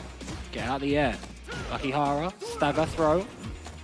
Throw, again. I could not ask for a better round. Again. To illustrate what I'm talking about. He was almost burnt out. That. Got one hit, and now Mr. Crimson is stressed. The low. Nice tech. Brave needed to be. Almost burnt out. Now everything is a risk. You can't throw limbs willy-nilly here. You see Crimson just backing up. Snipe him. That's... I wasn't sure if he was... It did look minus. He did look hella minus, but I don't think Luckyhara was ready. Oh, no, just misspaced it. Yeah, he's trying to catch like a limb on that wonky hitbox. Crimson did very good just to not press anything. He didn't really try to escape too much. Oh, the overhead plus. Or we tried to bait it with another reset. Crimson has done very well. He's normally known as being a very slippery person on defense. Wow. Big damage. Burned himself out as well, spent so many resources. That single punish counter was enough. Dashing behind into the level 3. Okay, I respect it. Get that drive meter back, take some damage off the board for Nasim. What are you doing on this situation? You haven't got drive meter, so you can't drive rush in. Tried to bait something out with a whiff step kick. Stand medium kick, sorry. That stand roundhouse foot in your face. Now the punches are coming in with stand fierce. Yeah, interesting to see Luckyhara using just raw drive rush so much. Not the strongest tool, I think, in this matchup. No. Yoga. Mr. Crimson slaps him away and takes that first game. But you see how much risk is involved. And again, catches him at round start with a drive rush jab. He was holding that corner jab. loop city, here we go. Oh, nice whiff punish. He's gonna get the side switch. Yes, he does. Gets the knockdown into the teleport. Punish counter on that throw attempt. On the parry, sorry. That is my favorite throw animation in the It's beautiful. The big dry palm. Bam. Boom. Slap. What did the 5 fingers say to the face? Drive reversal, get back in that corner. I'm not interested. Oh, DP was where? He tried Dragon Lash. Too much start up, my friend. He'd already committed. Yeah. Careful here. The drive rush behind from Crimson. Starting to get a little bit looser on offense now. Yeah, starting to use step kick as well, I like, because guess what Sim can do about step kick on block? Nada. It's a very short answer. Oh, there's the DP that you were talking about. Too far away for the step kick to reach. He hasn't really used OD Fireball in neutral either. He has not, but great confirm on the crouch light punch. Lucky in the health lead. You know what's crazy good against Sim as well? Crouch fierce on block into step kick. Yes, yeah. Or crazy good. Yeah. Oh, he got the counter hit as well. That was plus bears. Yeah, he could have done stand fierce. Didn't recognize. Now Crimson trying to get some offense going. Luckyhara still with the life lead. Spends the OD, burns himself out, wasn't paying attention, and Crimson can really go in here. Raw drive it. Chem players not autopiloting. No, use their brain all the time, baby. Extra plus frames now in this burnout state. Yeah, Crimson not over extending the low. Have to be careful of drive impact. Yeah, he's got it back. I respect Crimson not going for the drive impact there because the risk of the CA. Yeah, it's not worth it. It's not worth it. And Crimson, you could see him play that whole game very risk-free. He tried to minimize risk as much as possible. Because like you said at the very beginning of the round, he wasn't thinking, he just tried to run his game. He got opened up and put in the corner straight away. yeah, it was just literally one whiff punish. Yeah. Crouch fierce run. To the corner we go. You know, the next game it was round start, drive rush, light punch into low forward, and to the corner we go.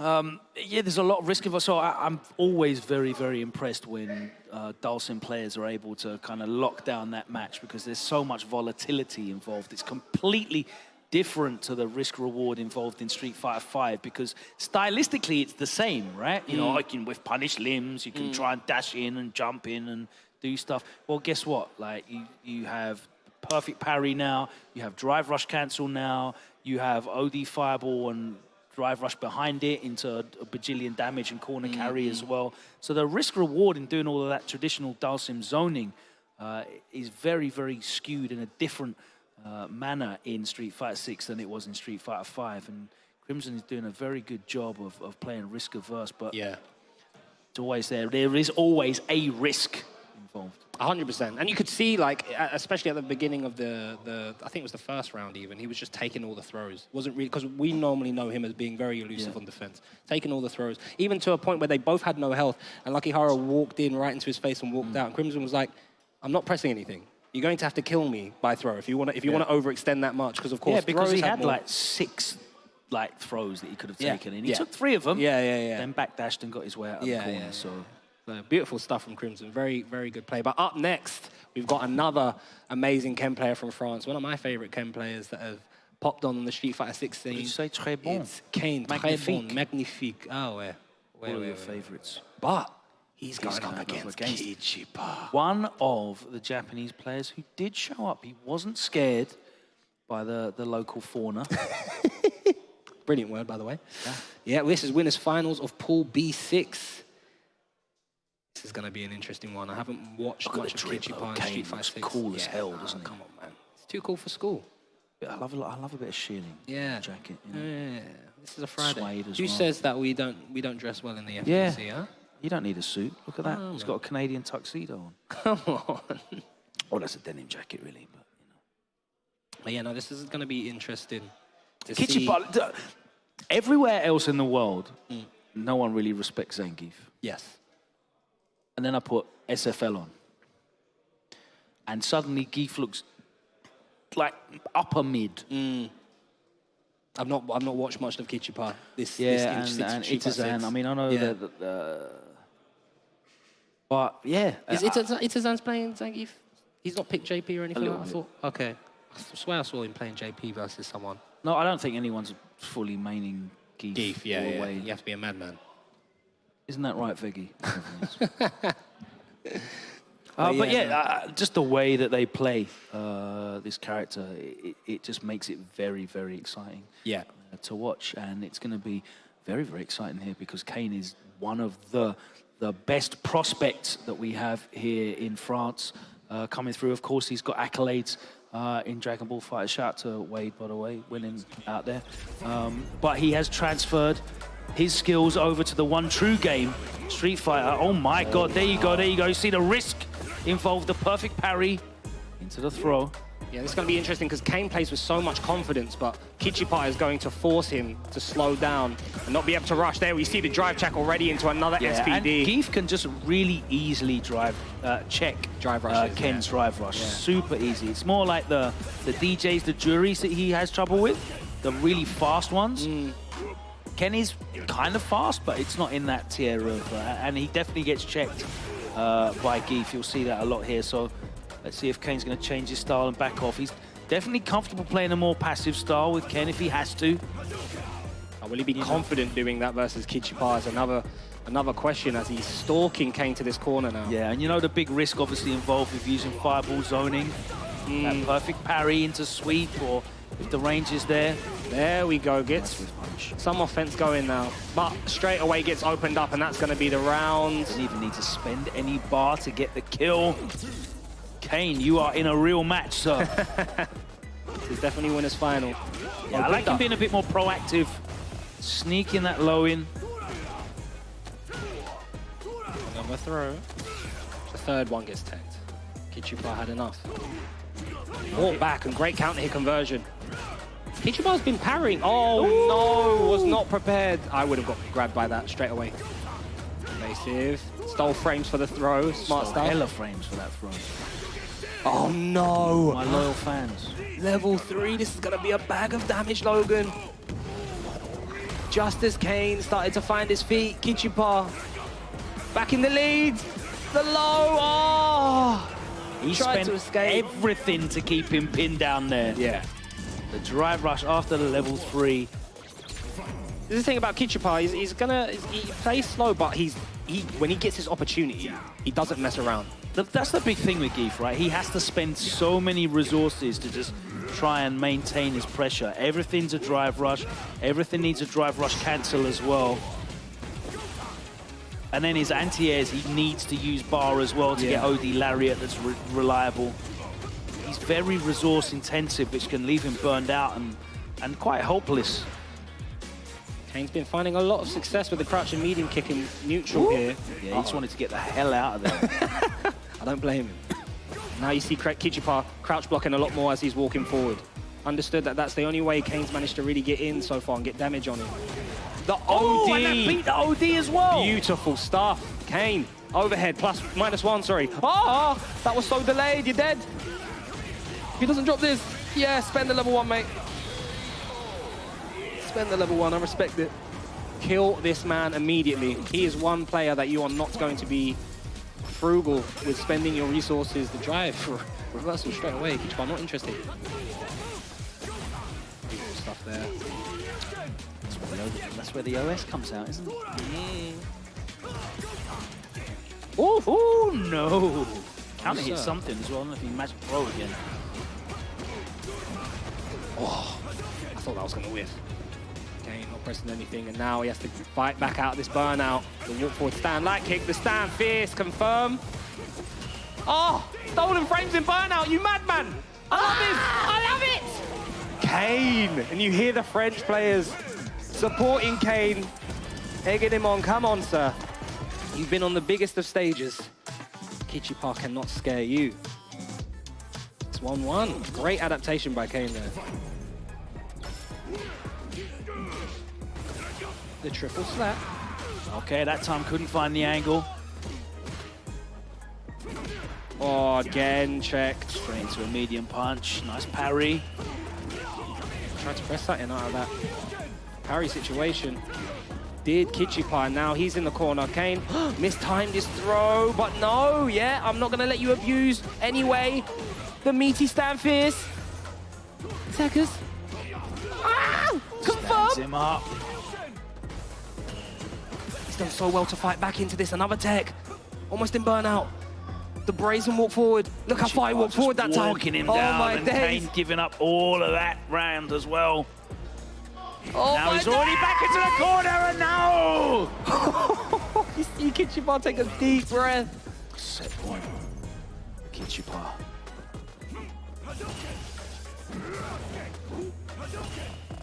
And the OD wasn't interested in getting put in a mix-up. Oh no, the punish counter. Got put in the washing machine though.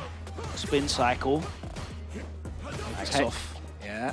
Kichipa just blocked it out that time. Very risky buttons and fireballs at this range. This could be it. Kichipa smells it. One more button will do it. Looking to bait something out. The trade. Beautiful. And Kichipa advances into top 64 on the winner's side, sending Kane down into losers, where he will face Linkixello in the losers final of this pool. With Kichipa showing you exactly why he's one of the most feared Zangief still to this day. He was replaying that match even after you won. You could see him like shaking his head, like, what did I get hit by? There was too much of this. I didn't do enough of this. I missed it. Brilliant stuff. This is why he's top tier, boy. That walk forward though, that situation with the where they hardly had any health. Yeah. He walked forward a tiny bit, crouch block. Walked forward a tiny bit, crouch block, and then he was just like, I'm holding forward. I can tell you don't want to come anywhere near me. So I'm going to be brazen about this. Yeah, he could tell that the only thing Kane was doing in that first round of the third game was walking backwards. Yeah. Just walking away, fully not involved in engaging at all. And, you know, that is obviously against these traditional kind of Street Fighter match kind of characters that I think Ken still is. He's still throwing fireballs at ranges and putting his body on the line. That's where Geef excels, you know, where he's able to psychologically beat you down. It's still a very difficult match, I think, for Geef here, because Ken is just so good at being oppressive. But if Geef can start putting that fear, and as soon as Kane just backed off, here we go. Look, he's not really doing anything. There's no buttons coming out, no fireball. There you go. As soon as the fireball comes out, he's trying to make sure that he's in range, that medium punch is going to trade. walks a little bit too close and gets clipped by the light And that was kick. right at the end. Yeah. Right at the end. He wasn't walking forward at all. Then decided right at the end, I'm right by the corner. Kichipa aware of that as well. I have to make a move here. It has to come down to this. He's just going to walk me into the corner. Straight away, stand light kick, confirmed. Killed him off. Beautiful stuff from him. Kichipa so on point as well when it came to both the forward movement, reacting to the fireballs with the trade medium punch as well. Like he was not letting Kane get away with anything. Couple of times that OD air tatsu worked, but he wasn't able to find a consistent angle for that because Kichipa was so mobile as well. He wasn't just standing still and letting him set it up.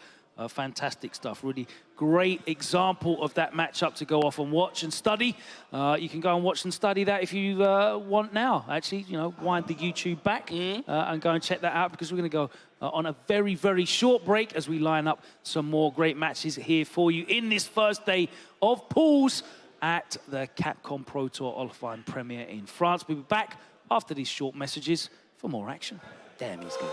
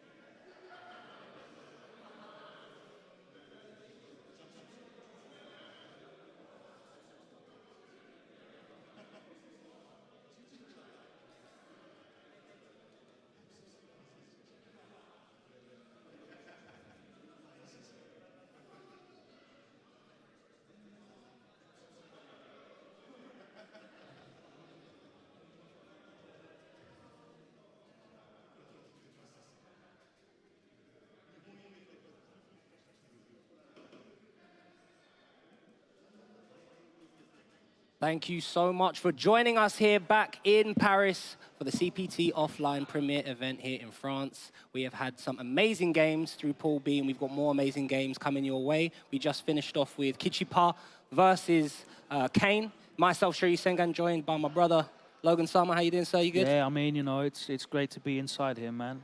Beautiful venue, fantastic. Man. The E-Spot. Is it S-Spot? S-Spot. S-Spot. Oh, yeah. Not E-Spot. Oh, no. I have no idea. I'm just guessing. I'm guessing it's S-Spot. S-Spot.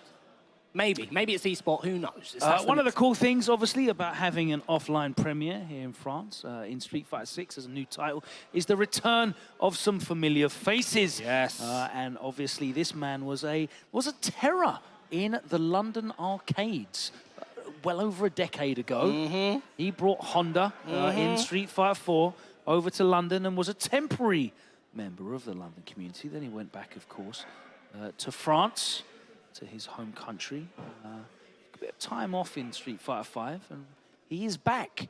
And he's not a sumo practitioner anymore. No. He's a working man now, so he wants to get the maximum return for his efforts. He's grown up. And which character would that be? JP. He is just playing. Just playing. JP, he's going up against the stickiest of Icky. I'm not aware of this. The Sticky. Again, I'm not familiar with him as well, but this is winners finals of this pool. The Sticky has managed to get through OS Sign. I don't know who that is, but here we are. This is for winners top 64. Kilzyou, of course, won at the second French World Warrior tournament and hasn't been as active in the World Warriors since that win. I think he's got... We did see him last World Warrior, though, in top 8, right? I think he's had another 2 places, yeah. He's definitely up there. He's still in top 8, I think. But yeah, he will be looking to solidify his spot for tomorrow here in the finals of this with JP. Taken off. The games have gotten so intense that I've had to take off the jacket and join you with in t-shirt land. Get the shoulders out. Get the shoulders out. You know what I mean? Sunshine. Oh, hello. Yeah. But yeah, no, it's going to be interesting. Do you know who Sticky plays? I've got no idea. Sticky plays? Hopefully we can get that infographic up because he has definitely filled in his questionnaire, so let's find out. We just heard Sticky's playing Zangief from the gods in the headset, so that's going to be horrible, right, with JP? No chance in hell. No, I mean, we know what the chance is there. It's hold up forward. Yeah. And hope you're right. Yeah. Multiple times. Yeah. Work for Snake Eyes. Then hope your opponent drops a combo. And then maybe you can win. Maybe you too can be at Capcom Cup. We'll see. We'll find out. Very, very difficult match. No shade on Snake Eyes. I'm trying to illustrate what a difficult match this is. Yeah. The obstacle course makes this matchup look like one of those I want to be the guy kind of platform games. Horrible, bruv. Takeshi's Castle. Absolutely. Engage. It is very treacherous out here to try and navigate the ghosts, the spikes, the ghouls, the goblins. Here we go. Here we are, immediately up forward. He knows what's going on. He heard you. And again, jump again is the way forward. Catches him low, so that beats the Stand Fierce. He's using that Stand Fierce quite a bit already. There we go, another one. Just to try and absorb some of these hits. You can see the Sticky was nodding at the beginning like, oh, yeah, I understood you once he heard me. Great stuff. And now he's shaking his head. How on earth do I approach this guy? The answer is no way. Yeah, move. Kyung is not going to allow it. None of his sound cues involve you being anywhere near him. Move away. No. Piss off. Leave me alone. The deepest of voices as well, not stressed whatsoever. The wizard, Mr. Snape. Potter. The defense against the dark arts. Move from me, blood. He uses all the dark arts. He definitely does. That purple stuff, baby. Oh, tried a little cheeky reset, but didn't work. Not against Kyung.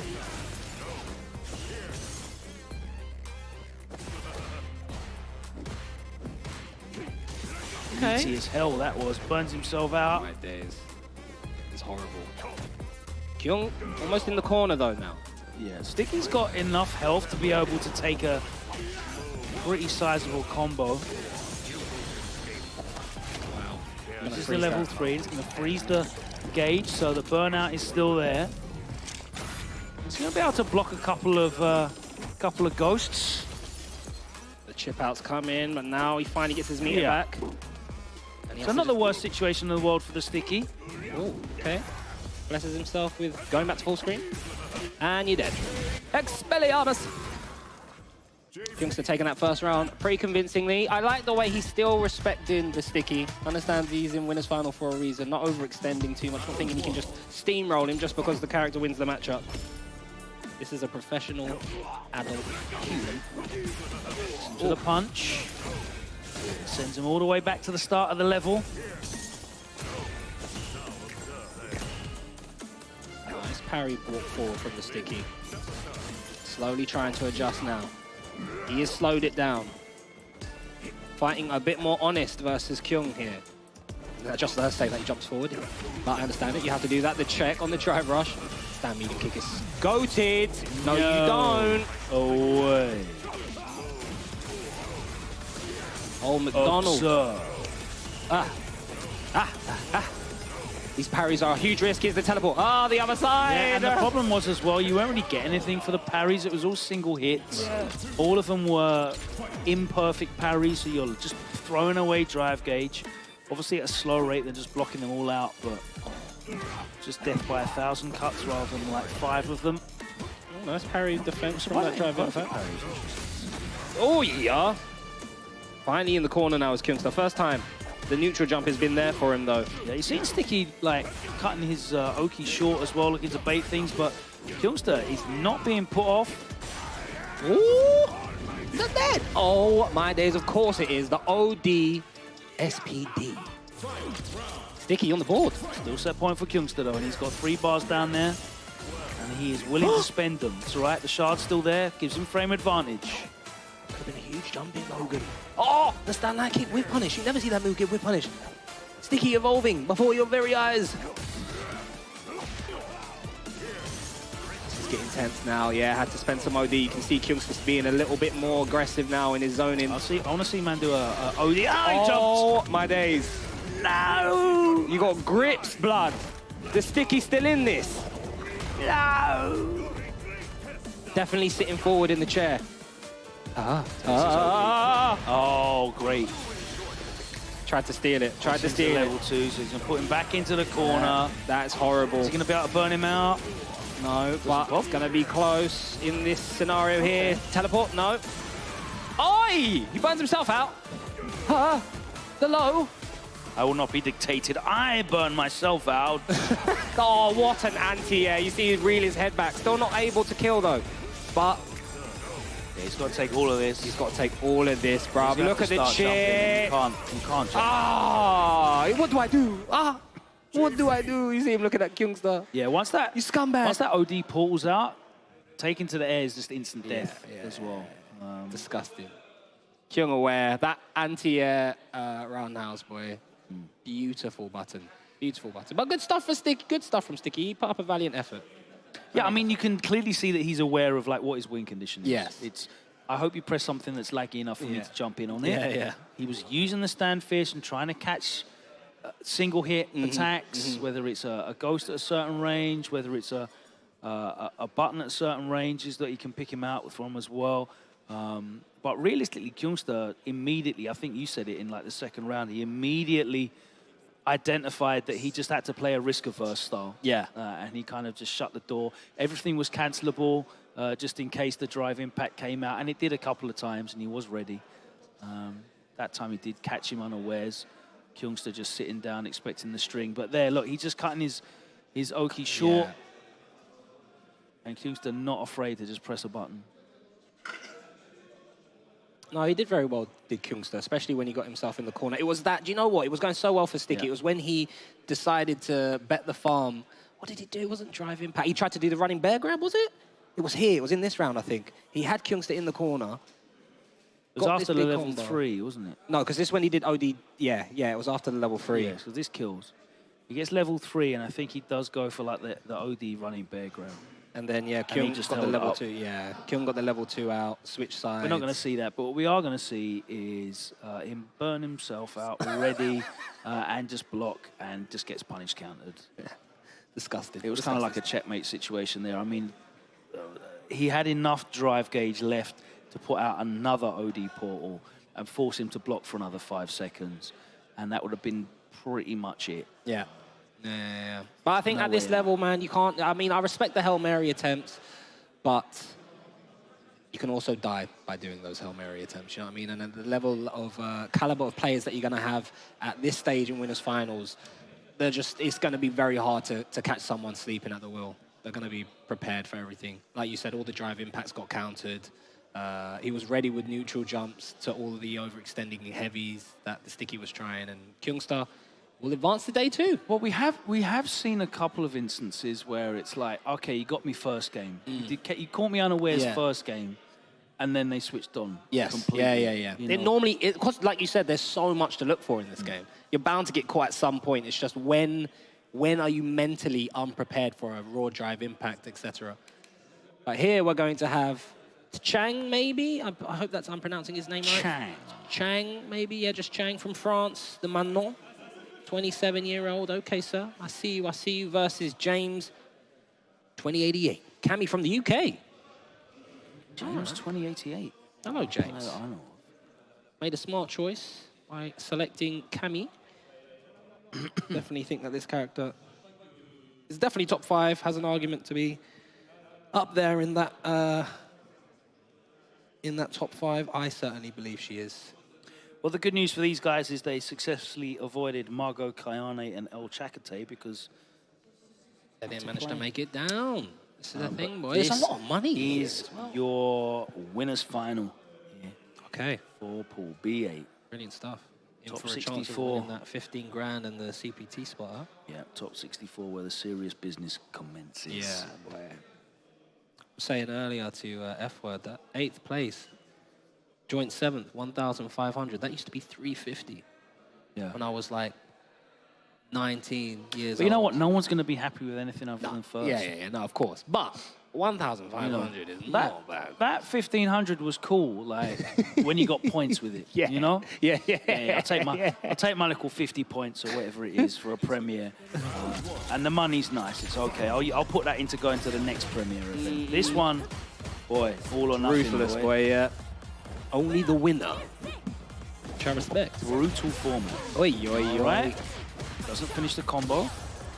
And this is one character that, you know, a lot of people don't think is good, but I think she's still strong. And if you haven't...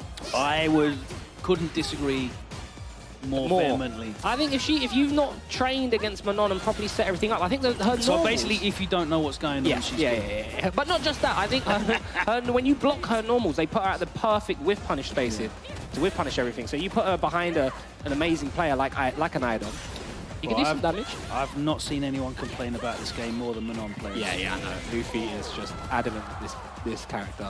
I saw Shivs tweeting 2 days ago about the character. He went, yeah, man, I'm black playing, I'm really having a great time. With Manon? I quote tweeted him, I said, this man doesn't play Manon anymore. Oh, I hear you. You know what he did? He said, yeah, man. Jury, of course. Top tiers. All right, now. I think one of the cool things about like a new game is working out where the different character archetypes sit, and I don't think like the grappler archetype has really been like bedded in fully into how the game meta works yet. Yeah, not yet. And a lot of people thought that the grappler would be the top tiers, right? Because of parry and the punish counter in them. But that doesn't seem to be the case. Level 1, but he was already holding up forward. Level 3 response was the right answer. Ding, ding, ding, ding, ding. Yeah. So he's going to keep the Manon in burnout, and Cammy gets a fair bit back. Blood. I did so much critical up, bro. So much, fam. She does so much damage, bro. Oh, no, press the button. It was plus. Managed to steal that round back, did James? Yeah, big finish there from James 2088. Managed to get to kill just as Chang came out of burnout as well. So perfect timing to get that round closed out. You don't want to see Manon start to amp up with these medals. He is on 4. So the back throw, huge positioning now, not pressing anything. Raw DI. Yeah, it wasn't pressing anything there either. He could have pressed parry. Instead, pressed on the +3. Nice drive reversal. Sit down, you're not jumping out the corner. No DP wasn't there. Unfortunate for James, but he's still got the pressure going, and now all of a sudden he's got the health lead. No cross cut. No, wasn't able to get the cross cut out, and he got counter hit for it. Oh! Yeah, that'll work. Ooh la la. Plus. Yeah, but now got the drive meter back and has to be careful. Is a command grab coming? There it is, reset it. That was risky as hell, boy. I cannot believe you went for command grab there, Chang. Yeah, for me, the biggest deal with Manon is just the risk reward in terms of her win condition, right? Because she's designed around getting the command grab on you. And it's such a huge risk. Yeah. For her to get Oki after the command grab as well, it's basically, you're just inviting a drive impact. Like, as soon as you see the green flash, put that drive impact out, boy, because there ain't nothing she can do. Can she not jab? Stop it. Stop. No, sir. Oh. I see. Good to know. Wasn't aware of that. Hey! Stop that spin knuckle. Yeah, she is very, very susceptible to wake up drive impact on her Oki. Okay. And she can't reliably get into the hit grab from lights without spending drive rush cancel. Yeah. So you see a couple of characters. I think if she could hit grab off of lights, that would be a lot stronger. Yeah. I think the same goes for like Lily, right? But it's really hard to balance her because if she was like level 5, like in the first round without fail every game, then she'd be a terror and people would complain. So is that going to catch? very difficult to balance out grapplers in this game engine. Oh, again, another command grab. Trying to fight back is Chang now on 3 medals. That stand medium punch is so oppressive. No, nicely baited out. That's dead, yeah. Get Lala, mate. No, Lala, it's not critical art, unfortunately, so there's no French nursery rhymes being performed as yet on the stage. And that's a real French nursery rhyme. Is it? Yeah, it's a real one. Yeah. Wavy. Shout out to the game developers, bro. Right. That was strong stuff from Chang. Still call that Super the Lala though. I wonder if it has a different name when it's not critical art. Jammers would know. Jammers? Get me jammers. Bring me jammers. Immediately. Strong stuff from Chang though. Advancing on. James had some moments. There was one moment where I think he did like a dive kick or throw. He did something, and when Chang was in burnout, he held up and he didn't have the DP. These little minute differences in skill can mean everything in this game, especially when you get down to like no health, because toppest of players have drilled that situation so many times that they're going to take free damage if you're going to give it to them. I think he's got caught sitting down quite a fair bit. There's not a lot of opportunities for Menard to convert into huge damage unless she's got level 3 off of a hit. So the higher those medals go up, the bigger the risk of the command grab is, and the less beneficial it is for you to just sit down. You just have to start being a lot more proactive. Yeah, you have to take much more bets on defense, and I don't really think any of those command grabs missed. Yeah, the bets on defense are not like the worst in the world as well, because as I said, unless she's got level 3, she's not doing a big chunk. There you go, the reset there into the big damage command grab. And when you're doing 3.8k off a command grab, 4+ if it's punish counter, mad. That's level 3 damage in itself. I'll take that. Yeah, I'll take that, sir. That's when she gets really scary in that situation right there, where she has got level 3. She obviously only had the 3 medals, so it wasn't going to be a kill off the command grab if you took it. But so again, I think James just was kind of not really playing around the resources that she had. Yeah. If she's got level 3 and she's like 4 or 5 medals up, you understand. Then it's a real that's real 50-50 guess time, right? But if she's at medal 3, you've got 40% left. That's not the time to be holding up, bro. No. Right? If she's on medal 3 and level 3, that hit's going to kill you, but the command grab isn't. Yeah. Do you know what I mean? So all those things are what you have to kind of bake into that Menard game. And when you see the players super aware of the situations that she has off of her Oki, that's when you start seeing the shortcomings in her gameplay. Yeah. But you have to again understand the character, and it is still early on in the game, so that's not. Yeah, it's not. Not all of us play 8 hours a day. Professional sponsored players. You 27th legend. Two fantastic players here that are going to be fighting out of the pools, and I don't think this is actually. Winners, this is losers, right? Yeah. Wow, so one of these is bowing out, Logan. Yeah, we did just see Kane lose to Kipa, didn't we? So, yeah.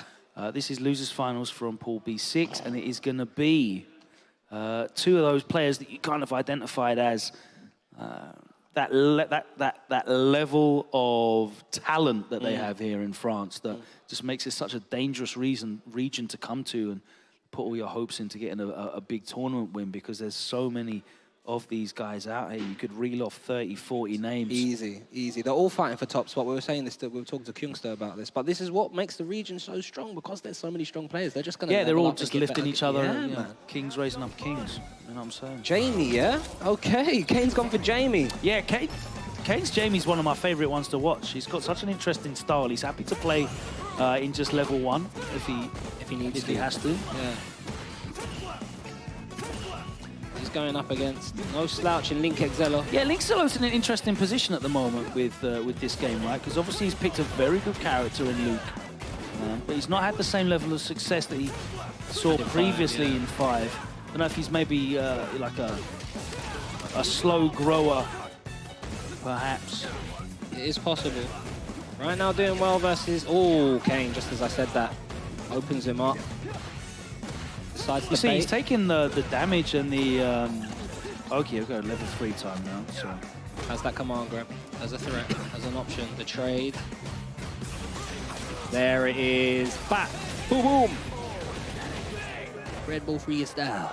Breakdances on him.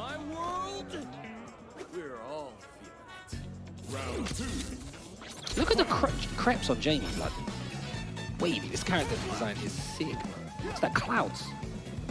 The Nimbus ones, yeah. They're definitely not swooshes of any kind. Yeah. One's got the retro Nimbus. Opens him up. Gets the stagger throw behind the counter hit jab. Oi, trade. Big whiff. No anti-air was there. This time goes in with the throw. He's been baiting a lot in that neutral in mid-screen. Kane now starting to get his offense going. Woi, woi, level 3 will get a kill. Oh my days, blood. Link Excello, yeah, nodding. This character's got the resources to do it. He does a huge amount of damage. Not dead. No! Did not kill, wow. That gets the throw anyway. I'm pretty sure Link Excello thought was like, yeah, I'm finished. I was like, oh, hold on a minute. I'm still alive. Oh, good God, I got thrown, man. Yeah, I don't think you need to make a switch here, but we'll find out whether he's going to, or if he's just going to take a moment to pause. Yeah, this game is so momentum-based that I agree. In any other Street Fighter more than this, I agree with going back to the character select screen. Ice that kicker. Yeah, you have to, man. That's why you see people doing timeouts so much in like American sports and stuff like that, right? When someone gets going and steamrolling, you have to slow it down somehow, man. But here we are, straight back in.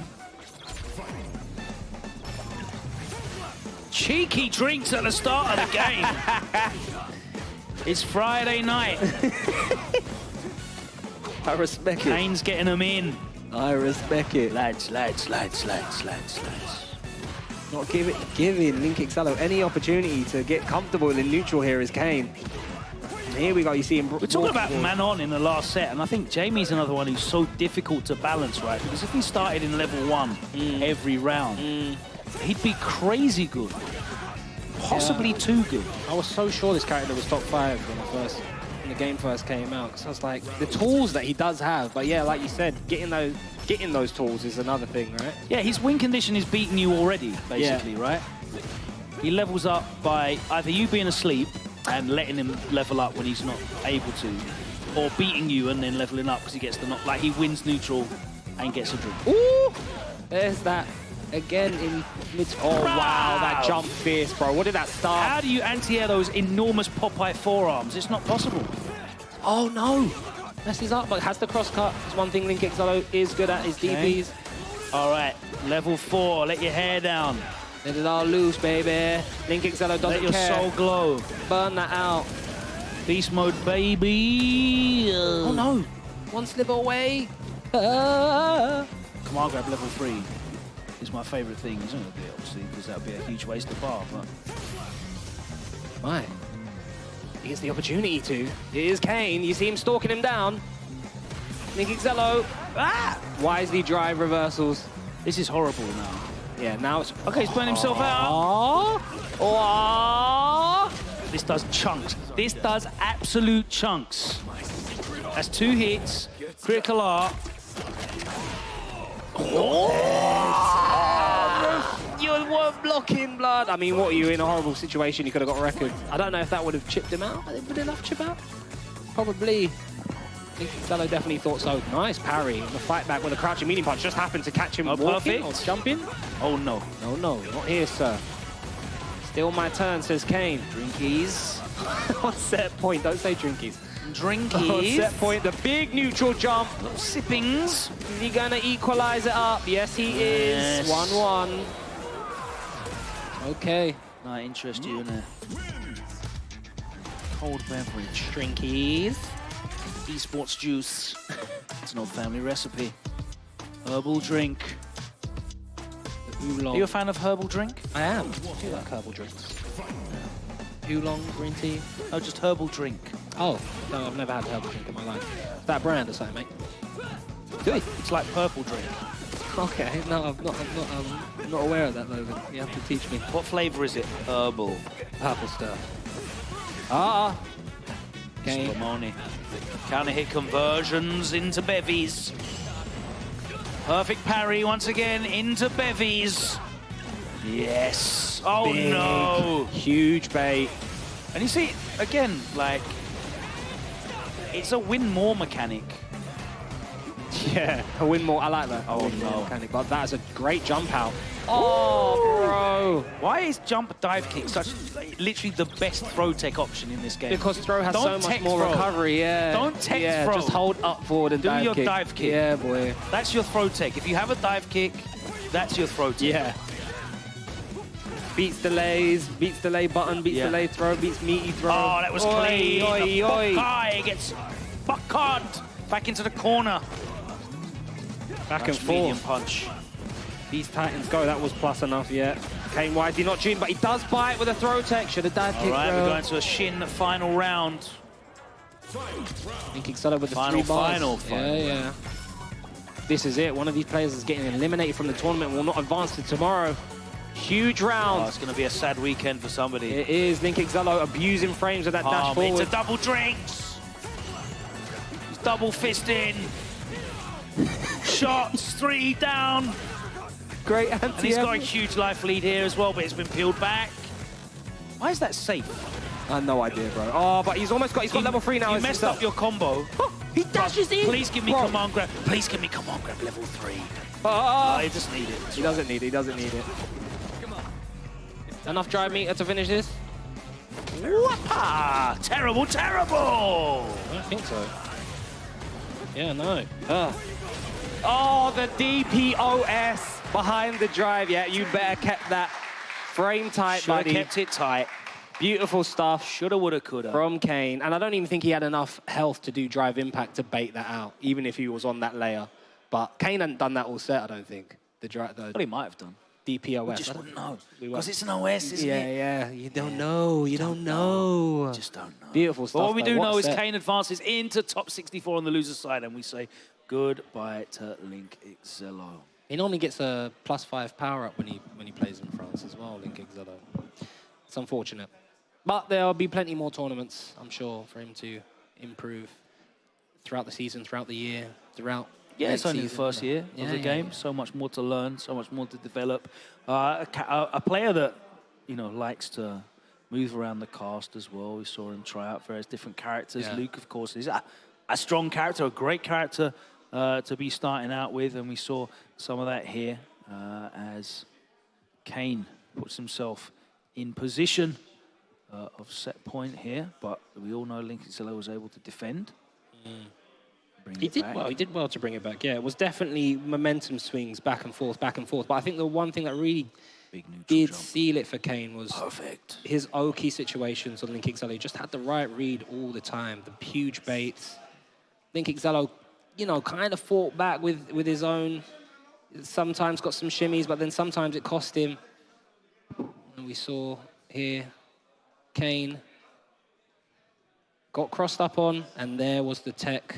Wake up EX dive kick. Wake The up level EX dive 3 wasn't enough to get the kill, but and then here it the is. life lead was so huge. So ready, just waiting. I'm waiting for you to drive rush, bro. Yeah. I'm doing DP. Not sure if he tried to risk maybe like a back throw or something just to get a situational yeah, advantage. yeah, That's yeah, usually yeah, what yeah, happens yeah.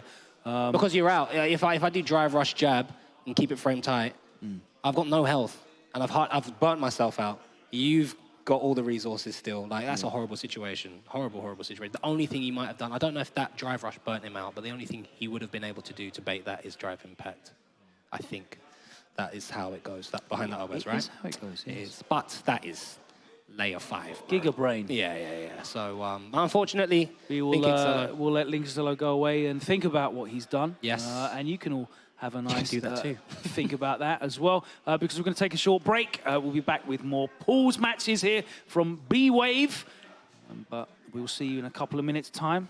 Don't go anywhere. It's Capcom Pro Tour offline premiere. France, myself and Shori Sengen will be here on the other side. See you in a bit. Don't go anywhere. Fighter 6. Fighting is an art. And this is our canvas.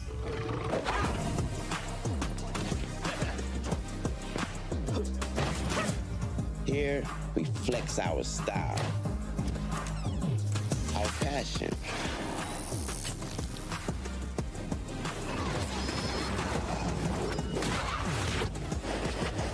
our creativity,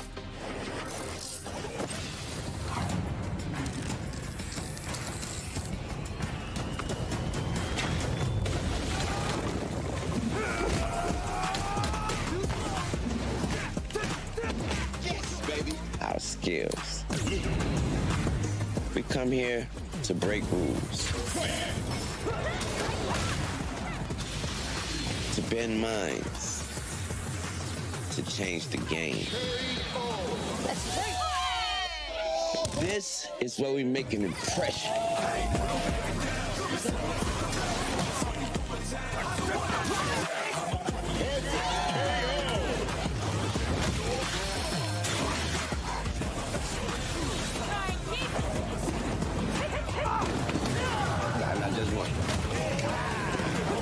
This is where we make our masterpiece. Fighter 6. Available now.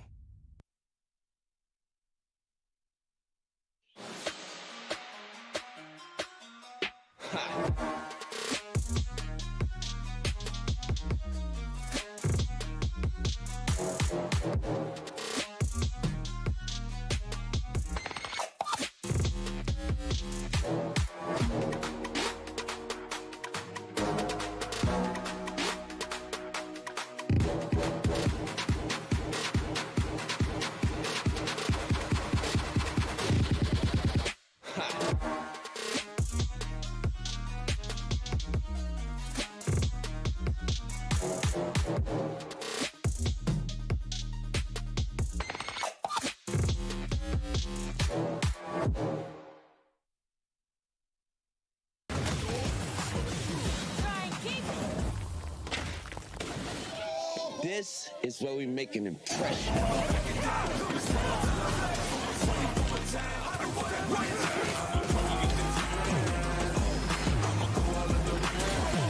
This is where we make our masterpiece.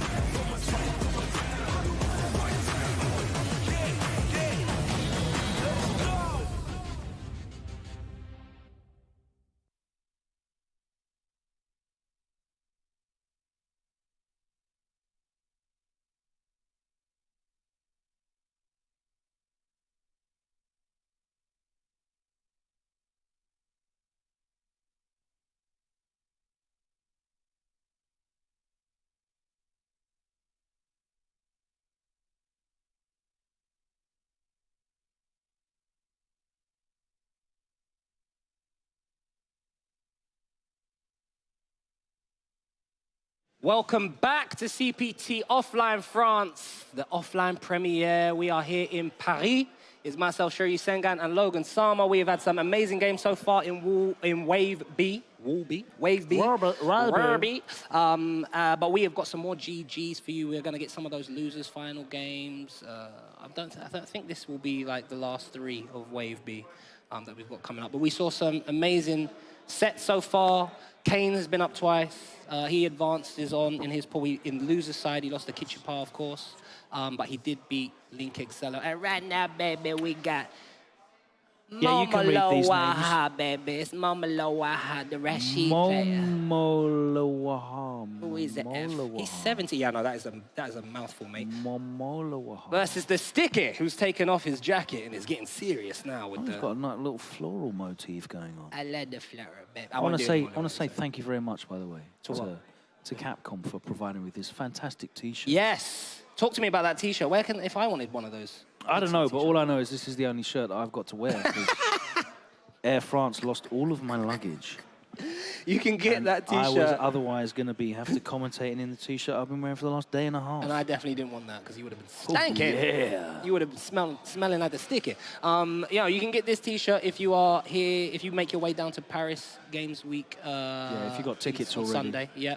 But they are limited. So first come, first serve. So if you got tickets for Finals Day on Sunday at Paris Games Week, get there nice and early and grab yourself a commemorative Capcom Pro Tour offline premiere France shirt, which of course features Menard. Right now we've got Zangief. I love this colorway. The pink. Yeah. Beautiful. Yeah, because he's got the dyed beard and hair as well. And the chest, yeah, pink and pimp. Oh. Already no drive meter on the Sticky. We saw that he does like to burn himself out. Yeah, all the Rashids, all the Zangiefs do. Like, they all will just spend it as soon as possible. I can respect Give up all of those resources to get it. Uh-oh, no, you don't. Just normal lariat works there. Messes up his Oki. Overhead. Corner carry. Oh, again! It's meaty enough for the overhead, the drive impact. Oi, oi, oi! Yeah, taking advantage of the fact that the Sticky was kind of down back in on autopilot there. He got overheaded twice. He's been reset twice. Man did the dash wall splat as well. Oi! Momolowaha just ran away with it. Like all of the syllables in his name. Boom! Stop driving at me. Uh-oh. Punish counter, though. Oh, yeah! The air throw. Mix up. All right, it's Seor time. Drive impact, not ready again. You can see the Sticky getting frustrated now. Come on, man, it's so hard to see. This is one character where, like, he's so new and he's so all over the place. And he got forget whatever I was talking about. Yeah, forget what I was talking about, bro. Big boy damage. Gachikan reaction .jpeg. That's the OD lariat with the Oki, backs off. So does Momole. Oh, that's the second time he's checked that. Did he grab him? He did. Equalize the rounds up. They've been definitely frustrated from losing that first round. Would have thought you should have won that, but that's the risk when you put yourself in burnout in this game. Very impressed at the speed at which they repaired the ring. Yeah. After that level 3. The gremlins are working. Ooh. Oh, wow, he had ages to punish that. Yeah, boy. Oh, just can't get the pick up. Yeah, that knee looks From hella there, classy. crazy. Yeah, bro. Dry rush in, such a risk. Oh, big jump back from Waha, other side. Side switch. Oi, oi, oi. Splat. You're getting mixy. So we've got level 3 if we want it. It's gonna need a lot, though. Don't need it. Yeah, Yes, I like that instead. Bruv, that was cold. Okay. Oh, the splash as well. The stickiest. The big stinger splash. The crossbody and the Sticky somehow manages to survive the onslaught at the end of that round. A beautiful SPD and then the cross-up body splash closes it out for the first game. Momolowaha looked like he had the offense locked down, though. He was very, very impressive in the first round. Pinned him down in the corner. Yeah, you could definitely see the confidence brewing. But, I mean, one could argue that the Sticky only lost the first round because he put himself in burnout, because it was him with the early start. Ui, with punish. Big jump back and no punish there on the SPD. I'm not sure if not a lot of characters can punish that with SPD when they jump back. If they can, they have only one option or two options to do it. You have to know it, but right now the Sticky doesn't care about any of that. Oh no! Really good at checking. Oi. The reset, everything's working out. He's getting mixed by just a simple... Wow. That's happened so many times after the SPD. Momolowaha has wanted to drive rush in afterwards, and you saw him checking it with the knee last time. This time he goes for a drop kick. Big bait. Oh! Fortunate splash, and then the reset into the SPD. There's the Oki. Whoa, where was the air? Where was the air grab? No idea, but uh-oh. DDT time back into the corner. Oh, just too far away. He chose the wrong SPD. Sounded like a bear. Sorry, guys. Nice walk out. Level 2 straight away. Oi! That time, no. And again, Smart. the SPD! Yeah, super smart stuff. Brilliant stuff. A lot of Rashids are abusing that dash behind the level 2. A bit like Street Fighter 5, you can throw him when he dashes, and the sticky, ready for him. That was twice he managed to evade that level 2 with the SPD, but the last time the overhead whiffed. I'm not sure if that was Momolowaha messing up his overhead Yeah, situation. I feel like his level 2 use was definitely slightly misspaced and a little bit kind of... I don't want to say like a desperate use of level 2, but it was definitely like a comeback kind of... Yeah. It didn't look... It was like a rash use of level 2. Yeah, 100%. It didn't look comfortable setting up that, like with what he was going to do after he set it up, you know. Didn't have all of the options figured out. There was that whiff. But, you know... Yeah, just the timings are off, the spacings are off. You can see him in his movement there being tentative. Tried to walk back and preemptively press a heavy to get the throw bait, punish counter. That's the big risk when you press those heavies, looking for a throw. Up forward is always there. Yeah. And there we go. There's the reset into the SPD. Does close that round, I think, with the neutral jump. Calling out that drive rush. And he had the Oki situations just raw set up like down pat, but then it was whenever these level 2s came out, Counter here into nothing and then just dashing back and forwards through the level 2. The SPD closes it out and the sticky advances in. Loser side, top 64. And we say goodbye to Momolowaha. Unfortunate. I'm impressed that I managed to learn how to pronounce that by the end of the set. You say it so quick as well. Momolowaha. Jeez! Yeah. Bars, blood. Come on. Bars, cuz. But the sticky did well. I'm glad he's advanced to tomorrow. I like his Zangief. He played... Who did he play in winners when he lost? It was Kyungstar. Yeah. It was Kyungstar, and I could see the adjustments he was making. He's definitely no slouch. Yeah, he's definitely aware of like matchups. Yeah. You could see he was aware of the tools that he needed to use in the JP matchup. You could see he was aware of the tools that he needed to use in that Rashid matchup, the defense he showed, and active defense against the level 2 stuff. Let's get back into this one. It's James 2088 returning to the stream. He's going up against Slimeous. Or Slimeous? Slimeous. Who knows? Who knows? It's a mix-up. All 43, one of the I'm more not saying senior. one of these names in a minute when they lose. We won't have to say that name ever again. No, it's all good here. The 43-year-olds, the 35-year-olds, the grown adult, the grown men showing out, showing that us old-timers can still do it here in Street Fighter 6. Some say you get stronger with age, more wiser, more experienced, less brazen to just rush people down. But it's going to be Cammy versus, I believe it was Luke that Slimeous had. So it's going to be interesting to see. Oh, tapping their heads. I don't have a brain in here, guys. I play Cammy and Luke. Sorry. Can you find my brain? I play top tier. If I only had a brain. Someone clip this. They're going to sort out. They're going to sort out whatever is going on. Maybe they need sound or something like that. But they'll sort that out. And sound on the game. Yes. Yeah. Probably someone's stick that they. Someone's probably plugged in a pad. Yes. And they've the computer's been like, oh, switch the audio to your pad, sir. Yeah, got to get in those audio settings and sort that out. Make sure you disable. So we saw James last time at versus the Menard. That's why I was trying to work out which pool this was. I can't remember which pool this was, but we saw him definitely on earlier. Maybe pool 5 or 6. And anyway, he faced the Menard, and he definitely did have some opportunities, but we've not seen the Luke player whose name escapes me. Slimeous. That's it, Slimeous 77. So it'll be interesting to see what he brings to the table here in losers final. Unfortunately, one of these players will be eliminated and won't be able to make it to day 2. But for one of these people, it's going to be victory It's going to be... Come on, get through all your lines. It's going to be a step all the closer. time fillers. Come on, it's let's going to be go. a step closer What to... other ones have you got? I got lots, baby. I can also do... Yeah, fist will fly at this location. Fist will fly, you know. Who will prove that old axiom today?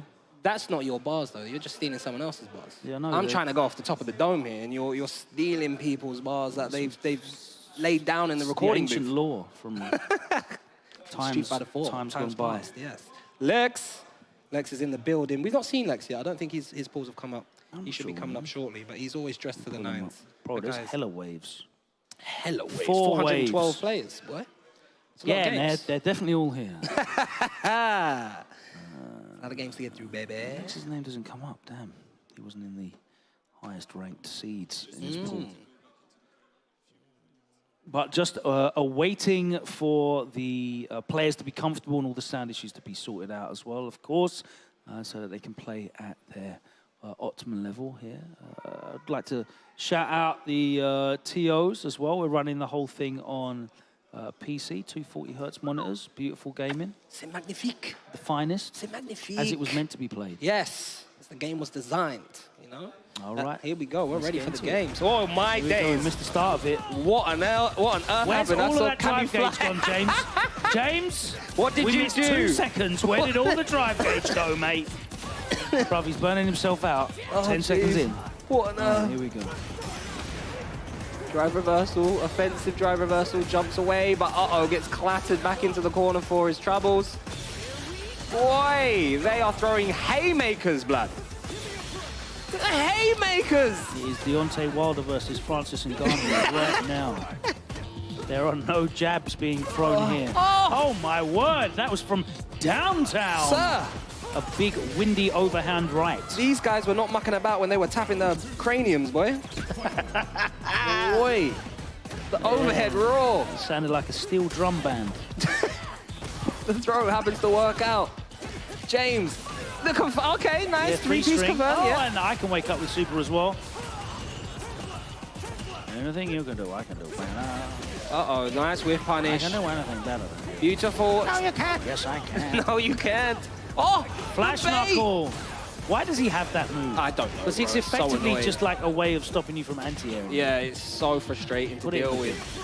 Oi, hoping to catch that in. Oh, nice. James slowed it down. I like this set, bro. 2 people not afraid to put their heart on the line. Yeah, they're playing in losers finals, bruv. Here we go. James 2 gets men in. enter, 1 man leaves. Into the corner. The neutral jump. Not sure about that as a punish, but it all adds up, I guess.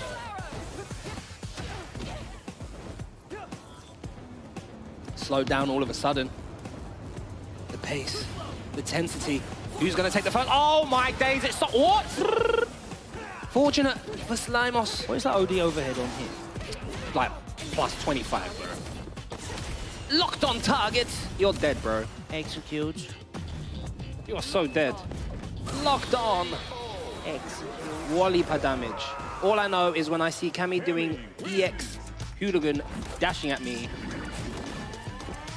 I get super scared. I was trying to keep that really, fight or flight kicks in. I was trying to keep it as PG as possible. It's mom spaghetti. Yeah, boy. Oi, heads up. 3 pieces there for James. Oi, yeah, punish counter. Just get the link of the punish counter. Enough frame advantage. Hooligan throw, all splats. Got you. It's all coming up James right now. There's the wake up OD. Oh, no. James in pole position to take it here. He's been able to bait Slimeous. Oh, it was punish counter. Could have got a link after that. Doesn't matter. The throw reset works out for him. Set point to James, 20-88. It's looking like Slimeous 77. 77 is less than 88. Did you know that? Damn, he's good. Yeah. Getting paid the big bucks. Yeah, baby. Yeah, take that, esports. 2+. Too far away for the throw to connect. The patented 88 burn himself out. Beast mode, baby. Wallop. See, not all level 2s freeze. Who was it? Someone's level 2 freeze. It was Marissa's level 2 freezes people's burnouts, you know. But Slimeous saves himself set point. This is a barn brawler. The streets of the UK. This is what perfect stage for a barn brawler. Brawler. Yeah, barn brawler, isn't that it? Is it a brawler barner? What is it? You tell me. Barn brawler, innit? Fighting in a barn, mate. You've thrown me off guard. I can't even remember what it is now. Counter hit. But it's not a barn. You'll let me know afterwards. Oh, I see you, sir. James is ready. Do it for the UK. 3 for England, for king and country. God save the king. Yes. Barn burner. Barn burner. The Igal says, thank you. It's the barn brawler. Why did I say barn brawler? I was close enough, mate. Barn brawler, barn burner. The barn, it was going down in there, mate. Yeah, mate. And I'll tell you what, James 2088, you have secured yourself a spot for tomorrow, sunshine. Absolutely. This is chairs, not checkers. Hopefully he can secure himself a delightful Capcom Pro Tour shirt on Sunday. Oh, the way they don't come in extra medium. No, so they come in extra large. Just like that match was, because, oh my days. Extra large. From the start of it, I want to see the replays for that match. The start of it, straight away, Cammy was already up in the air. I'm so sad that we missed the What first, was happening, bruv? He had 3 seconds. He had 1.5. And remember, he's already had 3 seconds worth of it coming back as well. Oh, but James proved enough. That first match was really back and forth, and then slowly but surely, James 2088 got comfortable, started taking it out of Slimeous' hands. Slimeous had the wake-up DPs, as you see there. He was checking drive rush with level 1, yeah. Man's a bad man. He was checking. He was checking. Come on, positive intent, Logan. All right. This is our boy. All right. This is a bar brawler. A bar brawler. He's outside the tea rooms. He's outside the tea rooms, bar brawling in the barn, mate. Oh. I'm outside the tea rooms, bar brawling in the bar. Bars. Yeah. Not enough. James 28. Driving in the wrong side of the car. Jeez. Don't let anyone else hear you spit on the mic. Get this guy off the mic, please. Was taking the Michael, wasn't I? Taking the Michael? Yeah. Taking the Yeah, being silly, wasn't I? Yeah, a little silly. I don't think Lil Wayne would approve of those bars. Yeah. So I should give Lil Wayne a pad that's plugged in next time. Ah, sensation. Is that World 2-pack? No way. Do you know how I knew it was World 2-pack? Why, how? Because of the guns? His T-shirt is fitting even tighter than mine. Jeez. Fudo has made it all the way I don't recognise down. who's sitting next to him, though. Wow. The scariest DJ. I don't know who that is. On planet Earth right now. The number one. He looks like he's got different hair than the last time I saw him. It's emanating Where's off the of him. flip-flops? The scariness is emanating off of him. What, you think you should, you normally in like a little shirt? Hey! It is, of course, the Beast Fudo, hey! repping that DJ, and he is going up against Will 2-Pack. This is going to be a decent set. Will 2-Pack is 41, blood. Yeah. That guy doesn't look a day over 25. A liar, tell boy. He's definitely got some good genes, bruv. Yeah. And he's definitely working out in the gym, bruv. How much you reckon he benches, cuz? I don't know. No? Okay. Well, it's not going to be able to help him in this match. Those guns. It's a lovely T-shirt. I hope they sell it in men's sizes. It's so rude, bruv. It's true. Could say the same thing about your T-shirt, Blake. This is extra large. This is extra large, bruv, and you're making it look real schmedium with the chest. No, we love all 2-pack. We love all 2-pack. Now, Fudo... Just turn off his retweets. I was talking to... was it F-Word or was I talking to you? I think I was talking to F-Word about how... I was talking to F-Word, actually. How scary... Yeah. How scary Fudo is at the moment. Yeah. And how on form he is right now in this game. He's taking around the World Warrior. He's speed around the World Warrior at 469 entrants. He is taking scalps. How do you double perfect the grand finals last game? I don't know, cuz. I don't know, I know. bro. How? Like this. Hey! Eddie. There's going to be some green stuff on the screen. Are you ready? 3, 2, 1, let's go! It is on World 2-Pack. Hey! That beautiful crouch medium punch that doesn't get spoken about enough. And it's World 2-Pack on the offensive. That button's a problem. It is. Beautiful spacing on that dive kick. Oi, oi, oi. Don't try and take your frames back, mate. I got this sway for you. Back throw. Song's gas. Baby! Sit down. On earth is that action? All right, corner pressure. Nice. That's a brave button to press after the drive rush jab from World 2-Pack. Look at that. Don't try and throw me on my wake up, bro. I'm Cammy. Counter hit confirm. Don't go anywhere. No! Was that a reset on purpose? That could have been huge. No, he could have got the kill. Logan, plus. No. He's almost burnt out now, he is. He's still in it. No, the spacing was beautiful. Beautiful stuff from Fudo just to walk back. One too many times you went to that well, sir, says Fudo. You're not going to be able to do that. I want to versus see me. that moment in the replays. I don't know if they'll capture it, but Oh, it's that so could have unfortunate. been the first round. Blood, the anti-air from full screen, yeah. Chase down on the jump back. No whiff punish on that. Wow, yeah, keep your strings tight. Shades of Hurricane versus Rickerman's Barnet versus beautiful. fighting. The double crouch medium kick. Oh, no. You thought I was going to sway, sir. No, I'm not. Party time. Blasted it. Oh, Fudo, stop Whose turn it! is it? It's not your turn, it's my turn. Oh my God, bro. Okay. This guy has to be the favorite for this tournament, I reckon. Fudo? Yeah. This guy is looking cracked. Man did minus what, 6 into -6 again? Crouch and medium kick, crouch and medium kick. Don't try to walk forward because you think I'm going to sway, blood. Hey, now I'll sway. Counter, punish counter. Look at the damage. Young 35%. Oh. Something light, you get me? Keeping it tight, okay. Again, the sway at that range has just been so on the money. Not a tool, mon.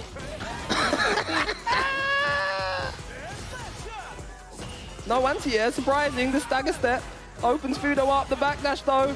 Yeah, I mean, it could have been EX dive kick, right? So it could have, yeah. This time, Fudo. Oh no, but he gets opened up for pressing the button. Don't drop it. Come on. He's batting him out. Come on. Everything here is huge risk. These throws. Nugget up. Will do back a leg. Come on, baby. Saves himself. All right. Looking to level my Crouch and God, medium punch. blood, that Doing the button. Lord's work. What the hell? Throw. King and country. Oh, no, just too far out. Spend it all, cash it out. Yeah, it's getting red hot, says Fudo. I want to start building that super meter up for round 3 because I'm definitely taking this round. The confidence on this man. Back throw. Oh, cheeky, bruv. Oh, the jump over. Didn't believe. Come on. Wrong button. The roundhouse, the medium kick didn't cross. Needed to be the light. Ha, ha, ha. Kept it safe this time. Oh my days, fam. KO. Will 2-pack still in this? Fudo on set point.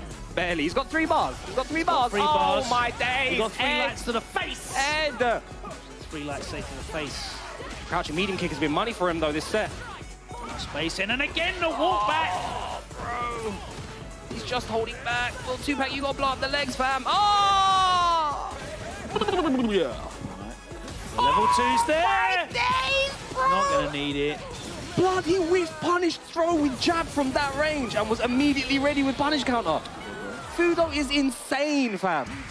Insane. Everyone giving that a round of applause because that set, wow. I can't talk. Bro, man did walk back half screen with punish tech throw with crouch jab. Fudo. An explosive start to the Wave C as Fudo wins his winners. That was winners final, right? Yeah. That was winners final, and he advances into top 64 on the winners side. Will 2-pack will face DoubleDu in losers final. He had a strong opening, man. He dropped that game-winning combat, and then after that opening, Fudo started to realize, cool, you're just doing the dive kicks, right? I'm just gonna hold he was back. walking back. Yeah. Every opportunity he was walking back to make the dive kicks with. He was walking Throw back tech. offensively. Yeah. He was walking back defensively in strings as well. There was just, Will 2-pack didn't have the answer. One of the things is 2-pack was doing low forward as soon as he walked into range, but there was no low forward after the strings just to check the walkbacks. There's certain, because I mean, there's certain... Cammy's got a jab low short string, hasn't she? I'm not sure. I would have liked to say, yeah, I think she's got jab, low, short, jab. Because obviously in those sort of situations, Ken's doing crouch jab, crouch short, stand light to keep you pinned down. Pinned down, yeah. But sometimes the third light whiffs, so it is... Yeah, it depends on what they press. Yeah. Like JP's got a really good situation there where he can press a light punch and you get a punish counter every time. Oh, and again, my days, blood. That was it. That was it, right? That was beautiful, yeah. That was definitely it, man. Of course, we were saying, like, the heavies, he was ready for that in case that's the thing. That's the thing, exactly. It's much less of a risk to do walk back wait for the throw animation, then press your jab. You know it's going to be punish counter. You know it's going to link into the medium. You get your drive rush extension and get the kill rather than walking back, preemptively pressing that heavy. Cammy has the dive kick if she wants it. Hold up forward, get blown up. So that's really good awareness. You know, that's what you need in these pools to get out of pools. Play a solid risk-averse style. Either way, you still get your reward. It might not be a punish counter fierce reward, but you it's still a big guaranteed. reward either way. And you were kind of seeing as well, like he had a good read on what kind of pressure Tupac was doing, because it was always tap tap walk up throw. It was never tap tap instant dive kick. It was never tap tap low forward. So you would see Fudo after the tap tap that he was blocking, he would just walk back and press the fierce, because he wasn't being shown anything to put him off of it. There was no tap-tap, wait, EX dive kick. There was no tap-tap low forward to stop you walking back. And he identified that straight away, the awareness. And that just shows you the kind of like, you know, the play style that these top pros have. They play so many games against such high-level competition with the fantastic net code that we have, of course, at the moment. They just have that drilled in. They're absorbing it so quickly. We saw it with KnuckleDu immediately identifying what he needed to change. We saw it with Menard as well straight away. And that's really what sets these guys apart and makes them so consistent. They can change these things on the fly in the space of one round, in the space of one game. And you don't have much more time than that in a 2 out of 3 in pools, do you? It's really impressive, man. It's really impressive. I also like the way that they don't stop to be like, I'm going to second guess and think that you're going to do this. You're going to have to show me the answer before I adjust. Think yourself into a hole. Right? You can adapt yourself into a loss from a winning strategy that they haven't. Oh yeah, you're definitely going to stop doing this now. No, show me you're going to stop doing this. Wow. Anyway, what we're going to stop doing is waffling, because we're going to take a short pause for the cause. C-Wave is coming up next. We already saw the first game there as Fudo managed to get out of C1 in winner's side.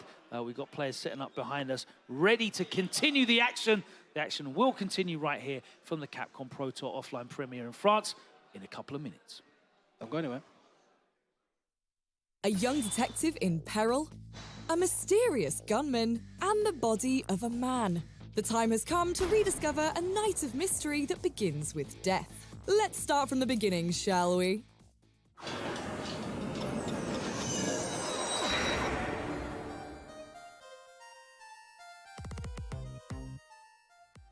From the mind of Shu Takumi, creator of the Ace Attorney series, Ghost Trick Phantom Detective captivated fans back in 2010, with a mystery full of twists and turns that unfolds over the space of one night. Sissel, recently deceased, awakes in the ghost world with no memory of what happened to him, or even who he is, setting in motion a pursuit for answers, taking Sissel and the player to unexpected places. With the help of Ray, a mysterious ghostly presence possessing a desk lamp, Sissel begins to understand the powers of the dead he has at his disposal. Sissel learns that he can possess inanimate objects in the ghost world and manipulate them in the real world, leading to some unexpected results. But more importantly, Sissel can rewind time 4 minutes before someone's death in order to change their fate and rewrite history. With these tools at hand, Ghost Trick captured the imagination of players as they race to avert the fates of their favourite characters. Speaking of characters, the world of Ghost Trick has a memorable and quirky cast, whose destinies become entwined with Sissel's own over the course of this fateful night.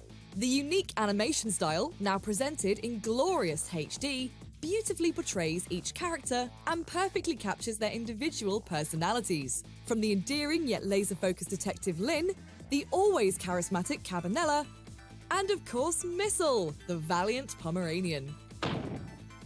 This mix of unforgettable characters, dynamic animation, and an engaging story shrouded in mystery has led to Ghost Trick earning a legion of fans around the world. Now the time has come for this story to be retold on modern platforms. Can Sissel discover the truth about his identity? And what does this shady organisation have in store for our red-headed heroine? Ghost Trick Phantom Detective is available now.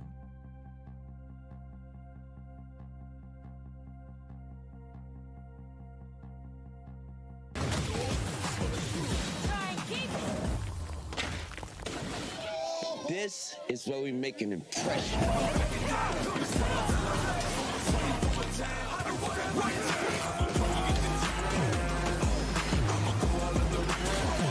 This is where we make our masterpiece.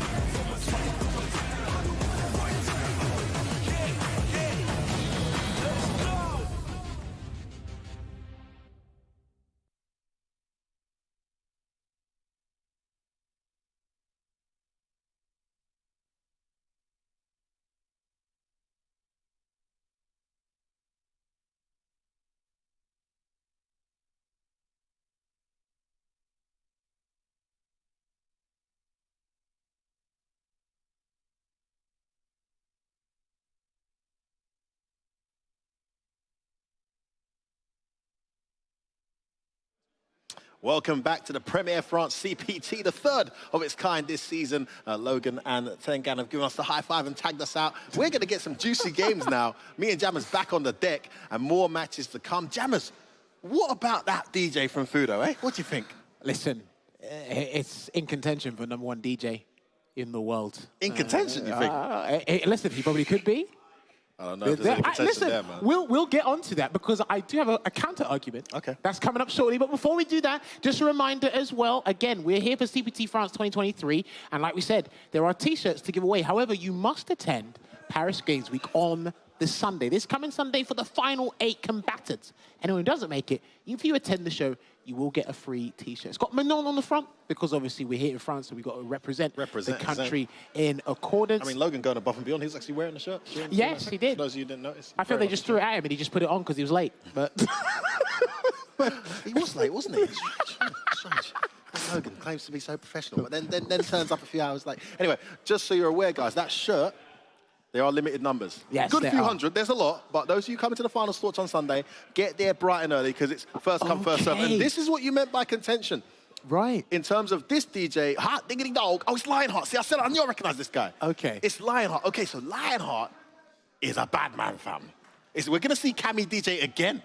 Right. And that was the beautiful thing, right? Because again, if you look at, like you said, SFL results, World Warrior 4 and 5. Yes. He dominated both of them. Fudo. Everyone's like, look, he's got to be the DJ. And I'm like, don't rule out Hot Dog. He's there, and he was... Before, when Fudo was dual maining, because he still has the Dulcim in the back pocket, Hot Dog just went straight with DJ. We spoke to him at Gamers 8 around the dinner table, and he was like, look, DJ's probably going to go up and down. Yeah, he wasn't... Dependent. At the time, he wasn't crazy about the character. Yeah. I mean, maybe his opinion has changed, and the optimization of DJ has changed as well. They've been more prepared for scenarios. And if you saw what happened to Will 2-Pack against Fudo, you could see an exact replicant here. Lionheart is a very formidable Cammy in the European region. And I don't think he gets enough praise for his ability, mainly because I don't think people heard about him until SF6, especially with the World Warrior and a couple of the Ultimate Open series that Reversal put on. This is where he plays really well. Had a great run at the last one. Actually took out Kusanagi at the last World Warrior.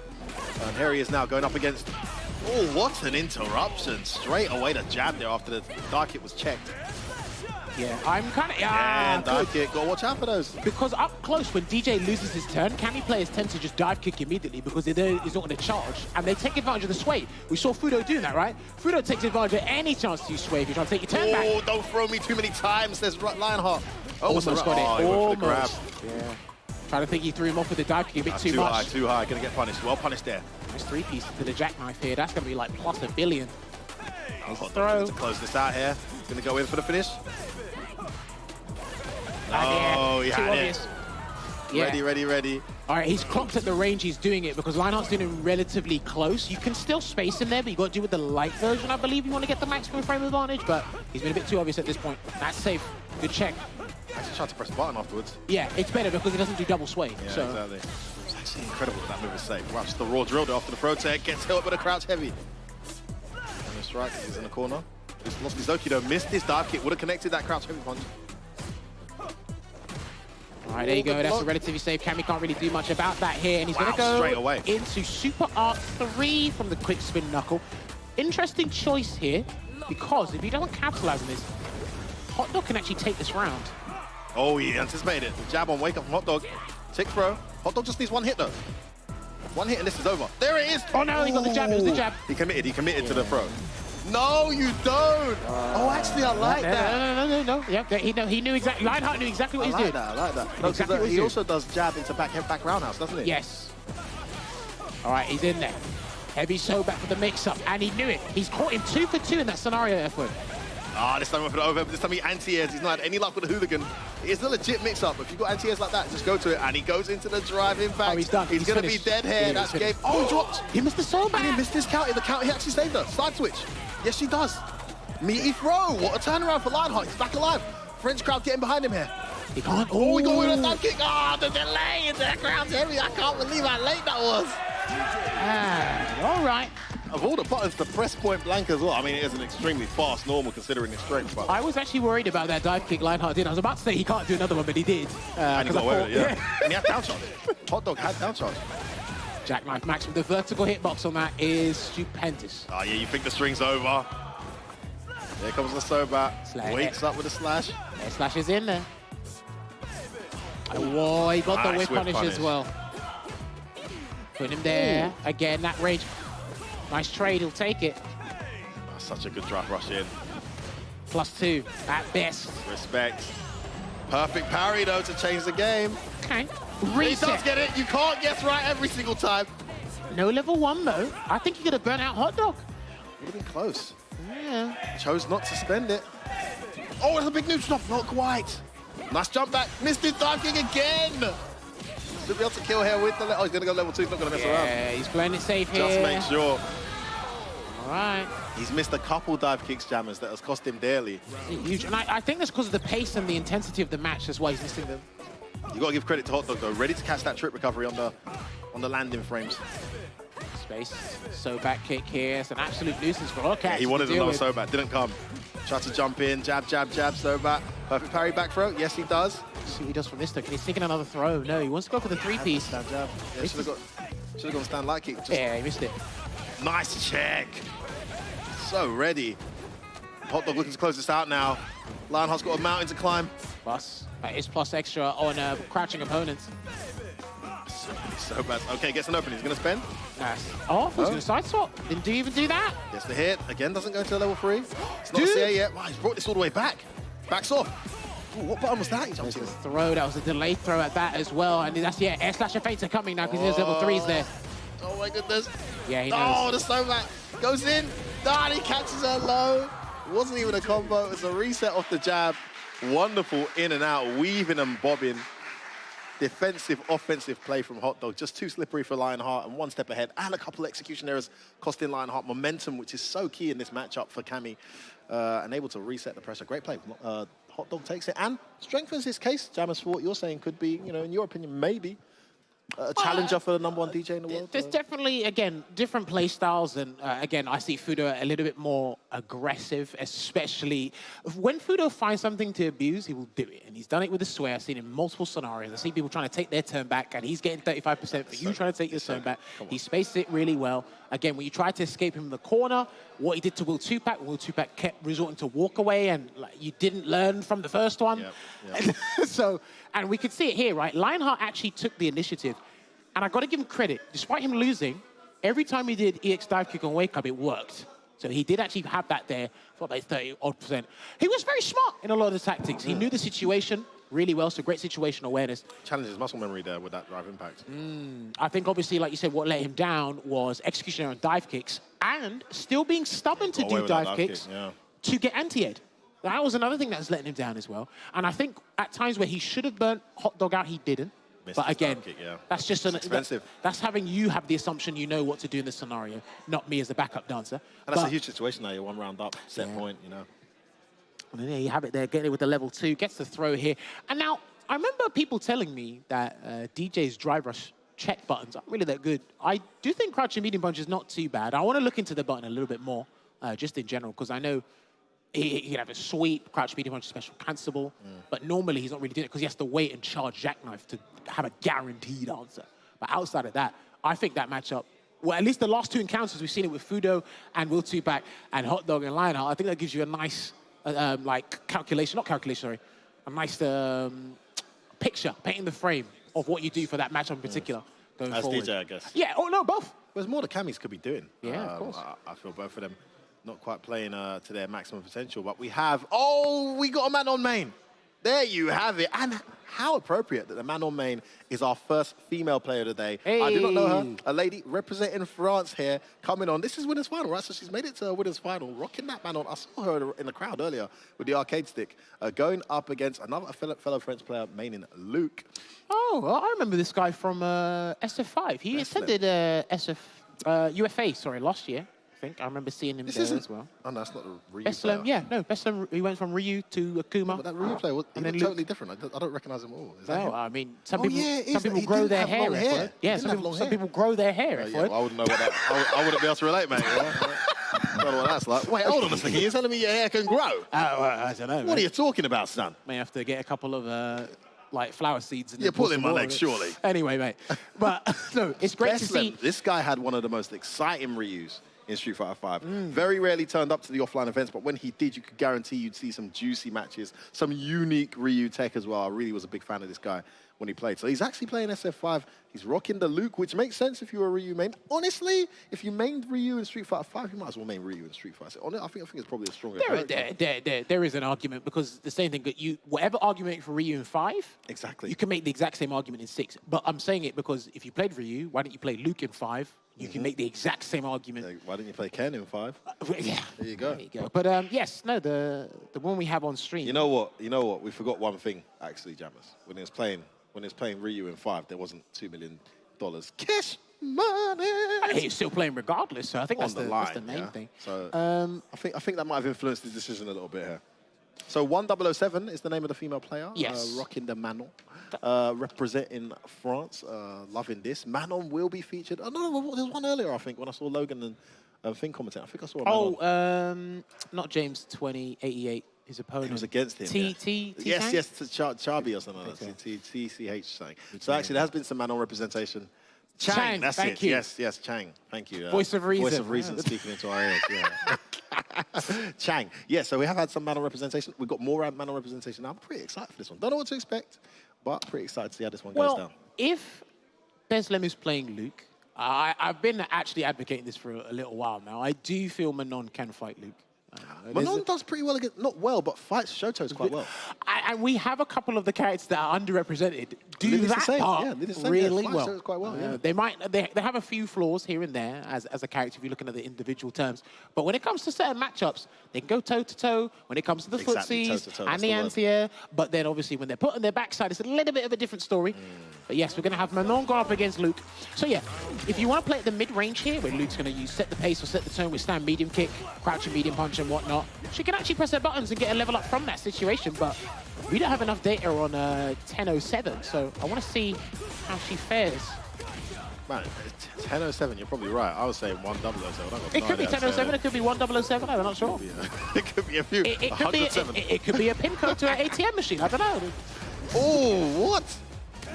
That's him doing some strange stuff there. Hold on, try to get the reset scenario with the stand fist target combo, but not quite working out. Bestlem about to get his gauge back and refueled here. A big whiff on that roundhouse. Well like teched though by... He's been adamant on just setting up that scenario and burning himself out from it. So back to neutral we go. I mean, you rocked the Manon. We played some games early. Got some interesting reactions with those anti-airs, Jammers. What you got to do in this matchup? Definitely not that. Well, he's got a regular jump. Outside of doing aerial flash up, he's got regular jumps. So crouch fierce, EX run point, the up kicks, they work just fine. If you're paying attention to it, there's of course. But then you have to focus on the ground. Sandblaster, drive rush, how they monopolize that space. That's where it gets a bit annoying for Manon. Yeah, that crouch medium kick so good. Wow, what a overextension. I think that might have been an execution error. Misses his charge though. Does best. I've seen that a lot today. There you go, no command grab yet. Try to go for a regular throw. Good regular throw to assess the situation, what Bestlem going to do. Yeah, much safer than the command grab. Oh, big whiff, gets crouch medium. Another drop from Bestlem though. Gets counter hit this time. It should have been the hit grab. It should have been the hit grab. And burnt herself out. I think grab maybe into level 3, even that's going to be it though. Bestlem gets the overhead. Misses his level 3. Chip. Yeah, just chip her out. There you have it. That will be that game one there to Bestlem. And of course, we see the first game jitters for everyone all the time here, and things will pick up pace from this game onwards between these two. Nice jump, almost trying to go for the cross up there with the jump leading kick, but didn't quite work out. That's actually very good at avoiding fireballs, by the way, the jump leading kick. Okay. Random showed me that. Shout out to Random. another deadly Manon we have in Europe. Quite a few. All right, there you go. Not necessarily a safe jump, but I don't think Manon could have done anything about that jump. Some jumps that aren't safe on other characters are pretty safe on Manon. Yeah. So Roundhouse, she's been abusing that a fair bit here. 10-07, but... It's a good situation there for Phenom. He slowed it down. He's kind of put the onus on 1007 to get some kind of momentum here, but she's struggling. It's a back throw, though. Can kick things off from here. Hasn't seen a single command grab attempt so far. Not yet. It could come this round simply because she needs to pick up the pace. And Crouch immediately, standing up after 2 taps every single time. Yeah. Veston's picked up on it, but he's not going into drive rush. Oh, aerial flash knuckle on the neutral run. That is a very interesting application of that special. Again, no cancel this time. He does see it. He's got to work on watching those toes. I think she's worried about how to approach. When people don't know how to approach, they walk away. And they expose themselves, trying to get the space they need. Every time he gets close, she stands up. She doesn't feel comfortable with him getting that close. And that's, wow. Wake up target combo, okay. Big jump in. Oh no, should have been roundhouse. But we've got a command grab. That's fine, level 2. Finally seen one. Oh, nice confirm for counter hit. Oh, that's a throw. I think it's gonna hurt. That should be game. If he gets it, is he gonna get his combo right this time, though, Jammers? He does. Okay. Phenom does finish his combo on this occasion. And it's gonna be 4 rounds straight against 1007. So a massive shout out to, I don't know if I'm saying her name right, 1007 or 1007. Representing for the ladies here at this offline premiere, getting to winners final with that Manon. Unfortunately, she came up against a formidable force in Phenom, who qualifies out in winners. I think that's good, though, because if she is relatively new on the scene, she might have been around for a little while, just didn't want to compete in SF5, we don't know. But if she's going to come around, then she had a good time or have a good time here, eSpot for SF6, and long may it come that we get to see at many more events. Heck, UFA is not that far. Dude, they've got one of the most charismatic, iconic female players in the world. And they're very encouraging to people to come and join the next event, the French community. So hopefully we do see her at UFA. But yeah, just take a look at the highlights here as well. Again, she had a pretty good start. I don't think I saw Kane in the bracket. I don't think she had. I don't think I've seen it today. She's in Paris. I saw some posts recently, but I guess she's not playing competitively yet. But yes, if we take a look back at what happened here, again, I think the crux of the matter was what F-word spotted. Every time Phenom got close, she just wanted to walk away. I didn't see a backdash, I didn't see a jump back, and the low forward was just clipping. I think once, there it is. Yeah, once Phenom just figured that out, he was fine. But then again, I go back to my point of I think she didn't know how to approach, and for people to figure out how to approach, just to reiterate, they move backwards to move forward. They don't necessarily challenge because you've been losing in every aspect. So why would you challenge? The safest thing, or under my assumption, the safest thing to do would be to walk away. So I do want to see, I can't wait to see her improvements with Menard, to be honest with you. Yeah, definitely watch that back as well. That's something that a lot of players do now. In my era, when I was a competitive player, I feel like the standards of like complexity and depth that players put into their study and their self-improvement is way deeper now. I mean, you've got the replays. It's easier. Like, yeah, it's easy. Exactly. It's more accessible as well. And don't be scared to watch yourself, watch your own matches back. I know it sucks, especially if you lost, but do it. Trust me. I don't think there's a champion in the world these days who hasn't done it. Now, speaking of champions in the world, we've seen the most recent World Warrior champion getting that victory at last after falling short a few times, rocking the Kimberly on that occasion. He's back with his dear beloved Chun-Li. Been playing her since Street Fighter 4. Valmaster representing France here. He's going to be going up against one of the few USA attendees at this event in Lex. Of course, those of you who don't know Lex, you should know. It's Barbie's brother. I mean, come on, we know who this guy is. JB. So JB's brother. And obviously, I don't know what you're thinking, but I've been watching too much First Strike. But yes, of course, Lex is residing in the UK. He's actually been part of our World Warrior events. You'll probably see him as part of the UK CPT Online premiere as well. Whenever I see Lex, I always think he's going to the Met Galas with that outfit he's got on. It's fantastic. Listen, man, his fashion's always swagging, man. Him and JB. Fashion over comfort, by the way. He was rocking that in the blazing sun. I saw him rocking some kind of slick-ass hoodie last time. I was like, this guy don't play when it comes to the fashion, boy. So here he is again. But they're coming up with a match here that I want to note this one down as I think it's going to be one we're going to see more in the future because Chun-Li is, I think She's there's about... isn't she? Yeah, I think there's about 6 or 7 characters that we're seeing on a regular basis. Chun-Li is one of them. Guile's not as represented as much as I'd like him to be. I think Guile's very underrepresented considering how strong he is. But then at the highest level, we're seeing him struggle a lot. So that might be it. It might be he's not... There are characters whose tiers are impacted by the level they play at. I think Guile, at the lower level, mid-level, is probably top 3 in the game, easily. Yeah. But then at the highest level, as people start to figure out and encroach on the areas that make him uncomfortable, he suddenly becomes more vulnerable. Speaking of which, encroached on the area, going to set up the safe jump as well. No, goes for something else instead. instead. Game, by the way. Unbelievable. There we go. Yep, nullify the Sonic Cross. It's good to have those options against Gal. Preemptive Hasanshu doesn't work out. The jab after the block jab. Now, I think Gal can react to Hasanshu with upside down kick. Yeah, we've seen it before. He goes up, he goes airborne very early though. Yeah. Yeah, he got a bit too aggressive there. Lex was like, hey, calm down, fam. Well, yeah, we've heard different things about this matchup, to be honest with you. And Valmaster, he actually beats Aquarius a lot of the time when they're practicing. So he's well versed in this matchup. Very experienced in the matchup. But that kind of experience can work against you if you see a significantly different style of Gal. Yes. Which Lex may possess. Off to an okay start here, but he's cornered. Oh, don't test man's reaction. Valmaster. This is a guy, by the way, I always bring this up. So I couldn't believe I consistently did it. If you do crouch medium kick in Street Fighter 4, on block, into nothing, this guy would level 1 super every single time. What a check. Good lord. All right, Daigo going to get the corner carry here from the double dash. Yeah. The throw. Oh, I think he backdashed there, got hit by the stand medium. Tensho kicks here. Here comes the Oki. Knee back fierce. Just weighing it out. That little forward upside down kick generate that space as well. Now, Valmaster's about to build another level 2 again. And Lex doesn't want to lose by another level 2. Crouch medium connected, wasn't expecting it to. Even Valmaster was surprised at that crouch medium hit. Nice conversion off the counter hit, crouch medium. I didn't think that was close enough for a crouch medium. Do you know punch. what? Well, guess what? He got the whole thing and the cinematic as well. I thought he wasn't going to get the real cinematic for the level 3, but he needs the space. That's the thing. No, great spatial awareness from Lex. Gets him right back into this round. But he's got to be careful for those booms, though. Level 2's there. This matchup becomes pretty hard for Gal when she has that. No cancel there from Valmaster. Oh, the upside down kick again. Another boom. I think Chun-Li can punish that with level 1, though. It's like a 7th frame, I think. Maybe 8th frame. I can't remember her level 1. Let me find out. You might be right, Jammers. Oh, good block. Wait, yeah, he's waiting. Oh, big whip. That wasn't a whip, actually. It was No! counting. I got greedy. That was not a punish counter. Just a bit greedy there to whiff medium kick and then expect to be able to press another button from Lex, and Valmaster right onto it. Does drive rush cancel. This time off the stand medium, he gets the first game. Yeah, I've just checked her level 1 with 7 frames. Come on. I'm not sure if the hitbox is big enough for the upside down kick. That's the same as Hasanshu, and that's why he walked away. He's going to get the conversion into the spinning bird kick here, Valmaster. Yeah, tried to walk up throw, did Lex, but that Chun-Li backwalk speed too good.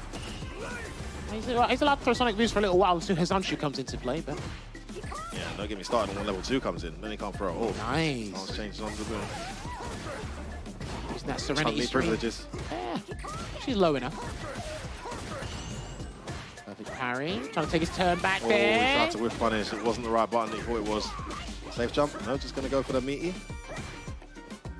Right, pressure being applied here. Try to stand fierce. I'm not sure exactly what he wanted there, Valmaster. He got hit by the Sonic Boom. There's a Hasanshu. He had the counter. He had the punish counter. Yeah. Oh, big whiff punish. Good job. Oh, the schmicks. Yeah, he's just not handling the corner pressure from Chun-Li. And to be fair, she can immediately take you to the corner with certain requirements. I was going to say he's done well to get him there, because he's not necessarily hitting him into the corner. He's walking him down. Putting the fear of the anti-boom tactics into her mind. It's tried an upside down kick. That jab has been getting so much mileage from Valmaster. Lex just cannot get going right now. You have to go forward. He'll have to do the drive. Yeah, he'll have to do drive rush himself and put himself at liberty to getting checked or something. Bro. Whiff, walk up, throw. Talk about overextension there. Valmaster taking liberties there. Vicarious. That button's amazing, by the way. That stand heavy kick. Don't be fooled by that. Okay, that EX works.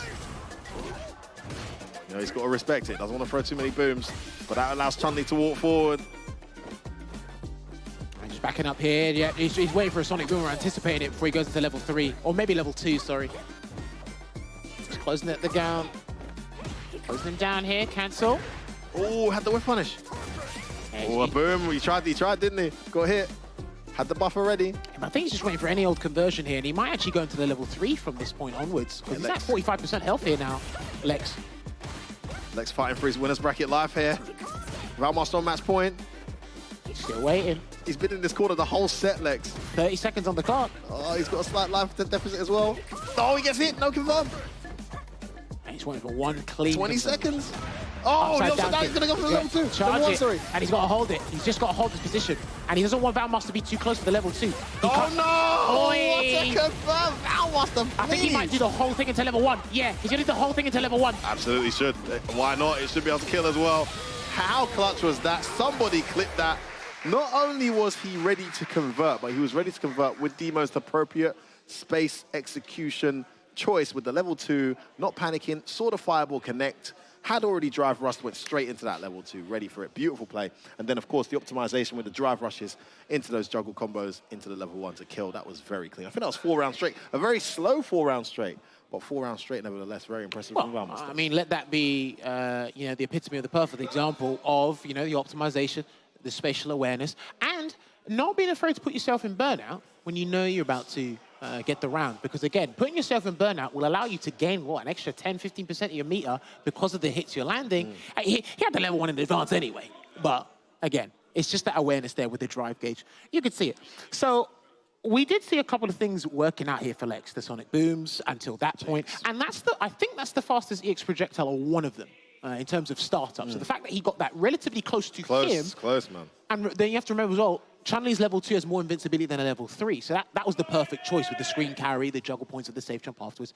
So the fact that he was able to do that. And then, like you said, we were on the right side of the screen. That was our home base for the majority of this set. Yeah, I mean, here. we were the entire set. It's just Valmas that did. He's so comfortable in this Gar matchup.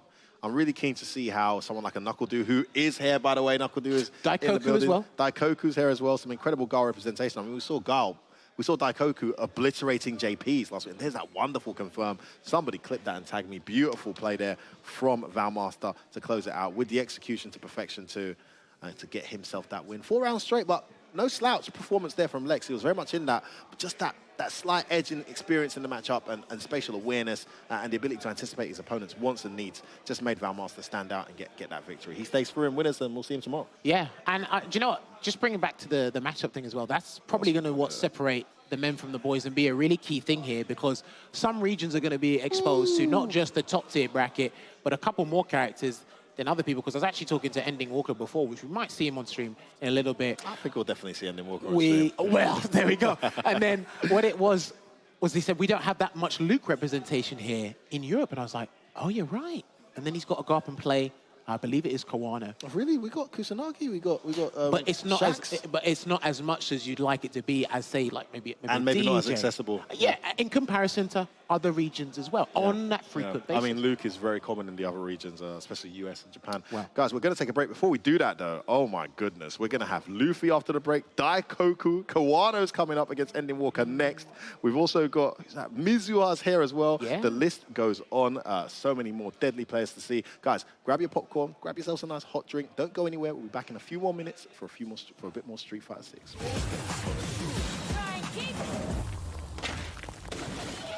This is where we make an impression.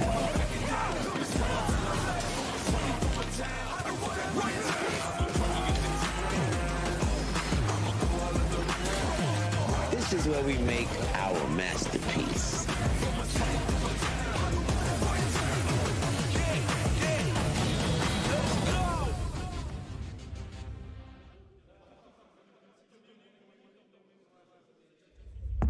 Let's get this mission started.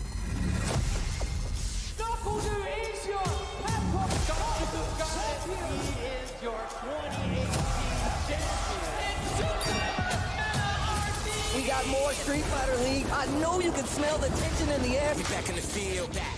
We ready, it's time. Ooh, punish counter. Inside of the huddle, you know that I cry. A dangerous smile, a weapon of choice from pushing the line. Season after season, it's only gotten better. Big Bird in trouble. My game is number one.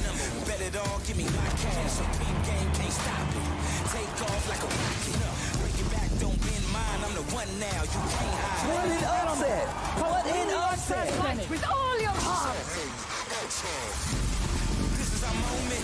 Nobody saw this happening. I dare you to find me better Street Fighter. It's time to rise. This is our moment. This is our time. The time is now. It's time to rise. Unprecedented and unpredictable. It only gets better. All or nothing! Straight to the soul! This is a different Chris CCH. I don't know who this young man is. Time to play. The time is now. No other option. No other way. Play to win the way that we play. My man looks so happy. Leading the way, it's time to reign. Bird's momentum, his speed in general, so hard. To the bottom, ain't nothing to fear. We winning the game. NeroMD taking it down defensively against the biggest sprint that we've seen thus far. This is the hardest season of Street Fighter League ever. History in the making. This is our moment. Yeah, this is our time. This kid is ridiculous. This kid is ridiculous. This is our moment. This is our time. He gives a kiss to the audience. I love that. With this thankful fight. Execute.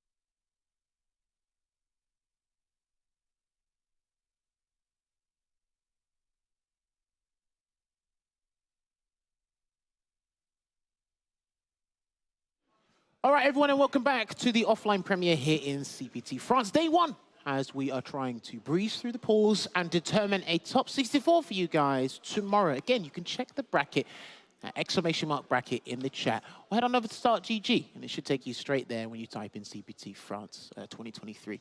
But yes, myself, Jammers, and F-Word still continue to call the action here. The guys before, Sengan and Logan, they had good matches, but we've got a wave of good matches coming up. Now, we did mention before the break, and we're actually transitioning onto your screen right now. He's one of our own. Eddie Walker. He's one of our own. Sorry, biased commentary. Good luck, Kawano. You are so lucky the Japanese contingent do not understand I'd say it if what I you're meant it, mate. Yeah, say it if I meant it, yeah. Good luck, Kawano. Don't mean it. Come on, Eddie Walker. Come on, son. Right. Come on, son. There he is. I heard him. Oh, yeah, He's somewhere. I think Logan's in the crowd. Yeah, he is, isn't it? We've got a bit of UK versus Japan here. It's a classic one. We've seen this go back and forth a few times. Japan definitely have the edge. I mean, good Lord, they got so many players. But we have had some very important victories in this particular historic matchup. Yeah. Obviously, EVO 2018 being one of them. Shouts from X. Now, Ending Walker did say before, he's not going to play Ken here because there's too much exposure to Ken in the Japanese region. So he said he's going to try his luck with Ryu. Now, he has been dabbling with DJ. I don't know how far. Wait. Oh, is he? Oh, he's fooled me. Ken. All right, anyway. Okay, that's interesting because we saw, who was he training with? So he's just playing against Menard for like an hour. He was playing Menard. Who was he using? Ken? He was using Ryu at the time, but Mena must have spoke him into. Yeah. Because again, two-time Capcom Cup champion, and they played each other at high stakes anyway. So and also, Mena's got a couple sick Ryus in that region. Yes. They're not as well known, but there's some sick Ryus in the kind of South America, Central America region. Some incredible Ryus in this game. So it probably has enough exposure. Also, I'd say Kawano might be a bit thrown off by that because I saw Kawano in training mode for about 30 minutes. I recorded a bit of it. Training against Ryu's donkey kick and a few other Ryu scenarios. So they watch him. They do. No, they will never tell you. I think they were expecting Ryu. Yeah, of course. I'll tell you what, Kawano will have much data on Ending Walker's style of Ken. So that's going to be interesting. But Kawano's Luke is just so efficient. It's going to be one of them ones. Here we go. Classic. Big one coming up, guys. Like we said, these two have been the hot topic of discussion for number 2 spot. Their stand fists are pretty similar in terms of start. 10 frames. They got the range. They get the special cancel as well. That's the what checkmate. A checkmate. That's disgusting. Oh, my days, Kawano, stop. Oh, this time he chilled. 2 backdashes in a row from Ending Walker. Straight away with the rising up. Tries to backdash again. Ending Walker being very stubborn to wake up. Dude, Kawano running away with this. This time he finally takes. There, got the punish. Nice and close there. Gonna get the sizable EX Dragon Lash and go for the Oki as well. That is punishable, yes. Oh, man. You've got to be careful about that. Some of these buttons Ken's has, they're brilliant, but their frame data on block, not that good. Gets the stagger pressure. Makes the right call again. Straight away lands the count hit. Face out the stand throw. He wasn't willing to tech earlier. He is now. Kawano is playing fantastic here. All around. Yeah, he's not respecting the situation here. Gets the throw, gets it wrong each and every time. Yeah, I thought Might so. as well close it out with the wrong guess. Fantastic play. Good Lord, Kawano. Talk about stamping your mark and straight away to the character select screen from Ending Walker. He's been told to rock the chem, but you know what? He's got a certain character that he feels more comfortable with in certain matchups. And this one, I believe, could very well be a switch to Ryu, or he's just taking his time here. Because if you lose like that, you might want to take your time here. I mean, Kawano, and like you said, I mean, he's playing against Takedo. He's playing against Daigo. He's playing against, I mean, there's a bunch of other Kens, by the way, that you guys And not just in the Japanese region, because remember, they're actually, the online allows them to play with they all play each other. So what a scene, what a scene. And then in terms of that Luke experience, you know, it's not as easy to get through. So really impressive start there from Kawano. It's going to be Ryu. Okay, he's not going to stay. So he's gone back to his comfort zone. But I mean, to be honest with you, a lot of he didn't really get to use Ken. So I'm not sure what Ryu would do differently other than having a better fireball game. He believes in Ryu's tool set.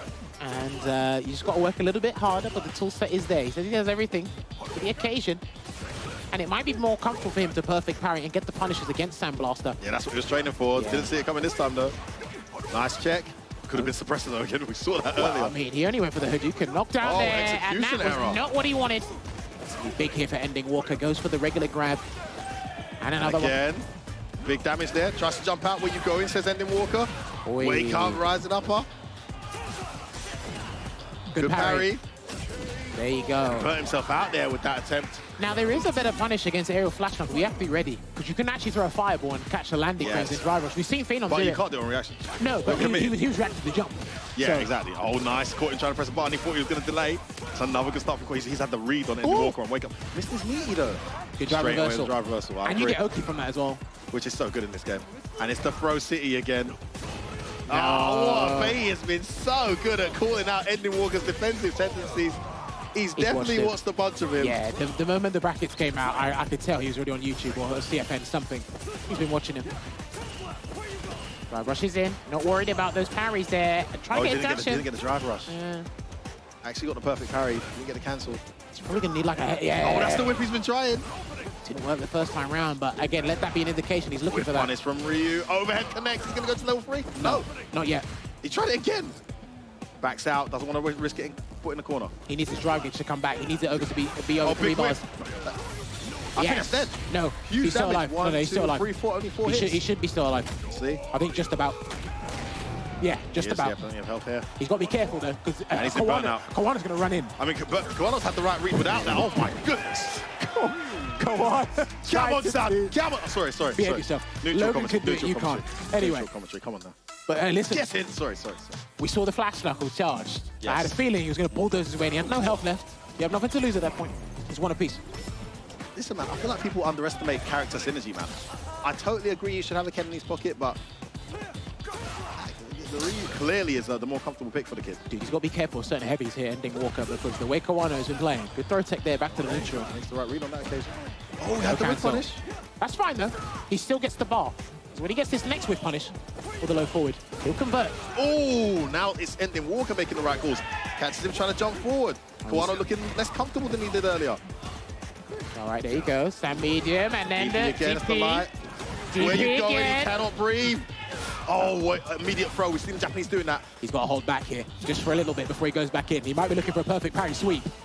Yeah, perfect parry into dash is guaranteed. He doesn't need to take any risks. Just try and get a perfect parry. Not ready for that dash, though. And he's in the corner. Could be a few correct reads into some momentum here.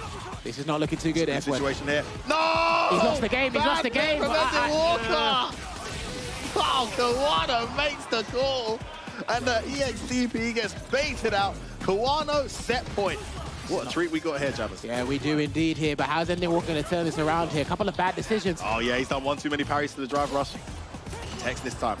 Big parry again. Slowing it down. Solar plexus. Oh, wow, the medium straight away. Tries to do crouch medium kick. Drive rushes in. I'm not sure what that was. So the meter situation isn't great for Kawano here, but the life lead is. Can Ending Walker get some momentum and make that meter gauge count? Nice slow down from Kawano, though, to let his meter regain. Oh, bad anti-air. That was brilliant. And he's not going to spend level 3 either. Overhead connects again. He's not going to do it now. He actually goes in. He's not delayed once. He knows drive reversal either. He's got to be Both these careful guys getting almost burned burnt out. Trying to burn him out here. Oh, he gets the hit. He's got a level 3. He's got to do it. He's got to do it, mate. Oh, no! Drop Kawano. He's missed it. A few of those this set. I don't know how Ending Walker's gonna... Oh! Can he kill here? Yes, he can. It's CA, of course That he's shit, dead. hold on. No, Is he's that dead. the CA He's version? CA. Yeah, Oh, no. CA. Did it recover in time? You're right. Yeah, it's the CA version. Yes. Yeah, he's all right. Remember, that was 2 hits. You've got to acknowledge that, because the bar recovers, it goes out of the yellow zone. Good point, Jammers, good point. Okay, match point, both players. We've got ourselves one hell of a juicy match Yeah, here. but because Kawano dropped the level 3, he's got it for an early 40% if he wants to get that. Let's see how he does it here. Again, watching out for that crouch medium kick range. Good check with the jack. Oh, he tried to cross off. He didn't know what side he was going to be on, so he wasn't sure. Tried the late one. Oh, so That's on the wake up there. Kawano's been so good in the corner. When he's had him here, he's been absolutely dominant. And he's doing it again. There's going to be a throw again. Perfect parry though. Don't forget about that. He can't get the side swap, but he gets the back throw anyway. That's a big turning point. Tried to jump. I think that was a DP. Oh, that was definitely a DP. That wasn't what's happened. I mean, Vulcan Blast can anti-air as well, but that's definitely not what you wanted there. Oh, big bet there. This is a great situation from Kawano. One more read and it can be over for Ending Walker here. No, that's not the right call. Kawano's going to take it. What a juicy set we have, but it's Kawano who comes out on top. A back and forth match there with Ending Walker. Unfortunately, for the young boy from the UK, he'll be dropping into the loser's bracket. And Kawano, all that studying, all that preparation for Ryu, paid off in the end after the obliteration of his Ken. He was ready for the Ryu that came out afterwards and got himself that also important victory to stay in winners' head, Jammers. Yeah, I think it was a typical case of cracking under pressure. Again, he had a successful sequence of throws there, Kawano, and then I think the DPs are a bit too obvious. I think the one where he could have taken the lead in the final game, and it was way too obvious. Kawano had the good reads there, especially against the level 1 right at the end. I like the way he was coming back. He went for so many meaty throws. You've got to give Kawano credit for knowing when to just add that delay and catch out the wake-up reversal. And honestly, you say crack under pressure, I think one of them was, but one of them, honestly, I thought was a really clever DP, and Kawano still was able to block it. He just knew. Okay. Like that one there was probably a crack. This is the one I'm talking about, yeah. This one I'm talking about, he could take 2 or 3 more throws. Yeah, but then I wonder if he was, abusing the throws and using them liberally simply because of how good Ending Walker is with perfect parry, just in general. Obviously, we usually see him when he's standing up in the neutral game and trying to deal with fireballs. Maybe he took advantage of that on the wake-up. He said, okay, I'll actually go for a low-risk, low-reward answer, and let's see how you do it. Man, and again, the walk-up throw. Anyway, I don't think he was expecting that, but he worked out. And then I could just tell he just crouched and did not do anything. I didn't think he was going to commit to something there. He wasn't. Honestly, I think he was still recovering from his dash. He did a normal dash, yeah, which isn't as legit as a drive rush into throw there. So just a great call multiple times. The first game, let's not forget, Ending Walker did whip out the Ken in the first game. You probably don't remember it because it was so rapid.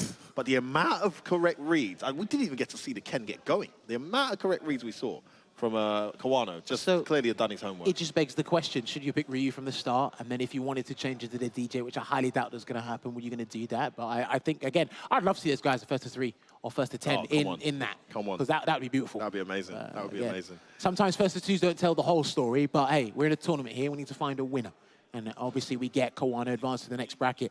So now we have Wolves, Alphen, going up against Albla. I think I pronounced that correctly. Honda versus Cammy, that's an interesting one. So don't get mistaken here. I believe the Wolves is not Wolverhampton.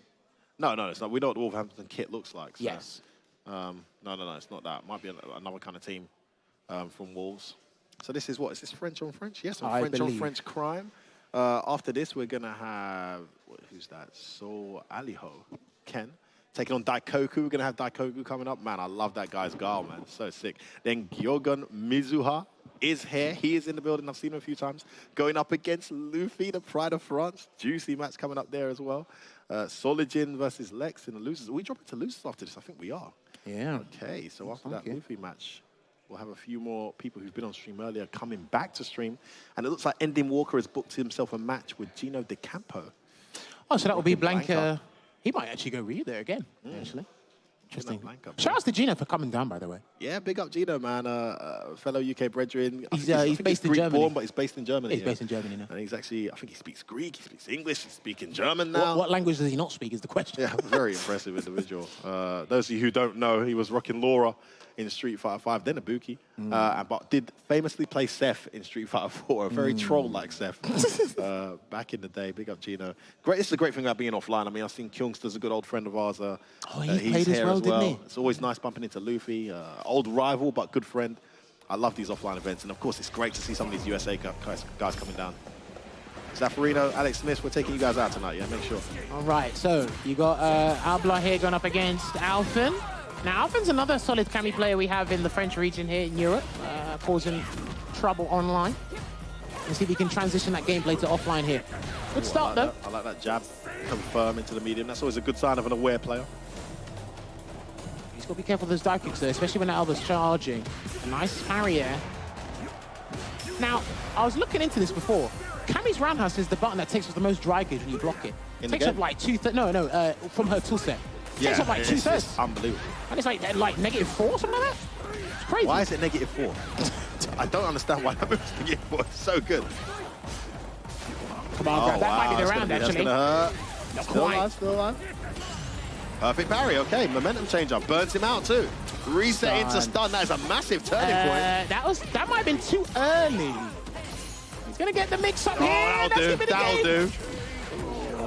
All right, I was a bit worried there because I thought he was going to take advantage of the burnout a little bit, but he had no health to work with in the scenario. Yeah, I agree with going straight for the reset. Catch him off guard. And it was one of them burnout scenarios where we wasn't actually in burnout until he got hit. Oh, he could have gone with punish, but he didn't know what version it was. Yeah, he tried to parry. Yeah, you've got to stand at a certain distance from Honda, so that mix-up is gone. It's uncomfortable standing there because it's harder to react to the headbutt, but that's where you need to stand, so he can't do any of that mix. Drive reversal again, made his choice. Oh my God, out here. Himself out as well. So someone needs to come into level 3 immediately. I think that'll be the best thing to do if they get that chance. There is 0 on block, but both of them are at this point in burnout. Okay, that wasn't even punish count, that was counter hit. Oh, no. Oh, man. Oh, because it block burnout. stuff for him off. He needs to do a light there. Or maybe the timing for the heavy is a bit tighter. Throw there for Alphen. Bring it back again. I mean, jab headbutt. What? That was miles away. I mean, look, he's always had good throw range from SF5. Good. I mean, throw range seems to be better across the board in this game, but obviously there's more recovery and width. So, gotta be careful in that regard. Gets a tick throw there again. There does Alphen. Gets him down. Again, I'm not sure how Alba's going to get out of this one because, all right, he just jumps out. Yeah, no cross-cut DP. Fundamental basis of Kami players. You've got to master that. Walks away here as well. Now, he's been pretty good with the headbutts thus far, but that approach, he doesn't want to walk into the wall of buttons Kami has. There it is, no cancel. All right. And the pressure being applied here once again. He has not teched that situation. No, he doesn't tech. Oh, he tried to heavy punch that. It's going to cost him the entire round. Oh, wow. Went to level 3. I'm not sure he needed to. Ah, he's done it anyway. That's going to be game 1 there for Alphen with the Super R3 Delta Red Assault. Just make sure. Yeah. Take us through the animation. I hate when that happens online, by the way. Like, you beat me, bro. Okay, cool. I got no help. Just do the level 1. Why are you being a waste? Run it back. I'm being as optimal as can be. That's not optimal. Optimal would be using the perfect amount of resource for the situation. Overspending that. Scumbags. You're one of those guys. Yeah, you sound like you got a personal vendetta against these people. I do, mate. I got like 10% health. Why are you doing a level 3, you waste, man? Anyway, nice anti because he missed his dive kick there. And then he put himself in burnout by his own volition here. I burned myself out. Hope that'll come to bite him in the ass. Shout out, Nice air throw. Air throw is pretty good in this matchup, actually, because he can air throw. Yeah, and you don't get no trade. Yeah. So useful against the headbutt. It's got to be from like far away, though. It can't be up close. Oh, almost the right choice. Might have been the block stun. Got it. Oh, just do it anyway. And that's actually a good situation now because he can reset into another one. Bang. Oh, you're done out here, cuz. Bang. Look at that. Yes, mixed. Marvelous play here from Alphen. Puts himself at match point here. And already goes for the EX hooligan to throw, but he missed it. Yeah. Missed the follow-up.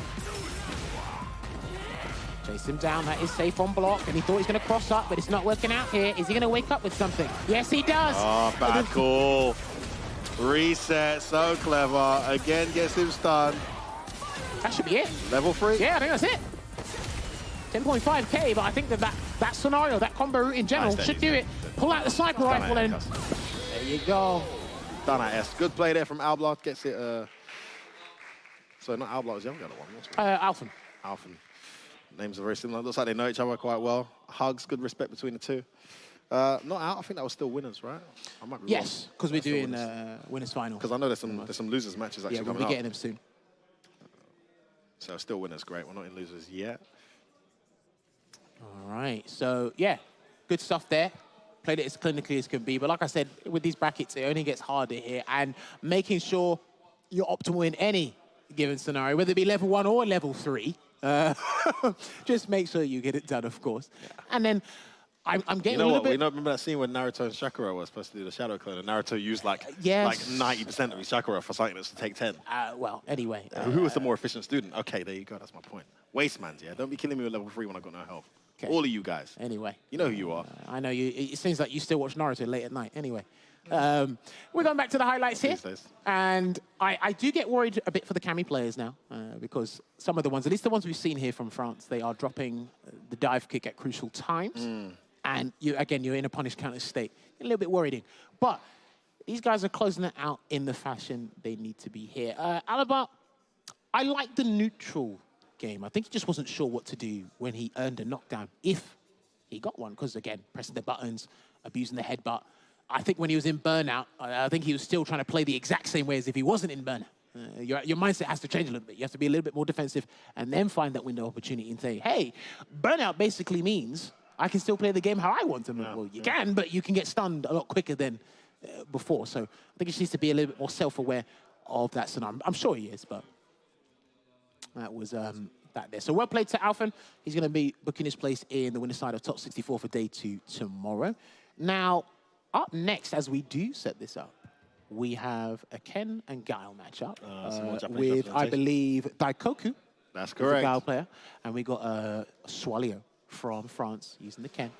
And we're going to get them up on stage. Yes, correct. So I've known about Swalio since SF5. Played him a fair bit when I was playing Poison. Okay. And he's actually one of the players that significantly improved from 2021 onwards.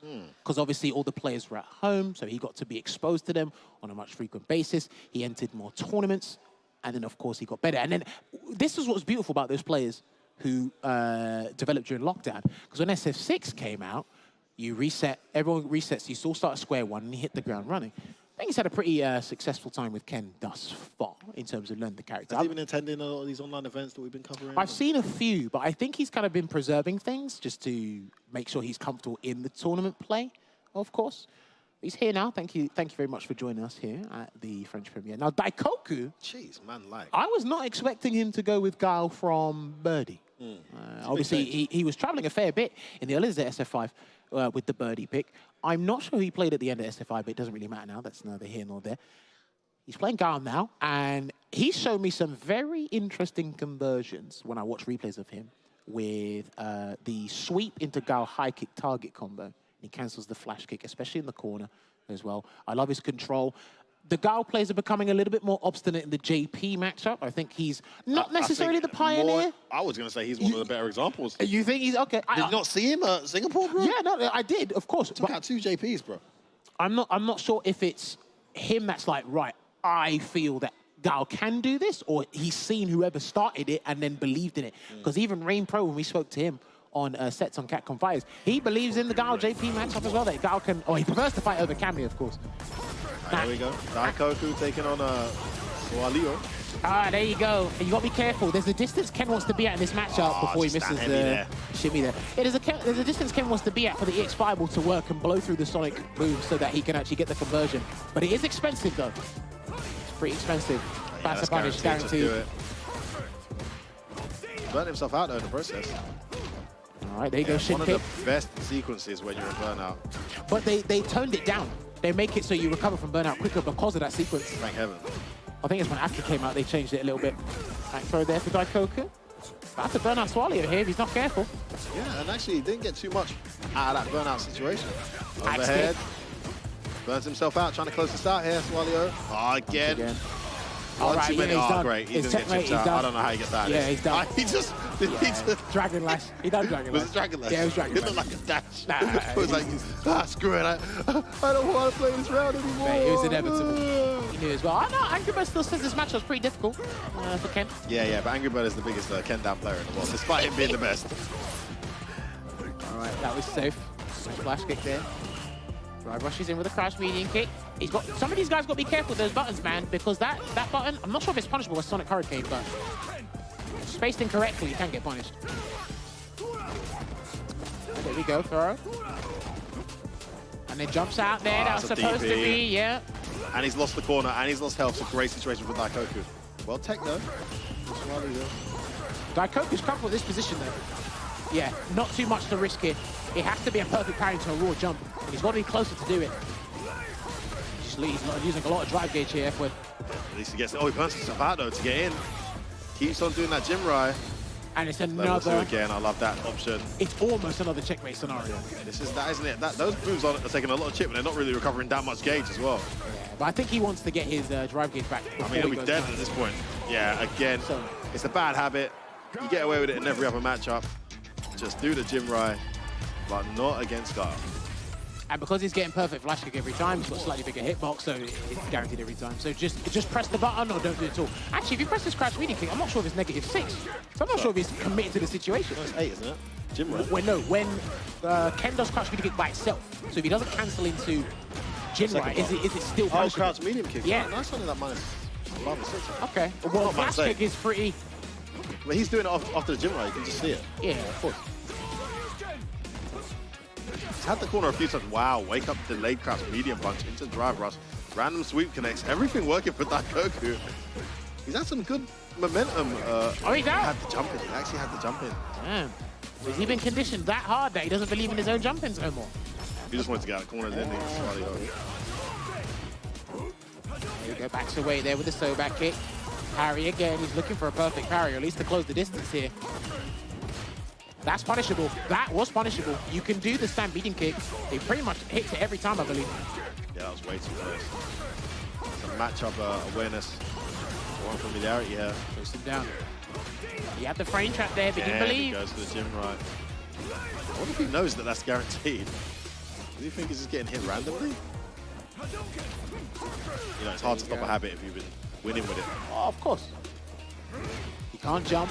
All right, he tried to run in instead, and that's not looking too good. Daikoku looking to close this one out. He's got his gauge back. Drive gauge ready and open for business again. Oh, great. This is it. Yeah, this is done.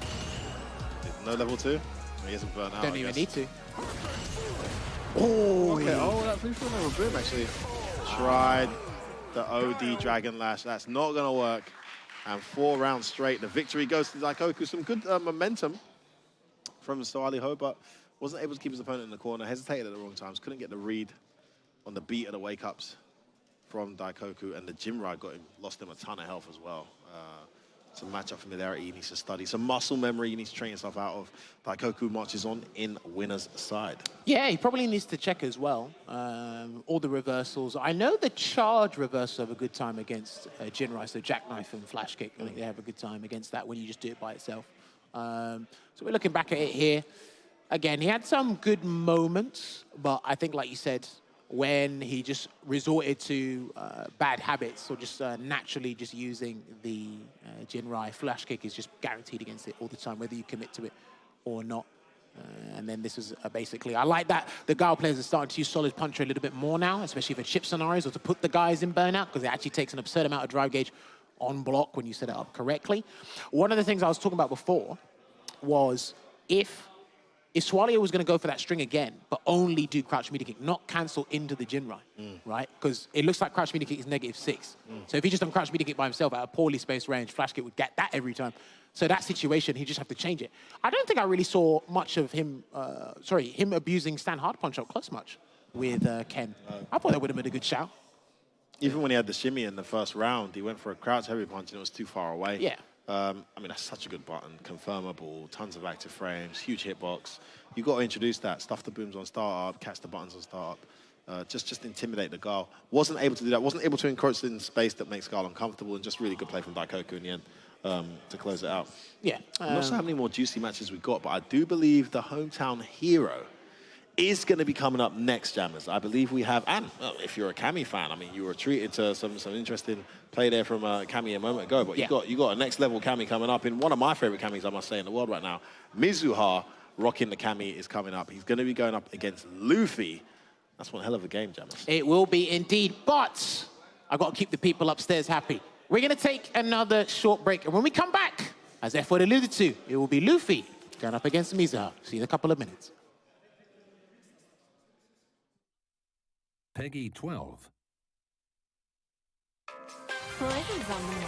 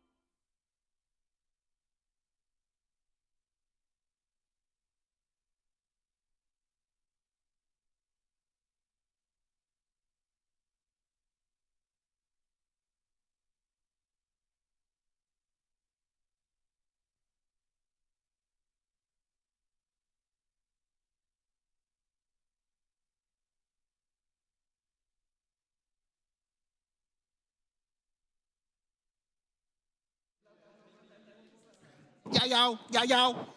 Just give me the mic. Woo! We're back, baby, and we got a juicy winners match to get through here, Jammers. Me, myself, F-Word, and the one and only Jammers coming from the UK to take you guys through this offline CPT premiere. One of only 3 events in the circuit this year of its kind, and the winner will be taking home $15,000 and, of course, a coveted spot at the finals, which has been announced for February, early 2024. What a day. What huge stakes on the line, and just 1 of 3 days to get through, Jammers. Yeah, it's crazy. These guys be prepping for events like this. And again, we're basically in the business end of the CPT season because you're going to be seeing the last offline premiere, which is here. World Warrior Regional Finals will be happening very, very soon. And of course, CPT online premieres are going to come in abundance. And you're going to be seeing these 2 players in their respective online premieres very soon. But they're here in that encounter we all love, known as offline interactions there. So Mizuha going up against Luffy here. Now, Luffy's had a very trials and tribulations time. again, Not he been starts easy, with has it? Menard. He tried to learn JP, I think, just before Gamers 8, but then fully tried to commit to the character after Gamers 8. That didn't work out. Went back to Menard, had a very decent strategy with the character. Still no dice. And then, lo and behold, about 2 weeks ago, I think it was about 2 weeks ago, he decided to pick the big burly redhead. I don't know how far the progression has come with Marisa. I imagine he's going to pick Menard here. I see Manon on a thing, yeah. Okay. So I don't know if that means he's going to pick Manon, but that's what it says his main still is. We saw him actually training with Manon earlier, and the kind of combos he was doing, you can tell he's been working hard on that Manon. But I could understand him not going with Manon here just because, you know, with someone like Shuto over in Japan, just really innovating with Even the character. Yanai as well. Yanai should be here. Too. It's actually really hard to bring your day one Manon. Even Kichipa has one as well. I mean, yeah. your day one Manon, like, to a tournament like this. So I don't know if he's going to go, sorry, your day one Marisa. I don't know if he's going to go Marisa. We could have Manon. Yeah, it's going to be another Manon representative. Now, how's this one go, Jammers? No, I don't imagine it's well, too easy. okay, Good well, Lord, okay. when the dark hits a space like that. That hit right at the tip there. I don't think it's particularly bad for Menard. I think she's got good anti-airs against Cammy. No. Lovely jump back. And the perfect parry into the back throw here. Can he set up a grab? Yes, he will do indeed. He gets to level 2. Try to be sneaky here. Luffy, he's already gone for 3 grab attempts. Because he wants the level 4 as fast as possible. I think he's kind of showing his card here to Mizuha to say, I'm willing to do it, but it doesn't matter in this round. It's going to be Mizuha's round. But Mizuha's showing that he's quite jumpy, so... I think the anti-air scenario is the best thing about this format. On the ground game, not too sure, only because, there you go, gets the whip punish there into the light Dagage. Rago. Oh, that works. Too low, though. Can get pick up normally. He has had the call out on the grab every time. Another one. Perfect parry. Yeah. He takes his turn, or he steals it. Minus dive kick. Not scared to go for the meaty again. I dare you to parry again, says Mizuha. Here we go, trying to back that there, Luffy. And that's going to be blocked. That should be it. Yes, it will be. Level 2. Closing it out. There you go, your favorite optimization. He did level 3 for you. I mean, actually, the optimal thing there would have been to do background house. Background house. Drill. Oh, and then level 3? No, you didn't even need to spend any meter there. She was probably dead. not. You guys just swagging on us. I know, man. Drive reversal this time. And you've got to do it pretty early against low 40 to the drive rush, to be honest with you. He's getting so much mileage off dive kick in the middle of sequences. I This think time the normal jump. I think it's just the aerial approach in general. Oh, good block. That is negative. Yeah, that's it. Oh, interesting. Did such a late DP there, and Luffy didn't press a button. That's the level 2. He thought a DP was coming out there again. Oh, but I hate when it happens. Didn't know what time it was for his meaty. He's almost burnt out here, Luffy. That's why he's backing away. He's out the roundhouse to get some ground back. Tries to jump in. That's not going to work. He's backing off. off. Tries to jump in again. I think he was looking for the dive kick at some point, and he can get the side swap here. No, he's going to go for the hit grab and get level 3. He's thinking about the next round. That's what you got to do with these medallions. Good point. He could have sent that to the corner. I don't know, man. I think the corner would have been so much more better. Drive reversal. Mizuha, I don't think he's going to jump here, because if he jumps, he can lose. Oh, these trades are great for him. Oh, my word! There's the jump. Oh, wow. I think Luffy was looking for it as well. Yeah, I think he was surprised. It was a great timing. It was a Shambhala. He just caught it just when Luffy took his eye off the air. With punish there again. Level 4 with the light hit grab. Again. Once he gets that clean anti-air. The ground game's not too bad. It's just not favorable. And then obviously when Cammy puts it on the backside, that's a little bit of a different story. Jumped again. Oh, the spacing on that dive kick. Catches him trying to walk back. Is it going to be a throw? Yes, it is. Another one. Good call there. Snuffed onto it. Ah, the medium misses. Gets opened up here. He's not going to spend a level 3. This could be the end for Luffy. One more opening could be it. Parry.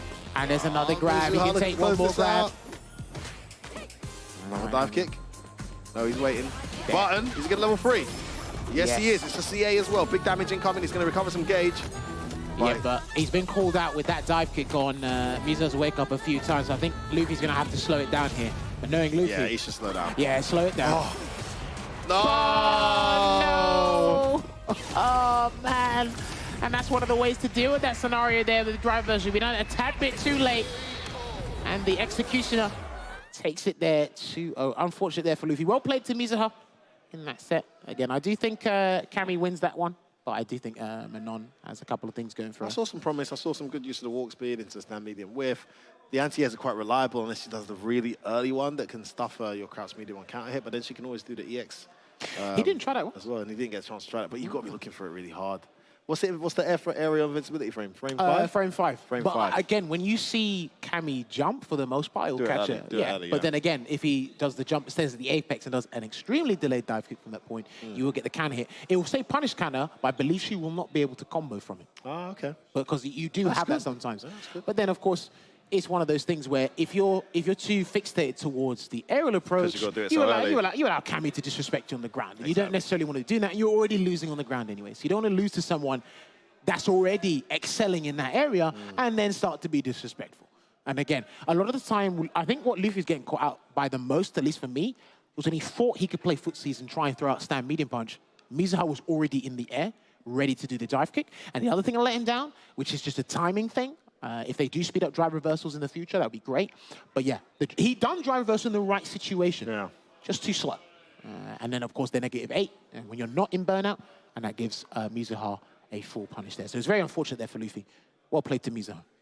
You see the hesitation there on the jump in, like, oh my God, you jumped. Oh, I was looking for that earlier. Just couldn't quite get his execution out. Yeah, for sure. And then, of course, here, when he gets to level 3, yeah, I like that. I respect that he slowed down. It's there. Yeah, it was just there. And I like the fact that we have more players trying to use the drive reversal and trying to make it work. But there are some scenarios where no matter what you try, you can't make it look any better than it already is. So it's going to be a bit unfortunate. It's an expensive defensive resource that doesn't get you much reward. You almost rely on your opponent not being ready in order for it to But here's the interesting thing, before we move on to this next match here, which we will talk about it, is I see drive reversal and reversal the same thing. Reversals are just drive reversals that hit and are invincible. You drive reversal, you have to block to do it. I mean, you have to block to use your DP, but that's another conversation entirely. So this is a loser's final match. And yes, we've got a returning player here in 10:07. Great to see her back on stream. But now, I believe, the voice of reason, is this our first modern player? Yes, I did get word. This is our first modern player of the day with Wally in Blanca. Modern Blanca. I don't think I've come across one. Something I've seen. Yeah, I'm not sure what he loses with this. I can find out, actually, what he loses. Modern Blanca. Let me see if I can be quick enough to find it. If anybody can let us know, at HCJammers on Twitter, at @FWord_. Or just mention in the stream chat, guys. Yeah, I'm you can do that as well. Seen a bunch of you in there talking about, yeah, I agree with you, homie. Why Blanca Modern? Well, maybe there's something we need to learn about. Could be interesting. Well, look, he doesn't lose level 2, so that's all I really care about. If he lost level 2, but he doesn't. I'm hearing Blanca doesn't have his overhead. That can't be right. Surely that's not right. That's not a big issue either. I mean, you do lose unique attacks in Modern, so let me find out why these guys get sorted here. This might be a good opportunity for 10:07 to really get her game going here, because Modern Blanca, I think Menard does all right against Blanca as well, but where is good old Blanca? We're about to actually kick things off here, so as I try to find where this character is, there you go. We will get into this very shortly. So now, someone in the group saying he loses 5 MP, 2 MP, and overhead. If he loses crouch medium punch, that's actually a big deal. Yeah, losing crouch medium punch is actually a big deal. It's one of the best crouch medium punches in the game. Yeah, it's incredibly good. So this guy's basically telling you he's got no interest in any footsies whatsoever. He's just going to be blankable the hell out of you and jumping in like crazy. And you know what? I don't necessarily mind that. It's it there. Okay. Wow. There we go. All right, Blanca ball. Now look for the perfect parry. Good punish there. Oh, misses the back fist into the hit grab. That's unfortunate. Guns, yeah. There we go. Up we got reversal straight away. Oh, wow. What a choice. I think she thought she had EX. Punish. Guaranteed. Looking good. That was good. Perfect stuff there from 10:07. She's got to explain that name to us at some point. So to do air Blanca ball, it's just it's up back at the button. I'm looking at this now. This is crazy. You got charged though, right? No, it's you go back and just press back at the button. Get out of here. That's what I'm saying here. All right, using level 1. And there we go. Again. Big jump. Oh, no conversion. Got level 3? Oh, didn't do it. Okay. That might be costly. That might be very costly. Level 2, and the level 2 will hit. He did press 1. Didn't say punish counter though. I don't know. So he probably tried to hop one too many times. Jumped. Yeah. Something there. Some people do try to jump now and wake up. Yeah, they get hit by it. Another one. Yeah. Shoutouts to Vicious. Blanca loses medium punches, both standing crouching. So that's a pretty big deal. That's pretty huge. Pretty big deal. The crouch medium punch anyway, but gets the Wild Hunt command grab. Right out. He can't do the command grab in Modern, but he still has access to it, of course. So. All right, that's plus. Gonna get the rolling attack here. And then, yeah, this guy's just hopping about the place. God, disgusting. He's a madman. He's a man possessed. War Splat. Oh, no. not quite. She's still alive. No, but she's not gonna survive it. Shout out 1007 here, taking the first game, but she's now woken the beast in Wild Wally here. I mean, Modern might be suitable for the occasion. The EX Blanca Ball as well. Misses the Electric Thunder. Yeah, and I know Manon can do her EX spin through the Blanca Ball, so I'm not sure if she's familiar with that. Oh, no. Not punish? Punish? Oh, Oh, she no. wanted to drive rush first. What did you get? Drive rush into drive rush back heavy, right? Yeah. Big damage coming through here, maybe not. Oh no, tried to throw. Bit of combos.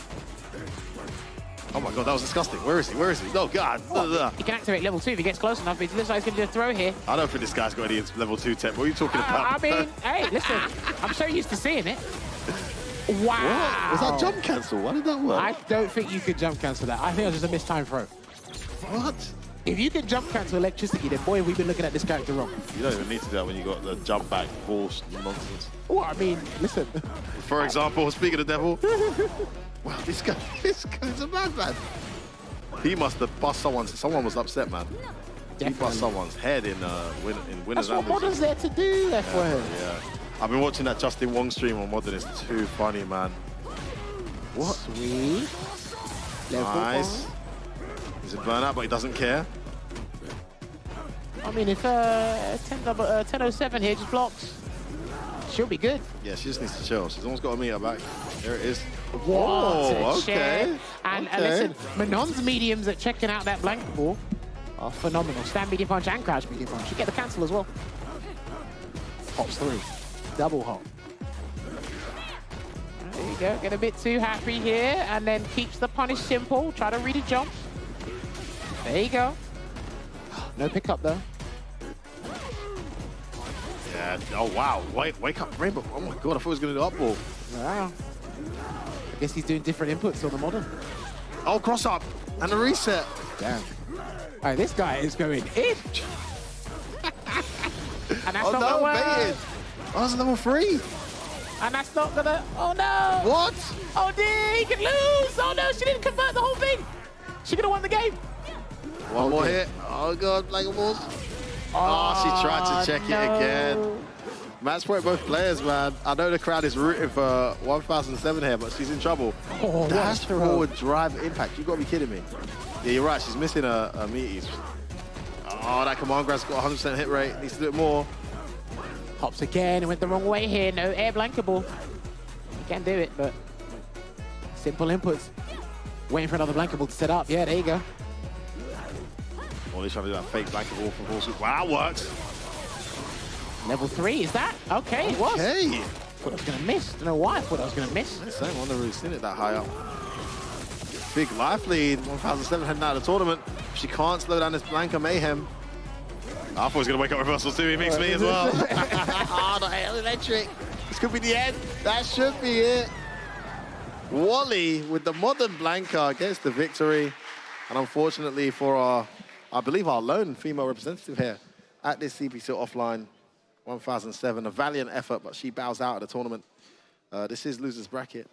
I believe Wally will be with us tomorrow. Yes, so he gets top 64 losers. So that will be pretty interesting. Modern Blanca there in the top 64 bracket. And again, it's always good to see and highlight people that are using modern controls in tournament. Obviously, I think the highest place in one, I remember to my recollection, is Haitani at Evo with the modern Chun-Li, and then he just started going on that modern crusade by using all the characters. That's Justin Wong doing that on his stream as well. Yeah, back and forth with these two. I think they were very cautious of each other when they were in Burnout until that extension. I do love the progression with 1007's Manon. Hopefully I see more improvements and I get to see it. Like I said, I get to see it back at UFA. Hopefully when UFA's in a couple of weeks. Maybe Wally tried to jump there, maybe not. Didn't say counter hit or anything. So yeah, maybe just mistimed something or didn't do anything at all there. But yeah, I think the wake-up game is what bamboozled everybody. We didn't know what he was going to do on wake-up. And if you're getting hit by EX Electric Thunder, then the world's his oyster because he'll get to do whatever he wants. And he'll wake up Rainbow Roll at some point. So you definitely got to be fearful of that here. I might dabble with Modern Blanket just to see what else he comes up with. No. I am curious. Well, look, we can't overlook Modern Controls, though. No. We really can't. Definitely can't, but there's some. I mean, if he's losing medium punch, like Vicious says, medium punch, yeah. That's a big loss, man. If you're trying to play Street Fighter, at least. I don't know, man. Listen, you'll get a couple of guys that. Modern Lily. I agree with GamerBee. Modern Lily is a thing. That's the one, boy. Yeah, for you family men, of course. That's what he said. One button command grab, one button anti-air. Medium kick is rubbish anyway. Brilliant. Well, again, there are. I say there will be a couple of characters, modern characters, that will slip through the cracks. And it's like, okay, this might be able to work. Obviously, some characters are more legitimized and more fearful in modern than others. But again, for the vast majority of the time when we are watching high-level competition, they are using the classic, everything at their disposal. Yeah, of course. And again, they're not too far apart. You still have access to some of the tools. What's that newer generation? I think these modern controls quite possibly are being played now by a few amateurish players, and let's say the percentage. I think I saw a statistic online that the percentage of players in the like really high ranks is like 5%, maybe less. It's technically supposed to bridge the gap. Exactly. So those guys who are playing now, they're not quite on that level yet, but a year or two from now, these guys started with modern. It's their first fighting game. They play modern. They know everything you do. They know how to footsie, whiff punish, react with modern.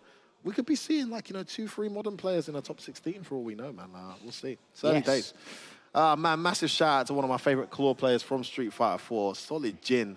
Still playing Street Fighter. Here he is, going up against Lex. This is losers bracket, guys. Yeah, losers. We saw Lex earlier against Valmaster. So both of these guys have battled their ways into this losers side. Did Solid Jin get sent to losers by Lex? Is there no, a threat of double jeopardy here? Yes, he did. You're right. Oh, no, you double are correct. jeopardy. That sucks. You are correct. I could tell by the look on his face. He's got like a really intense kind of, come on, I can do it kind of look on his face. Whereas Lex is like super relaxed. Even that spud was like, yeah, I'm going to bust your head, bro. Yeah. All right, let's go. What I imagine was probably Jamie versus Gal. He was playing Aki for a fair bit of time. Yeah, Jamie versus Gal, of course. And drink off the bat. I like that. If he can perfect parry and get a drink on the Sonic Boom, I think he needs that. I think the sooner he gets to level probably 3, the better. There's a dive kick there already. +1 with that standing fierce. That walk back speed too good from Galdo. Flash kick off the punish point counter. Yes, he does. Got 2 drinks, but hasn't been able to make the count. He's almost burnt out. Okay, that was such an ambiguous jump beating kick. Right? Level 3 now. I really want to know what happened last time between these two to see what adjustments he'll make. Missed his meat. I think the slowdown messed up his timing. There we go. Preparing there just to get in, and that was a well-spaced dive kick. Didn't get the hit, though, that he needed. And again, this is death by 1,000 cuts here, F-Word. Oh, good jump in there. Oi, that's a target combo. Yeah, he only gets that from a specific level. I can't remember if it was level 4. I think it's 4 only. What a reaction. He's burnt himself out, though. What a walk-up throw. He's got level 2 if he can get some opportunity to activate. Oh, it's the command grab. Solid Jin. Okay, something tells me what he's done in that round, he wasn't doing before. So I think he's become a bit more brazen and have the audacity to start doing things he should have done in the last set, their previous encounter here. But Lex not looking deterred or phased. It's one of these matches where the drinks are a bit more important. Like, I've seen Jamie's play really well without drinks. I think Kane's a good example of that. But Guile is one of those characters where he's going to drink again. Yeah, he does. There you go, good choice. And I mean, outside of gaining moves, get level 3. Yeah, this is good. Good choice. Can he get the level 4? Come on, grab now. He's worried. Safe jump. Tries to jump out. DP. Safe jump again. Oh, he tried it. The late EX flash kick, perfect. Yeah, exactly. If he did that too early. Yeah, good. He snuck in a drink. traded. The fact that he sent in full screen with the flash kick allows him to sneak in a drink. Smacks away. He's got to be careful. Oh, that's it. Beautiful confirm. That should be a dead Garl. Well, he's got the drive rush. He'll need to extend the combo here, and I think he's gonna have to splurge everything. Yeah, splurge everything. He should be able to kill her. What? Bang, bang, bang. Not quite. Oh. Live. Oh, it's just the 8. Yes. Hot damn. Oh, he's not burnt out though. He's gonna do a lot of damage. 45%. Lex can still win this from this position alone. He's got to keep the booms on the screen. Well, he's got to make sure Solid doesn't move close enough for the breakdowns. That's the way. Oh, good luck. Yeah, he's looking for the breakdowns. This is great defense from Lex. Goes in. Harry. Desperate to get this first game. It'll give him a nice bit of comfort. The jab check connects on the stand. Heavy punch. And the pro-French crowd goes wild there as Solid Jin, an old favorite in Street Fighter history. Didn't really see him so much in Street Fighter 5. Gets the first game and then lands that counter hit with the medium punch in the second. I like that. He's sneaking in that second drink because he knows Lex just going to throw a Sonic Boom. He's not going to come back in with the dry rush to change up the pace of things. That was well spaced. Oh, nice. And this time the jab does reach. That whiffed earlier. Level 3. Vicious is going to be watching this one with lustful eyes. Good block again. He's got that every single time. Dry rush in with the stand fear. He's going to get a full conversion into free flow kicks and get level 4. That's plus. No command grab yet. Spend that meter. And I think Lex is feeling the command grab. Yeah, he thinks the command grab's coming. Oh, throw. This is great pressure. Flash kick finally does come though. I was thinking, where is it? Good angle on that jump in. Goes in. Doesn't land the overhead. Overextended. And Solid Jin gets to set point here against Lex. Lex could be heading out of the tournament. Commit to the throw there. Does beat the overheads because the overheads are slow and start up, so there's a regular throw. Let's see if he closes the gap there. No, he takes the drink instead. He's going to need that dive kick in a minute. Drive rush in, didn't quite work out. Drive rush into a Sonic Boom. And again, playing that patience, illustrating to us how good of a player he is. That's one. Devil's Song. Yes. Yeah, you can react that now. was a brilliant choice. Expensive, but we'll take it. Oh, wow. Overextended with the walk up. Going to get level 3. Don't worry, he still gets his level 2 because it freezes your meter in the cinematics as well. He's a burnout, man.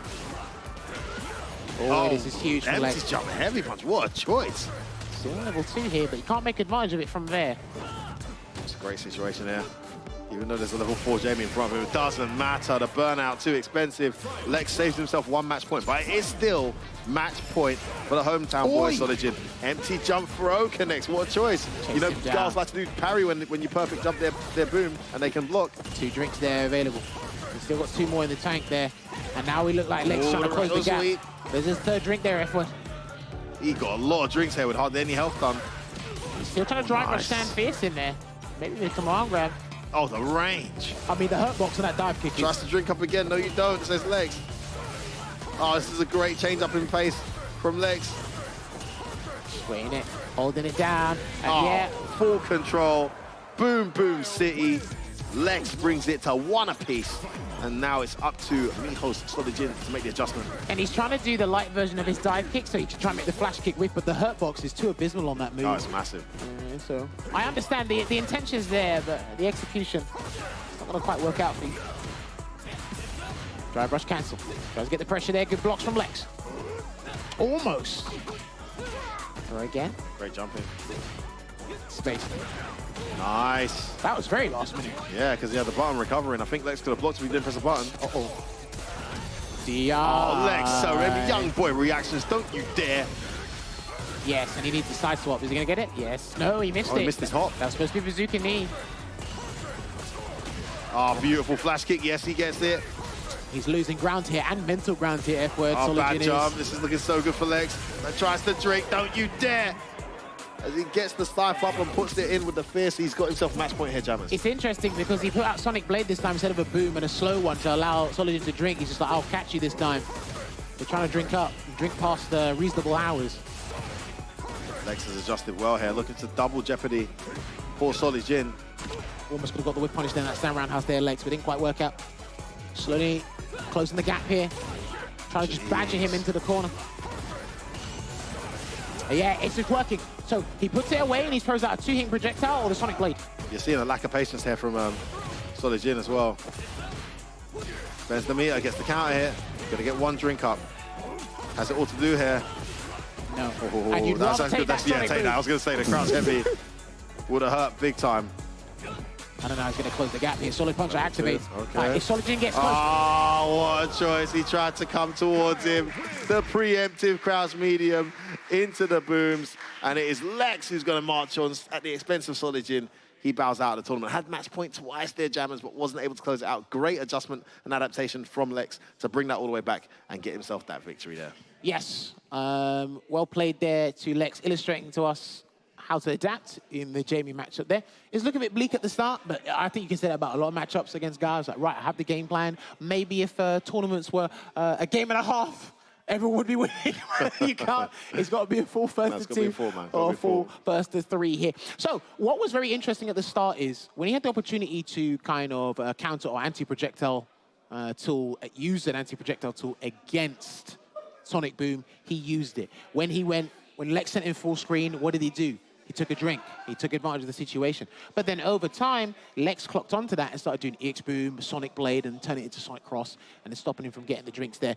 There was a point in time which Solid Jin did try to activate. Well, no, he did activate Devil's Song. Couldn't fully capitalize on it, but I like the fact that he tried. Yeah, when you get sent full screen against Guile and you haven't got level 4, it's actually not that bad. It's not that bad. But then we started to see the impatience start to come to fruition. Yeah, he abandoned his game plan.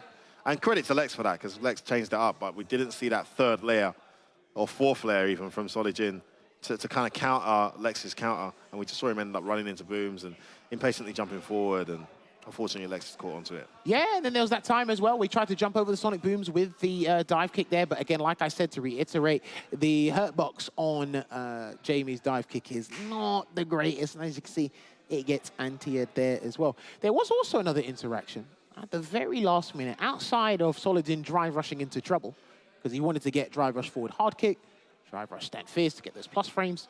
It was just getting hit by, and as you can see, the Sonic Blade there. There's one interaction, I think it was nearly here. He tried to do forward heavy kick into Devil's Song, the level 2, because he tried to get his activation to take advantage of the situation. But Lex beat him to the punch with his own level 2.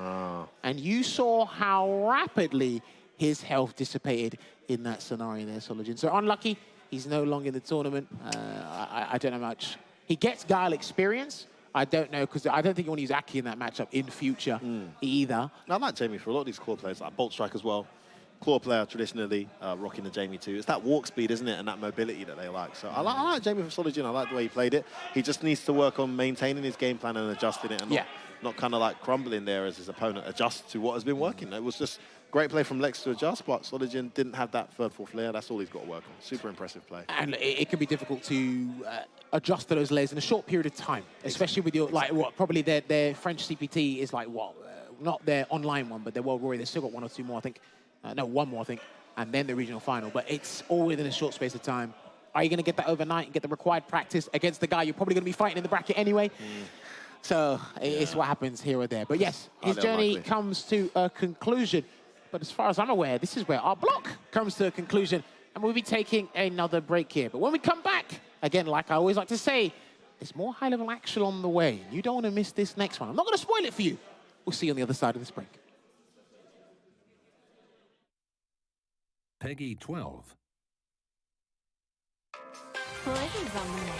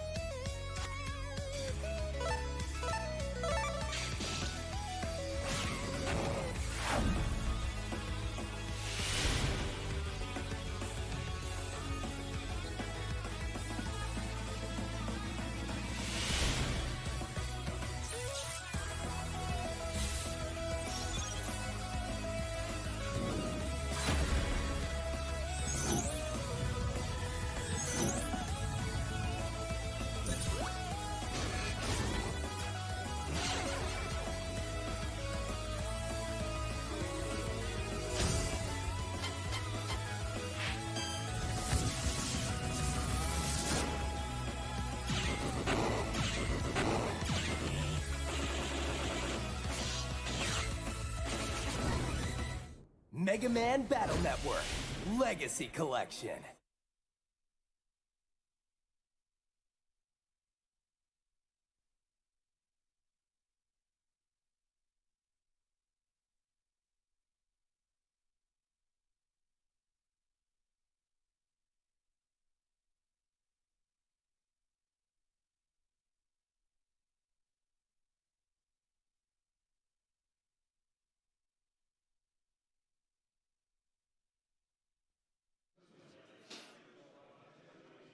Welcome to the Capcom Pro Tour premiere event here in Paris, France.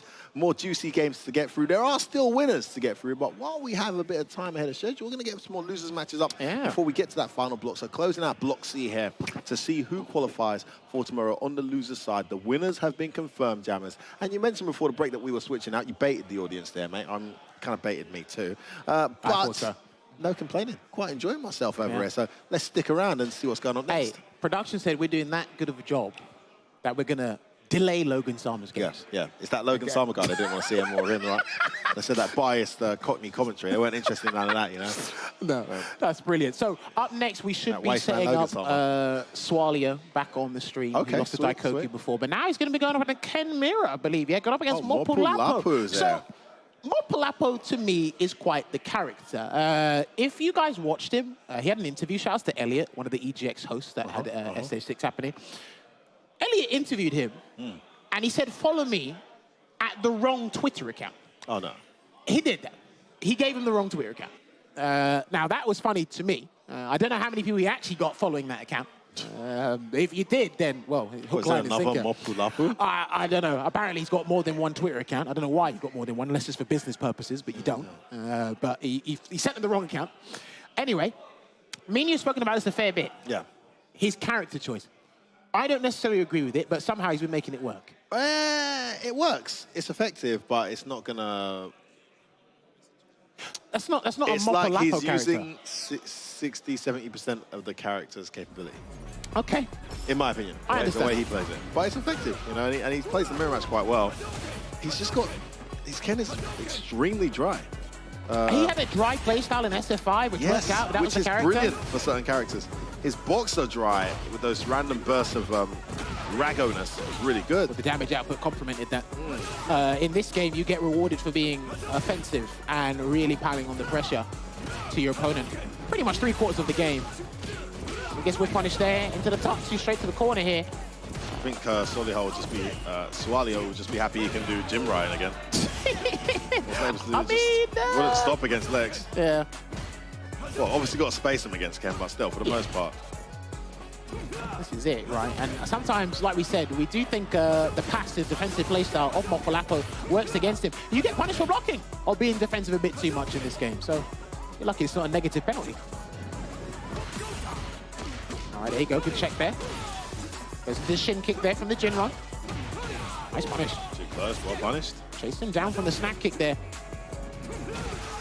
There you go. Not looking too good here for Swalio. Mopulapo, he backs away full screen, but your drive gauge is still at his mercy. Oh, he had the hit, didn't confirm it. Could have been a ton of damage in the round over there. Just weighing it out here. Dry rushed in with a stand fierce there. He needs to close out the round, and he will do. Oh, drop from Mopulapo. I think that's probably supposed to be the target combo, and he got two separate buttons instead. Shin kicks. Oh, he got him. And the time is frozen. The time is frozen. He's so out there. Oh, man, he got him. He got him with the CA. Sit down and shut up. Finish your combos. Poor Mopulapo had the kill. Didn't convert, and that trusted confirm overhead into level 3. That's all the Kens will tell you. I will still be against it. Oh, man. And don't even mention Phenom. He's an exception, not the rule. All right. I don't even know if Phenom's the exception. I've seen him do that on block, mate. That's all I'm going to say. Misses the axe kick there, unfortunately. Good throw tech there from Swalio. That could have been a whiff punish, a big one of that. Trying to get the parry there, but yeah, it feels like Mopulapo doesn't know when to switch gears, to be honest with you. He gets the right opportunities, I just don't think he knows when to ramp it up. Yeah, very rarely drive rushes. Perfect parry into the forward jump's a good option. He's almost burnt out here. He held that for ages, and that actually cost him. That actually cost him. should be game 1 to Swallow. I don't know how this comes back. It doesn't. It's a very good start here. And I think this is where I really agree with your point, because when he's at a deficit, he's still continuing to play the style he's known for. Yeah. There's no real adjustment. Lovely counter with the Shoryuken. Oh, got caught hesitating. I think he tried to jab that. You can jab it out of the air. Shout out Angry Bird. Just jab, guys. With crouch medium kick, don't get it. Don't get it like crouch medium. That's it. That's the best. That's how you beat Ken, guys. Oh man, it's not going well for Mopulapu. It's going really well for Swaliho. He is now at set point, and Mopulapu's tournament life is coming to an end. Dude, I think he just feels perplexed at how to initiate anything, to be honest with you.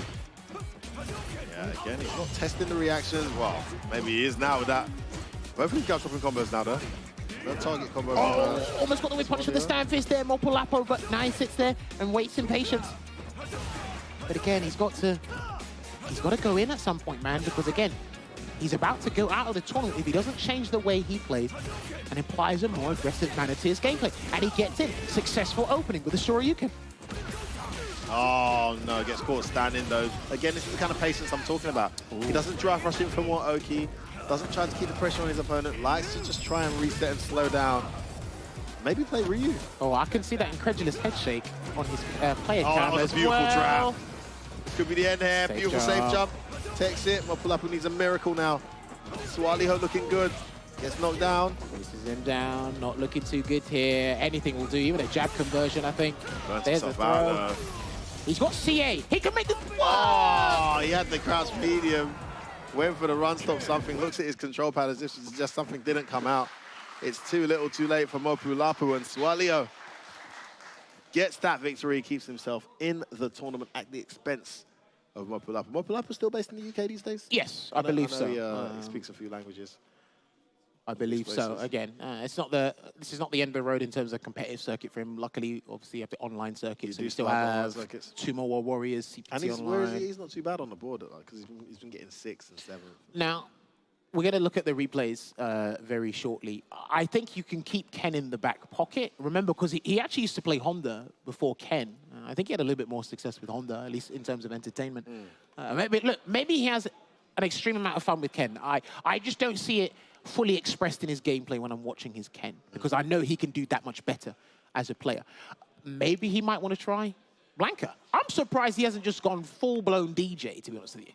Yeah, I'm really surprised he hasn't tried DJ. Yeah. You can play that style that he likes, that dry style, be way more effective with DJ, because when you do explode, it's so much more deadly. Don't get me wrong, Ken's explosion is sick, but he doesn't explode well with there you go, for example. He doesn't really explode well with Ken. Do you know what? I might have to tell him. I said, I think you need to try DJ.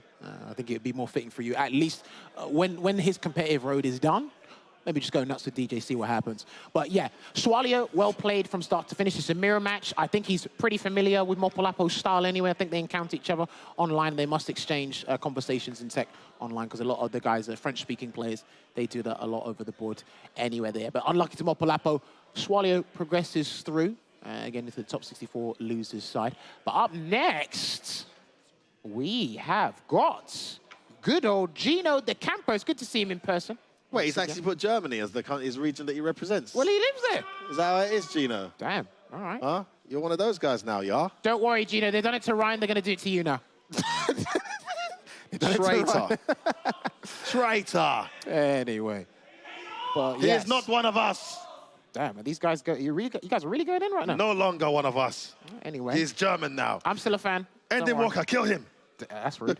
Can't say that Capcom Fighters. That's rude. Anyway. No, I'm playing. But yeah. We love the Germans, mate. Come on. Now. Good friends of ours, actually. Just don't like to go up against them in penalties, that's all. Oh, man. Now, I'm thinking, who does Ending Walker actually play here? Ken's not too bad. Got the Ryu as well. I wonder if he played a bit against Menard. Him and Menard are good mates, so that when Menard comes down, they tend to play a bit. Hey, and they talk a lot. Oil King in the building. Big up, big up. The most famous shorts in the FGC. Not wearing them here, though, because it is freezing. I mean, it's a bit of a stretch if you Imagine moving to Dubai like me, yeah, dying from heat, and then coming out here and feeling this kind of cold. It's a different. My skin is not used to it anymore, mate. Well, I'm suffering. But yes, as these guys get prepared, I'm not sure if Gino was playing Blanca from the start or he landed on Blanca after a few trial and error. I with think the he other mentioned part. a few characters. We had a conversation. So he mentioned a few characters that he tried that he just didn't gel well with. He mentioned something very interesting about, because I was talking with him and Zafarino. He mentioned something very interesting about the drive system. I'll probably allude to that. Yeah, I'll probably discuss it afterwards. But already.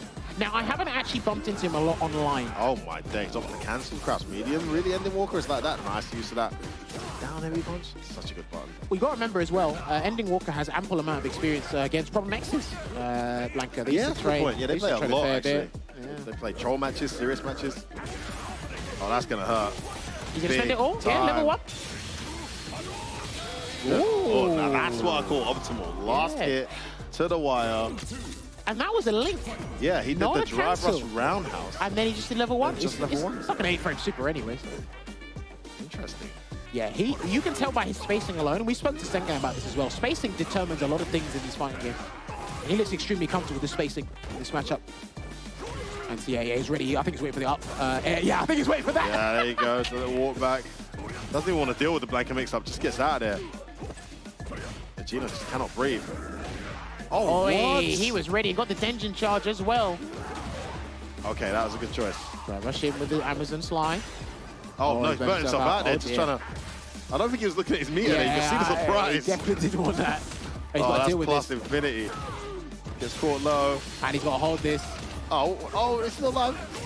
Doesn't matter. Ending Walker with an absolutely clinical performance there. Do you know the fact that he even had that as an idea? I got to give the young man his props. He set that up beautifully. Miscalculation on the damage, but I like that he set that up. Yeah, it's beautiful. Okay, does work this time. The Blanca ball and immediately answering rack. Not deterred by what happened to Kawano before. It's a different caliber of player now, so it's more likely to work. Engine charge again. Yeah, okay. You got to mix it up between... Wow. Oh, wow. Okay. Gets away with it, though. Shout out to the forward fist from Blanca. Oh, my God. He's got the timing on block like that. Hey, he's parrying him on his offense. He's perfect parrying him. The DP to punish the whiff throw. Good Lord. And we're starting to see more players abuse the whiff recovery frames. Take advantage of that. We saw Fudo do it before with the jab. You can see the whiff throw and get the jab conversion. Ending Walker saw that and got the DP. Here we go. Still trying to find his ground here and get something really started. Gino the Campo, but it's just not working out for him. Again, wakes up with that. He's getting straight hits, but he's got to spend a lot of bar to do it. Oh, too late with the anti-air. That's going to cost him a ton. One gets away from dying here. Oh, it's over. No. The overhead connects. He's got the level 3. Ending Walker 4 rounds straight over Gino de Campo, all the way from Germany. Tried to make a good account for himself, but just came up against a kid possessed in the form of Ending Walker. Ah, he's not even on the screen, mate. So where'd he go? Where's he gone? Where's he gone? He's back. He just bolted off. That's crazy. We usually have time for the players to recollect, do the spud, get their pad, but as soon as the production team went back to camera, there's only one guy there, as if he didn't face anyone in the first place. Homie's gone. Like, he ain't here, bro. He's out of there. Man ain't looking to stay nowhere. He's done his job. See you later. Handshake. He did take the hand, though. It wasn't like a... Oh, no, of course. Of course. Gino, massive shout out to him. I don't know if there's any other German representatives. Really surprising, actually, because back in the day, you hold an event like this in the EU, you get tons of German players coming up. Yeah. Not on this occasion. Maybe the only representative here. And he's really one of ours, to be honest. There's a British kid from Greece. Wow. And Ending Walker, just very comfortable in that Dowsing match. I love this combo, the perfect calculation. Yeah, to close that one out. Yeah, I just feel the hits he was landing was off of defensive choices. EX up ball, the air blanket ball, the wild lift with the forward fierce. I don't really think I saw Gino land the combos he wanted to. No plushies were involved, right? It's crazy. So you can tell how much practice has been shown to fruition here with Ending Walker's Ryu. I like the fact that he's chasing down Rainbow or standing hard kick and then getting the Denjin charge after that. And then one of the scenarios as well, he sent Gino full screen, then done level 1 for a chip scenario, but just slight misjudgment. But the timing was great. Yeah, Gino had to block. Whole thing. And then again, of course, unlucky to Gino there, but Ending Walker, he's going to emerge in the bracket through the loser's side. Now, I am actually taking a glance at some of these matches here. You know, tomorrow you got Fudo versus Mizuha. Oh, yeah, we've got matches set up. You got Valmaster versus Kawano, You got Moke versus Kungster. And let this be known, me and him have been talking about Chun-Li versus JP for a little while now. Who else have I seen? Will Tupac's awaiting the loser of someone. Lex is there. Uma 327, the ICFC Asia jury player. Yes. Really good. The Stickies here as well. So again, you can check out all this stuff on start.gg. ! Bracket. It should take you to CPT France, and you can peruse the brackets yourself, because tomorrow, that's when things are really going to be ramping up, and these guys are going to have a jolly good time. I can tell you that much here. Now, we should be setting up a next game here on screen for you guys right now. Thank you very much for taking time out of your day to enjoy the offline action here. Hopefully, we get these more in abundance in the near future as well, because events still happen all around the world. And it looks like Albla's back on, and he's gone up against someone called Pyramid Head. Now, I could be wrong in saying this. Someone in chat might have to correct me. That's a reference to someone in a game. Oh, really? I think, if that's what I'm thinking. I could be wrong. I was assuming the guy's Egyptian. No, I know. Ah, yes, okay, the voice of reason did tell me. It's, okay, it's from one of the Silent Hill games. Okay, I wasn't wrong. I wasn't wrong. It's definitely a character. Couldn't quite remember what it was. They are remaking that game, by the way, I think. But anyway. Shout out Vicious in the stream chat. I don't know if I can give that to you, Vish. That was a bit late, mate. We already said it, mate. Don't know, son. Remember, Twitch is delayed. Don't know. Still, son. Sorry, I'm not sure. You're not going to give him his props at all, are you? I always give Vicious props. That's my guy, fam. Anyway. Come on. So, did Albla, he faced a Honda before, didn't he? Yeah, but we had the name. Sorry. I think we got the name wrong. We had Androis or something like that. Oh, yeah, that hitbox. Albla had a very deadly cameo earlier. Oh, what is that? Oh, just a hitbox. Wow. Or it's a colorful rainbow box. Custom made. Just to play Honda. Okay, that was interesting. I don't think he meant that. Maybe he did. Counter hit, punish counter crouch short into the... Probably not. All right, you can interrupt that there, but ready. The die kick is +2 from that range. There we go. Again, you can't just block those forever, mate. People need to learn to perfect parry those. Nice answer there. Be expensive for the scenario, but EX headbutt is basically guaranteed. Oh no, whiff. Yeah, big damage coming. Nice, good stuff. Damn, he wants him in burnout, F-word. Oh, they're both in burnout, mate. Well, looking good here for Pyramid Head, Donna. Oh, mate, the thing. Oh, he went for it. Okay, yeah. I think he could have preserved that bar. Same. But do you know what? Because he was in burnout and he wants the round, I don't blame him. And he loves that target combo into the Daiki, doesn't he? Whoa. I think that caught a button. Low pressure and the safe jump as well. Gonna get the cannon lift here into 100 hand slap. And to jump low. Ooh. All the right calls there. Brilliant sequence there from Abla. I think Pyramid Head actually gave him his props there. I think he looked at him. But yeah, like nod of approval there. There we go. Looking strong here.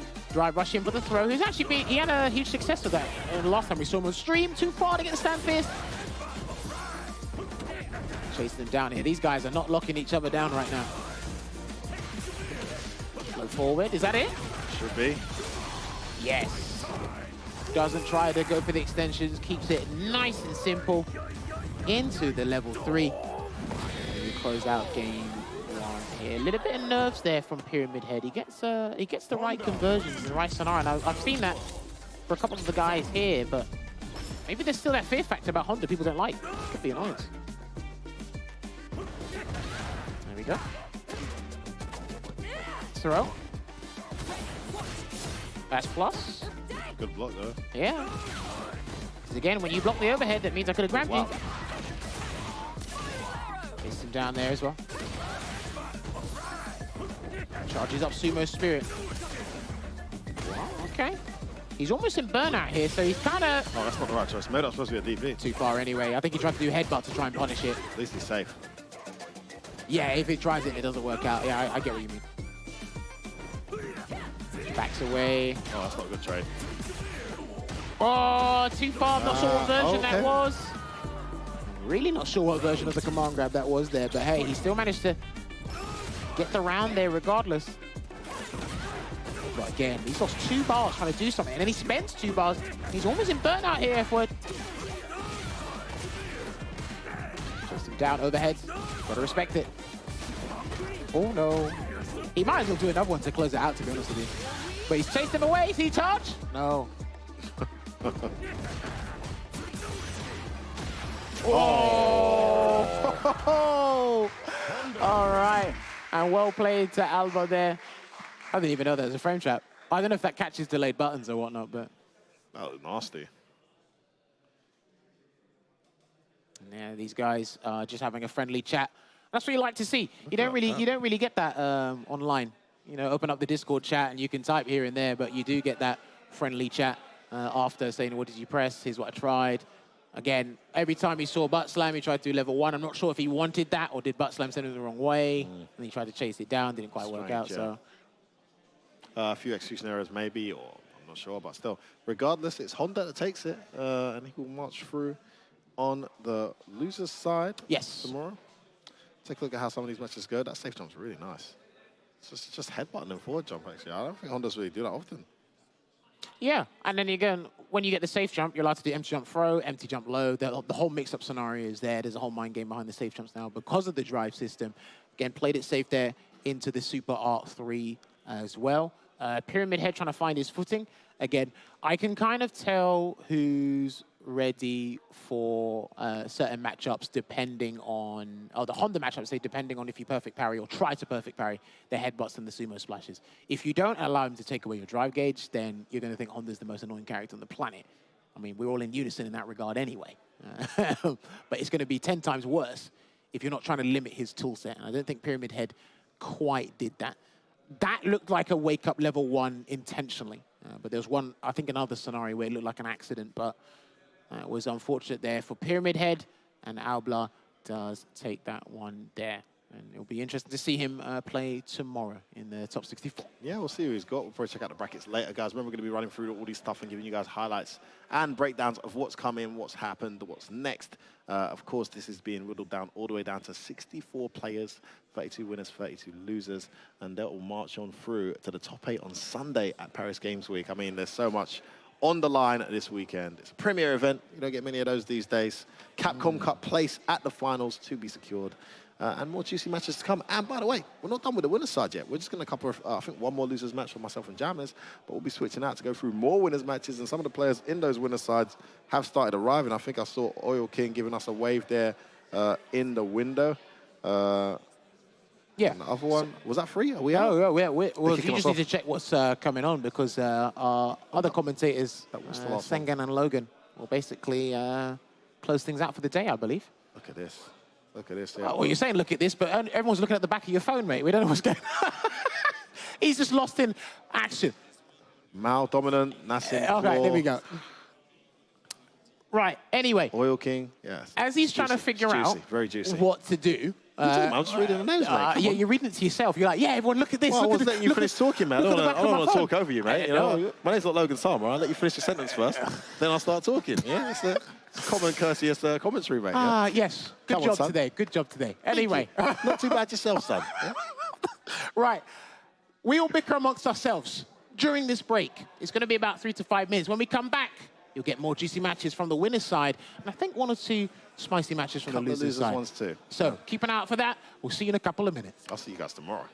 I'm out.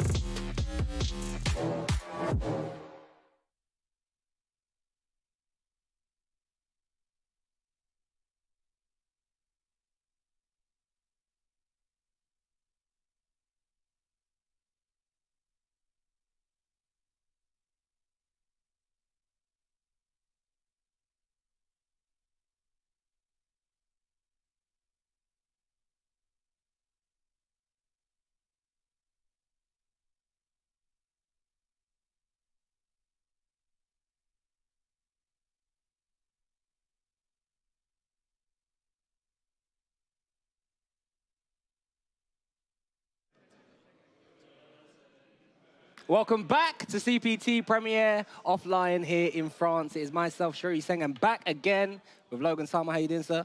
Fantastic. I enjoyed those matches that we've just seen in that previous block. Excellent work from F-Word and Jammers as always. And it's time to bring day one to a close as we see out the final wave of pool matches. And unfortunately, there might be a few names missing from your advertised pools.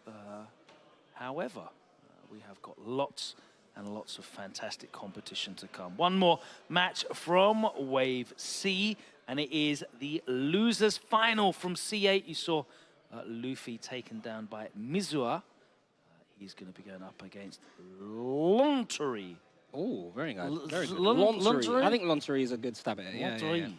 Okay. Allez, Luffy, come on. Allez, Luffy. Obviously sponsored by Golovkin, Triple G. You reckon Luffy's going to pick Menard in this match? Yes, he only plays Menard. Yeah. For someone who I never see him play anyone else, and then it gets to the tournament, and then it's just Menard City, boy. Well, this is losers final. Whoever makes out of this. Man, he's glistening, he's shining. He's got the jewelry. Oh, there, I told you, Marissa, here we go. Luffy said, making I'm not the switch. going out. He said, I'm not picking Menard versus DJ. Like nah, cuz. He said, she's got a command grab, it's the same.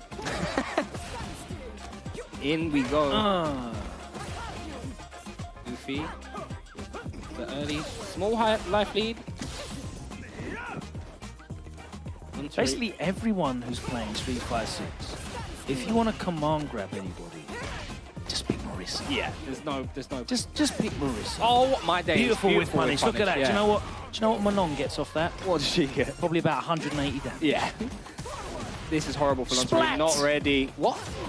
Playing with his food. Don't do that. It's losers final, buddy. Takes the first round. Luffy looking like he's enjoying the game. Playing this beautiful character. Oh, don't do that. Oh, he tried to walk in and stuck his throat. I don't know what. He's holding forward on the stick. Yeah. Next level. The next level, the techers. Drive rush straight back in, of course. All right, looking for the throw bait. Nothing. Punish counter back throw. 2K. Yeah, that punish counter. Stand still, the +1. Shoots the double leg takedown, counter hit in the corner, and that is going to be the first game. Quick work from Luffy. He looks stress-free gaming, boy. Ooh, I think he would have been able. Nice check on the drive look rush. at that. Press a medium button that actually works and checks the drive rush. Beautiful stuff. Lontery has to adjust now. Didn't really get anything going that last game. Other than walking up. That's the thing with DJ. Like everything is basically a lot of horizontal pressure, right? It's just all coming at you across the screen. Really requires a couple of extra layers of play to unlock anything from DJ other than that. And you see that from the best players. They're able to change that. They're able to actually utilize a projectile game. Yes, yeah. That makes things a little bit more dangerous. Difficult, yeah. You're looking for more stuff. If you don't, you can be a bit more telegraphed. You see Hot Dog utilizing the knee shot, the jump a lot as well. You have to show them options, man. You have to start making them think. Otherwise, it's going to look like this. Luffy, very comfortable sitting here on set point. Back in again, another throw. This time tries to extend a bit too far. That was a punish counter, so I'm not sure what he did. Uh-oh, this is going to hurt. Yeah, thanks for playing. Yeah, anyway, so we're going to be moving into the D wave now. 50% closed off. Luffy moves into top 64. Look at that. And the smile. Look at the smile on his face. The power of a character that wins in Street Fighter 6. Beautiful stuff. Luffy very happy to advance on to day 2. Lontery, unfortunately, bows out of the tournament, but, you know, got to lose his final. Also looked amazing on stream. The chain, I don't know who's the stylist is, but fashionable. Fashionably male. Fashionably male. Let's take a look at some of the highlights from that, and it's going to be Luffy pressing buttons and frame trapping into throws like it's Street Fighter 5. Played with his food there in that round a bit. Could have been dangerous, especially against DJ. But he felt in control. He could tell. There's a conversation that happens on the screen, right, Logan, when you're a top player that you understand. Yeah, that one was looking like that last commentary between Jammers and F-Word. Very one-sided. I am not getting involved between you three. There was a lot of conversation going on. Yeah. But it was only from one side. Okay, okay. You know what I mean? And there's a beautiful check there with the crouching medium punch. That button has such a fat hitbox on it. Crouch medium punch. Stand medium is such a ridiculously good button for checking drive rush as well. She's got amazing priority, and of course, everyone's well aware of the amount of damage that she puts out as well. How could you? Certainly not be? A very exciting character. If you want to play that grappler archetype, then we can wholeheartedly recommend Marissa. There's so many players out there that have switched to her and are enjoying themselves. Shout out to my friend 801 Strider in the States. You know, he was having a torrid time trying to make Manon work. Switched over to Marissa and, you know, he qualified top 4 for the finals of World Warrior on US West. So. Amazing. But there are some Marissa players that have switched off. Big Bird switched off of Marissa, right? I need to mess around with Rashid. He's still got her in there. You're in the back pocket. In the locker. Yeah, yeah, yeah. You know. Who was the modern Shooter. Shooter, that's it. Yeah, Yeah, he's actually started using Classic a lot more as well. Really? Yeah. Okay, it makes sense, man. The sacrificing those buttons at the top level can be... I mean, her damage as well is so... yeah. Enormous. I mean, it's great having access to single button supers and such, but... Yeah, no. The real power. Need to capitalize. Explosive damage. As we move into now the D wave of pools, not sure who these gentlemen are. We will find out for you very shortly. Craft ale to me. Is that what was coming from? Yeah. What makes you think that? The beard? I'm not sure, just the overall ambiance. Okay. Ambiance. It's the vibe they're projecting. Yes. It's giving craft ales. Don't say it's giving, please. Why? I hate the terminology it's giving. It's like nails on a chalkboard. It's giving craft ales non-derogatory. It's giving. It's just the worst, bro. But yes, we will find out. I didn't realise what players do we have? Prejudice against people that said things like what players do we have in Pool D, sir? Well, I could tell you the list of players, but I'm not sure of the ones that are actually here, you see. I see. I haven't seen Tokido. Samsho. Thorox. He looks like he should have the name Thor. He does, doesn't he? In his name, doesn't he? That is a strong gentleman. That's a strong beard. I don't know who strong as an ox. Thor. That barber that lined up his like beard. Jimmy the Anvil Neidhart. Looking clean, like a professional wrestler. Looks like he's be able to sell you some stocks and also what? Punch you up. Yeah. Clean. You get rude to him, isn't it? Yeah. I can see. I saw a little bit of a lip quiver from him. It might be the bright lights are on him.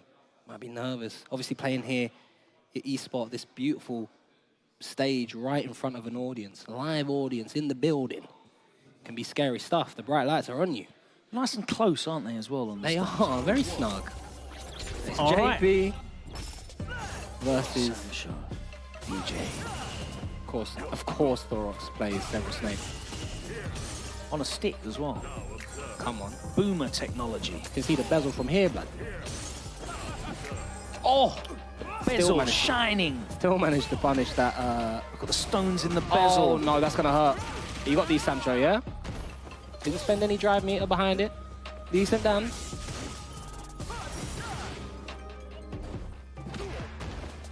Trapdoor sweep. Shots by side. Yeah! Back throw, no, forward throw. Excusez-moi. Thorox. Nice defense from Samsho. Yeah. Almost caught him with the drive rush into the slide, but no whiff punish as well from Thorox. He got his away with it. Big jump in, and he spent some resources. Burns himself out. Oh, that would have been the kill if he'd have linked off of that departure window. Samsho just taking a second to, what do I want to kill you with? Stanfields, all right. Oh, he's changed from Scotland to UK. Interesting. No referendum for you. Oh, mistimed his meaty throw. Gets a punish counter for his troubles. No, sir. Thorox went, come on, guy. Come on. It's okay, I can say that joke. My family is Scottish, you see. So. I wasn't special dispensation. Oh, the neutral jump blows up the drive impact, fights out, spends all 3 bars. Big neutral. He's going to get a lot of this burnout back. Wake up, Mod! Pull up the life lead. You're a big fan of DJ's patois, aren't you, Logan? Absolutely. Sounds almost as good as mine.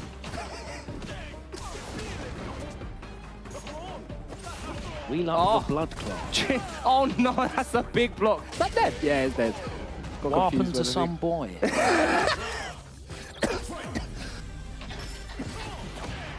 Sorry, just Logan doing his stand-up comedy hour. Catching me off guard. The counter hit, no confirm. They should swap the voice actors around. Yeah? Gue.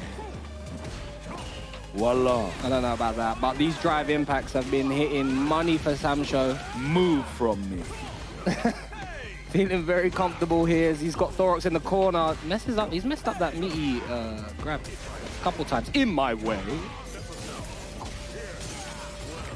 Well, oh, that is so... Oi! Oh. Okay, blood. Wake me up. Turn me up. Turn me up then, bro. Bon. Pierce the veil. That purple stuff. Uh-oh. Watch your dome piece. The grab. All right, one more throw. Just out. He's mistimed his meat so much. Wow, Thorax seemed almost like he didn't have any business winning that match. Manages to take the first game. He'll be very happy with that. Oh, cheeky. Very cheeky. I like cheeky. Not ready with a drive impact on the return. Still got a lot of corner control here. Went for the reset again. Thorax teching though. Full screen command grab. I respect it, bro. You got to test them. Do you know what I'm saying? Doesn't get the full punish on the slide though. Oof, held that. Windy games. A lot of whiffing happening right now. Still anyone's game as these two fight. Right, hops over the fierce. Oh. Again, just outside of that range of that throw. Thorax be teching on defense. It doesn't matter because Samsho, unfortunately, is misspacing it. Something that I'm noticing as a pack. Excuse me, now observe. Move. Move. Old McDonald.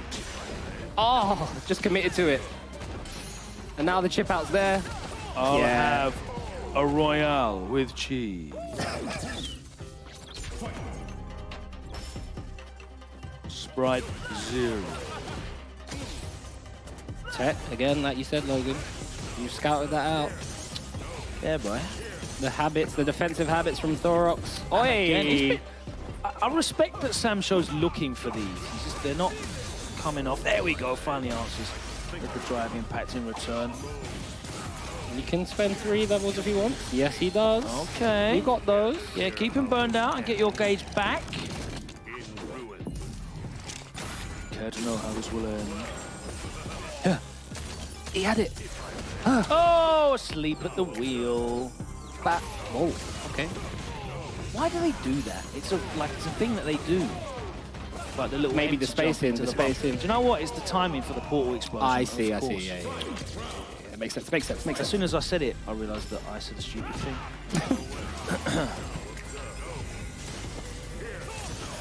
All trying to, get off me. Samsho is having none of it. He wants to take this round back. This way, baiting stuff out. Oh, trying to be tricky with it. Don't get cute. Well, the counter hit. Yeah, they didn't even punish it. Don't get cute with JP, bro. Not like this. Not sure about burning himself out in the corner, but JP, bro, this is a wizard. This is a dark arts wizard, fam. Don't open the wardrobe. Oi. The darkest fears. Are dead. Yeah, Bravo, again. 2K. That's it. Two zip. The meaty throws for Samsho just weren't there, unfortunately. And, you know, you can watch back that tape and have a look at how many opportunities he had to close it out. Unfortunate that the spacing and the timing was not on point for him. But yeah, I appreciate that, you know, Samsho was definitely trying to counteract some of the JP zone in with drive rush interruptions. Just like you said, the spacing was a little bit off, or maybe the timing was a little bit behind, but you could see what he's going for. Yeah, like, he knew what was going on the screen. Was looking for his openings and trying to get in there. He just wasn't able to identify that when he did get in, what the defensive habits of Thorax were as well. And obviously, Thorax was able to just capitalize on getting multiple opportunities to set up his game plan. Yeah. I think the portals were working really, really well for him. They were. Archers were they giving were. him either a lot of opportunities to go for tick grabs or set up big damage. Yeah, no, very good. I mean, and occasionally, like you have these days, right, where just execution, you have the game plan down pat, and just the execution is not. It's just not your day. Yeah, happens in all types of sports. You know what I mean? So, and when those things happen, you know, like you said, Sam Show's overall game plan was still good. Sometimes Steph Curry only puts up 15 points. Exactly. Sometimes he goes 2 for 12. I mean, he never goes 2 for 12, but nah. He might go like 5 for 12. Damian Lillard went 2 for 12. Yeah, that's different. It's not the same guy. They are not the same guy, bro. Big man ting, yeah. But yeah, Thorox did well enough to. And there was a lot of times as well when you saw that Sam Shaw had like situations and his spacing was just off on his pressure. Yeah. Happened multiple times. That's what I'm here for. That lovely slide off the drive rush as an interruption. For the departure window, yeah. The departure setting up. There's loads of recovery on all of that stuff. So, if you can get through in time. So a lot to work on there, promising stuff.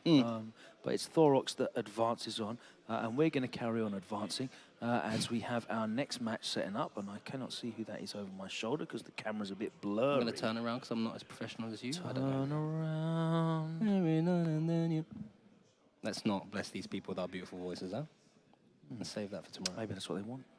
I'm pretty sure that's not what they want. How do you know? Listen, where's the stream chat? Can you tell me? Press 1 in stream chat if you want to hear Abe sing. Can you tell me? Don't use my government name, mate. Can you tell me where you got that beautiful T-shirt from? This? Yeah. Well, I asked the production guys, and they just gave it to me, which is pretty nice. But if you want one, because obviously you're not me, and you can't do that. If you're coming to the finals day at Paris Games Week on Sunday, they will be first come, first served. Free, actually. There we go. There you go. Look at that beautiful. Earn your special CPT T-shirt. Arrive.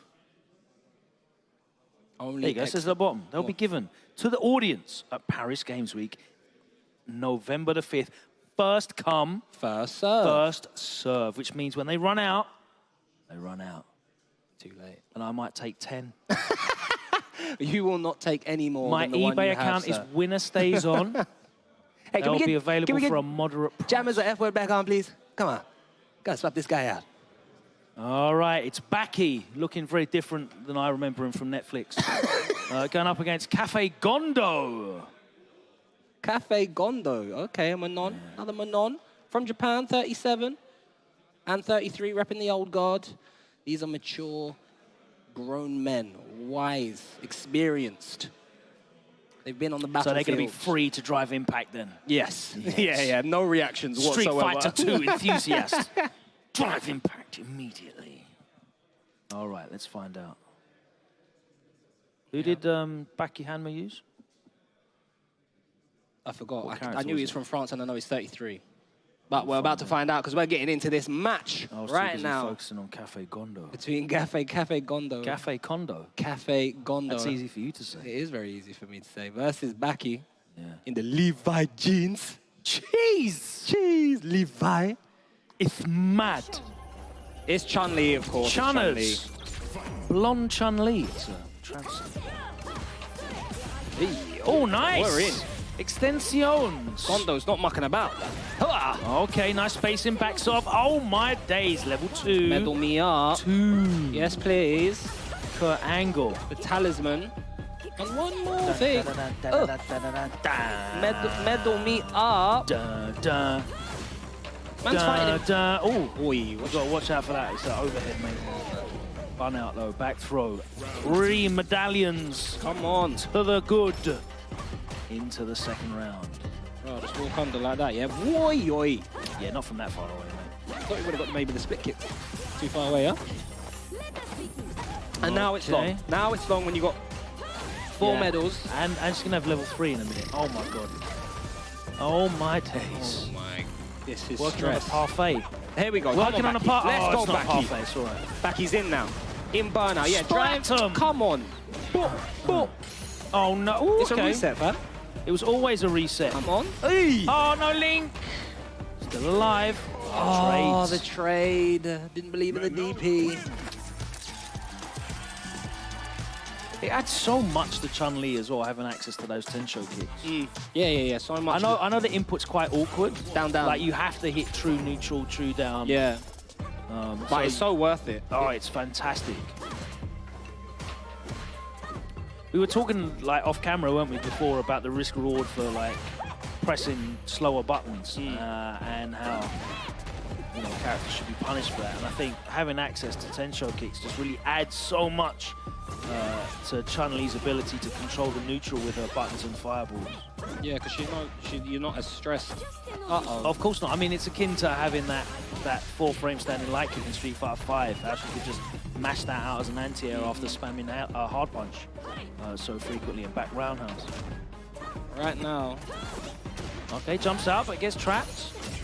Oh, it's low. Spam with Fantastic hits, range fam. on that. Cafe Gondo is looking strong. Yeah. Listen, the colorway both of these people have picked, both of these players have picked, I respect it. Looking to make my man Cafe Gonzo. You know what I'm saying? We want some of that Cafe Monzo. 15K. Ui. That was delayed, boy. Hella delayed, bro. It was like, you're gonna press, Cap. No, that's okay.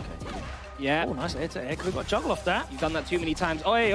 Okay, we're scrapping. We're scrapping. Counters, fair counter hits.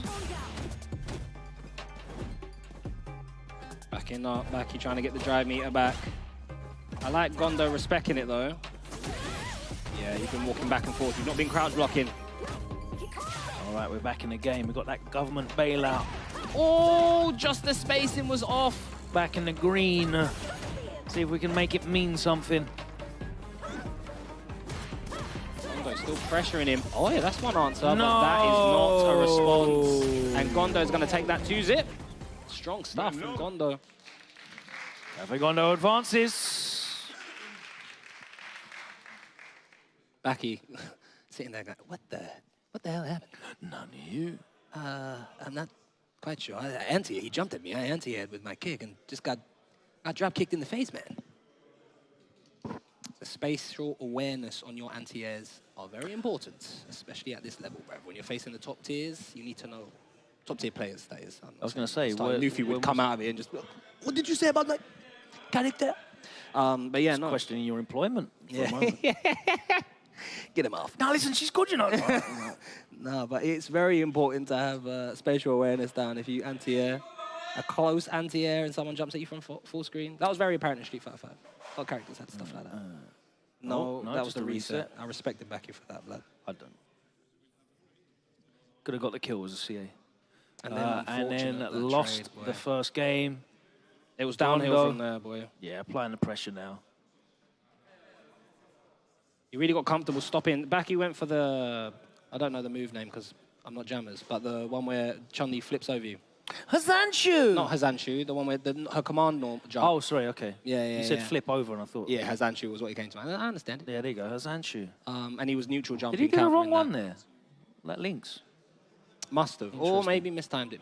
Who knows? Who knows? We'll never find out because it's time to move on to our next match. Last few matches of the day as we resolve the first wave of pools going into top 64. We've completed A through C. D pools are now up and you can check out how they're going on Start GG right now. Just look for Capcom Pro Tour France and it should come up. I can see over my shoulder that Nasim Claw appears to be setting up. Nasim. Looking forward to seeing him play. Thank you, gods. Nasim Claw versus KDL. Excellent. That's Tell what us the a little bit elder about god KDL.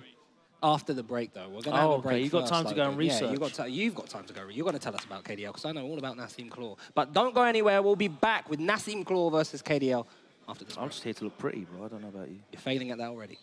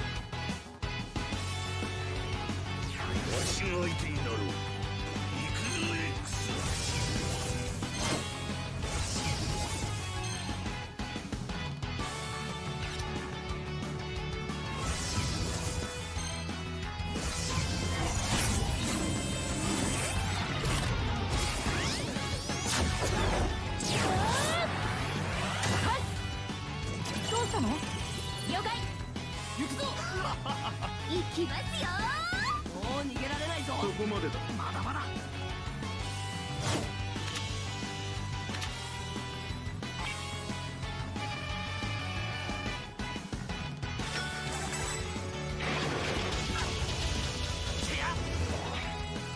やるしかないのか。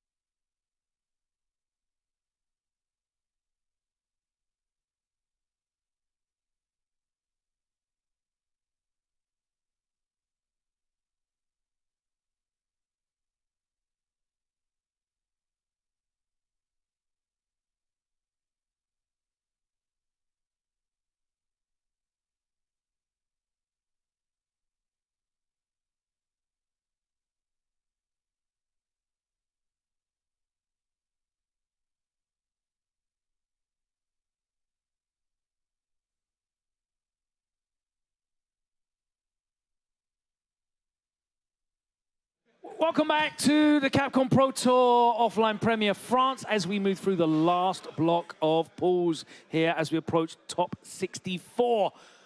And we've already had two of our first winners finals from some of these pools. If you're following at home, you can check out Start GG and see which of your favorite players are in attendance and which ones are not with us. But as you can see over our shoulders, Nasim Claw awaits to play his match here, which I believe is a winners finals match. Let me pull up that pool.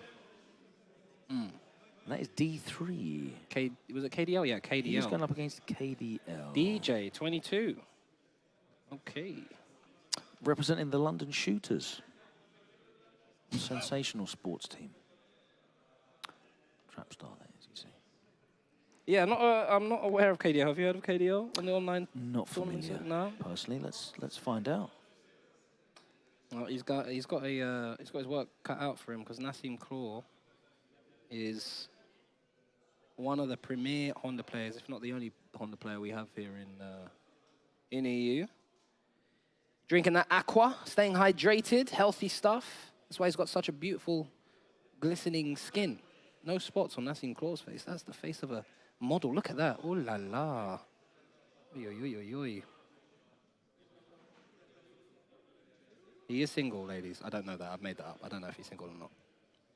How do I turn your mic off? Like this? Anyway, this is going to be winners final of this pool. Player will qualify for top 64 on winners side. Losers final, we have Don Akuma. Wonder who he plays. In this pool, same pool as Nasim Claw, yeah? That's in losers final. So in the losers loser final, of this will have to play okay, Don cool. Akuma to get out of the bracket, yes. Probably plays Ken. All right, so here we go. Now it's going to be the Honda from Nasim Claw. Been putting in a lot of work with that character. Lot of work, lad. Walipa work. Walipa work, don't know. Buckle. I'm interested in seeing. But yeah, I mean, he took a little bit of time off, right? And then he started playing again. One of the last remaining Hondas that we have in Europe. There's literally probably about 2 or 3 of them that are competing actively out there. And I would say Nasim is definitely the best of the bunch. I would agree with that. Oh, trying to do the late headbutt as an anti-air option. Stanfield's probably a better answer there. But at the moment, he's getting mixed up.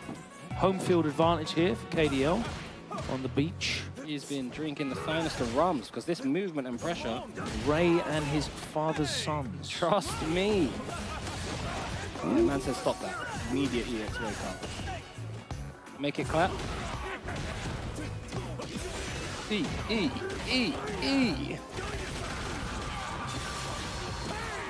Not dead, and he's in one out. He's got a huge life in the zone. All he needs is one touch. And Honda's pretty good at that, to be fair. Yeah, but... Ooh, I'm not sure what he went for there, but... Nasim Claw gladly received the gift. Closed out the first round. Drive in behind the -4. Man said, I don't care about your +3 situation.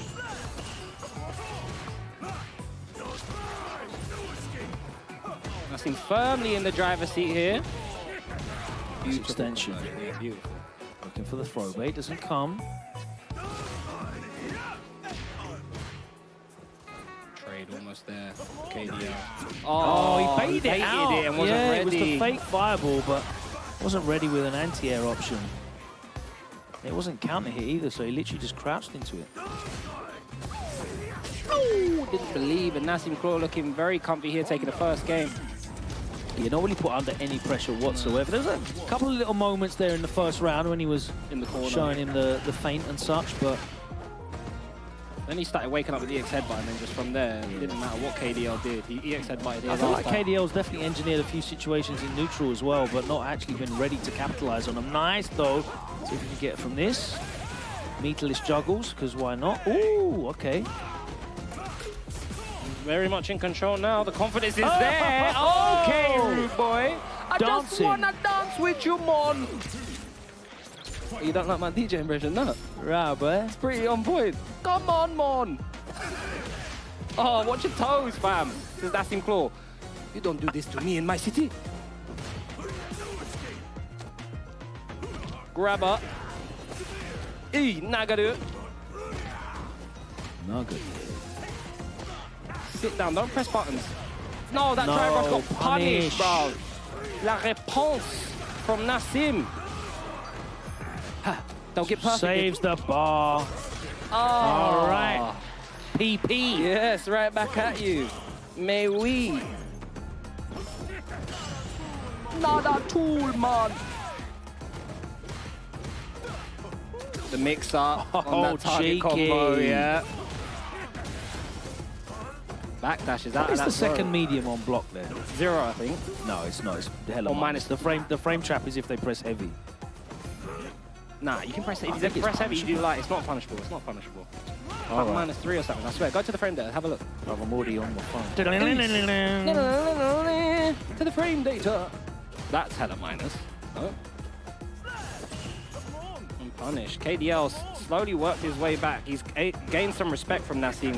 No longer doing these wake-up headbutts. Yeah, -2, so it's a frame trap. Yeah.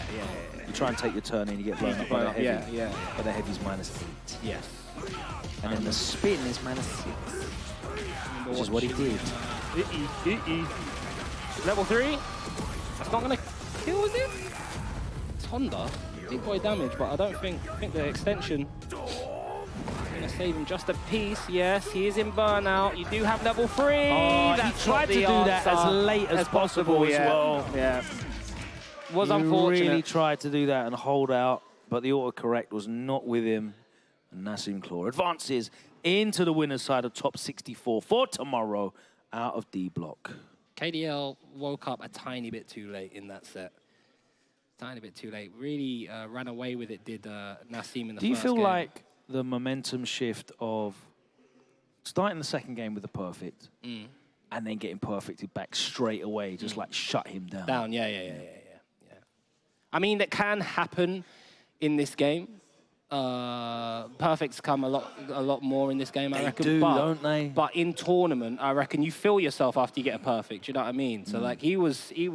Yeah. This is a bit of me. This. Do you know what I mean? I played the first game, went horribly wrong, but I'm back. Nasim responding with a perfect would have definitely been like, calm your boots. Because he did it disrespectfully as well. Look at that little dance, man. The back and forth shimmy. was, you know, some would say a disrespect. A little bit of a disrespect here as well, choosing not to use any of the super meter. Yeah. Just ending with the throw. I like KDL's player cam. He's always hand on the chin. Yes. Postulating. Shout out to Jammers. But of course, it wasn't enough. This tried to do it late, but did not work. This wasn't there for him, was it? There, no. Wasn't his And day. Nasim takes the win, moves into top 64 on the winner's side. Moving on as we progress through these winners' finals of these 8D wave pools. Who have we got up next, ladies and gentlemen? I can see people over my shoulder, but I don't know who they are. I'm sure the gods will bless us, or the infographic will bless us with the information soon. But we've had some amazing sets today. Tomorrow's looking. I mean, we've still got juicy sets, but tomorrow's looking. I don't know. Tomorrow is certainly when the real competition begins. Fudo. I don't know if people in the stream joined late and didn't get to see Fudo on stream. That guy's looking well deep. Very well practiced. Wow. Have we seen Moke play yet? Is Moke here? I'm not sure if Moke's here yet. But no, I don't think we. I haven't seen. Yes, he is. He made out in Pool B2. Oh, okay. For me, I think Moke is Moke's another one one, of yeah. the scariest at the moment out there. Moke, Fudo, Menard. It's going to be interesting. But right now we have Fausto versus Gil Stole My Ride. Okay, playing Street Fighter 6. Welcome. Keep it classy. 2023. What country is PT? PT. No. Portugal? Portugal? I don't know. Don't ask me any geography questions, please. It is Portugal. Okay, cool. But please don't rely on me for...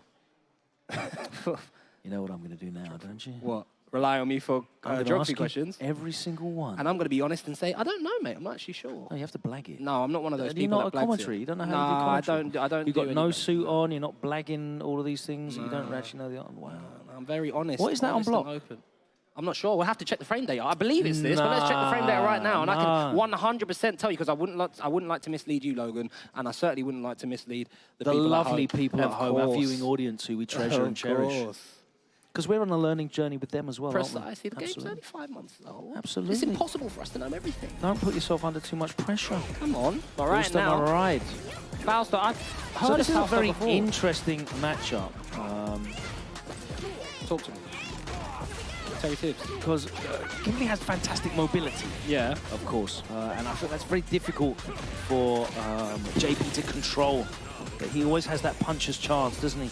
Well, his normals are really good at checking drive rushes. They and are, stuff like but when he starts trying to zone at like 2/3 to 3/4 of the screen away, we saw Sam Show, in fact, use the drive rush into the slide on reaction. She has so many different ways in which she can start that kind of pressure.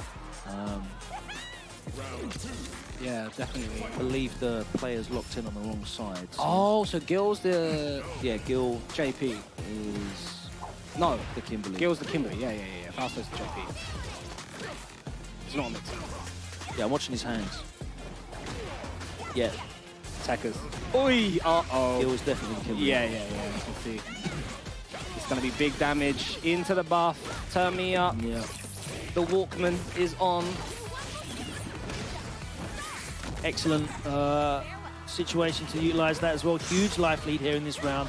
Even if he somehow didn't close out the game, he'd be going into the third round with that permanent level 3 power up as well, which makes her even faster, even harder to deal with. More damage. Beautiful stuff. Not that I would say this is a losing matchup for JP, but she certainly introduces things that he has to consider and maybe cause him to reconsider. Are you suggesting that the JP player has to think in this matchup? I think he has to take into account the risk-reward of utilizing some of the tools which he may otherwise freely make the most of in his game plan. That is a brave check, sir. And he still managed to save his drive meter off of that. Nice use of the portal. Nice use of the portal. And there's the command grab, catches him trying to slide in. Okay, Fausto, turn me up, lad. That was interesting. I'm not sure if that was intentional, but there's a slide back in again. Oh, he's baited. He's tried these. He got a punish counter on it though. No, he did not. Back to the start of the level. Takeshi's castle. Oh. Wow. Oh, wow. Get pieced up. Kind of too early for the drive impact. SpaghettiOs. Spaghetti. Back throw does a little bit less damage, does it? Interesting. Stampede King Meaty was there. 4 Gil stole my ride. Fausto has to save this set point. Spaced himself perfectly to punish that drive rush in, and here we go. Gets everything set up. Freestyle! Gil stole my ride is right back in. Again, bait. Wow, the OD amnesia has only been there once for Fausto. I didn't know that Kimberly's throws did much less than a lot of others. Is it? How much they do? 1080 or 1800 on punish counter. Okay. So significantly less.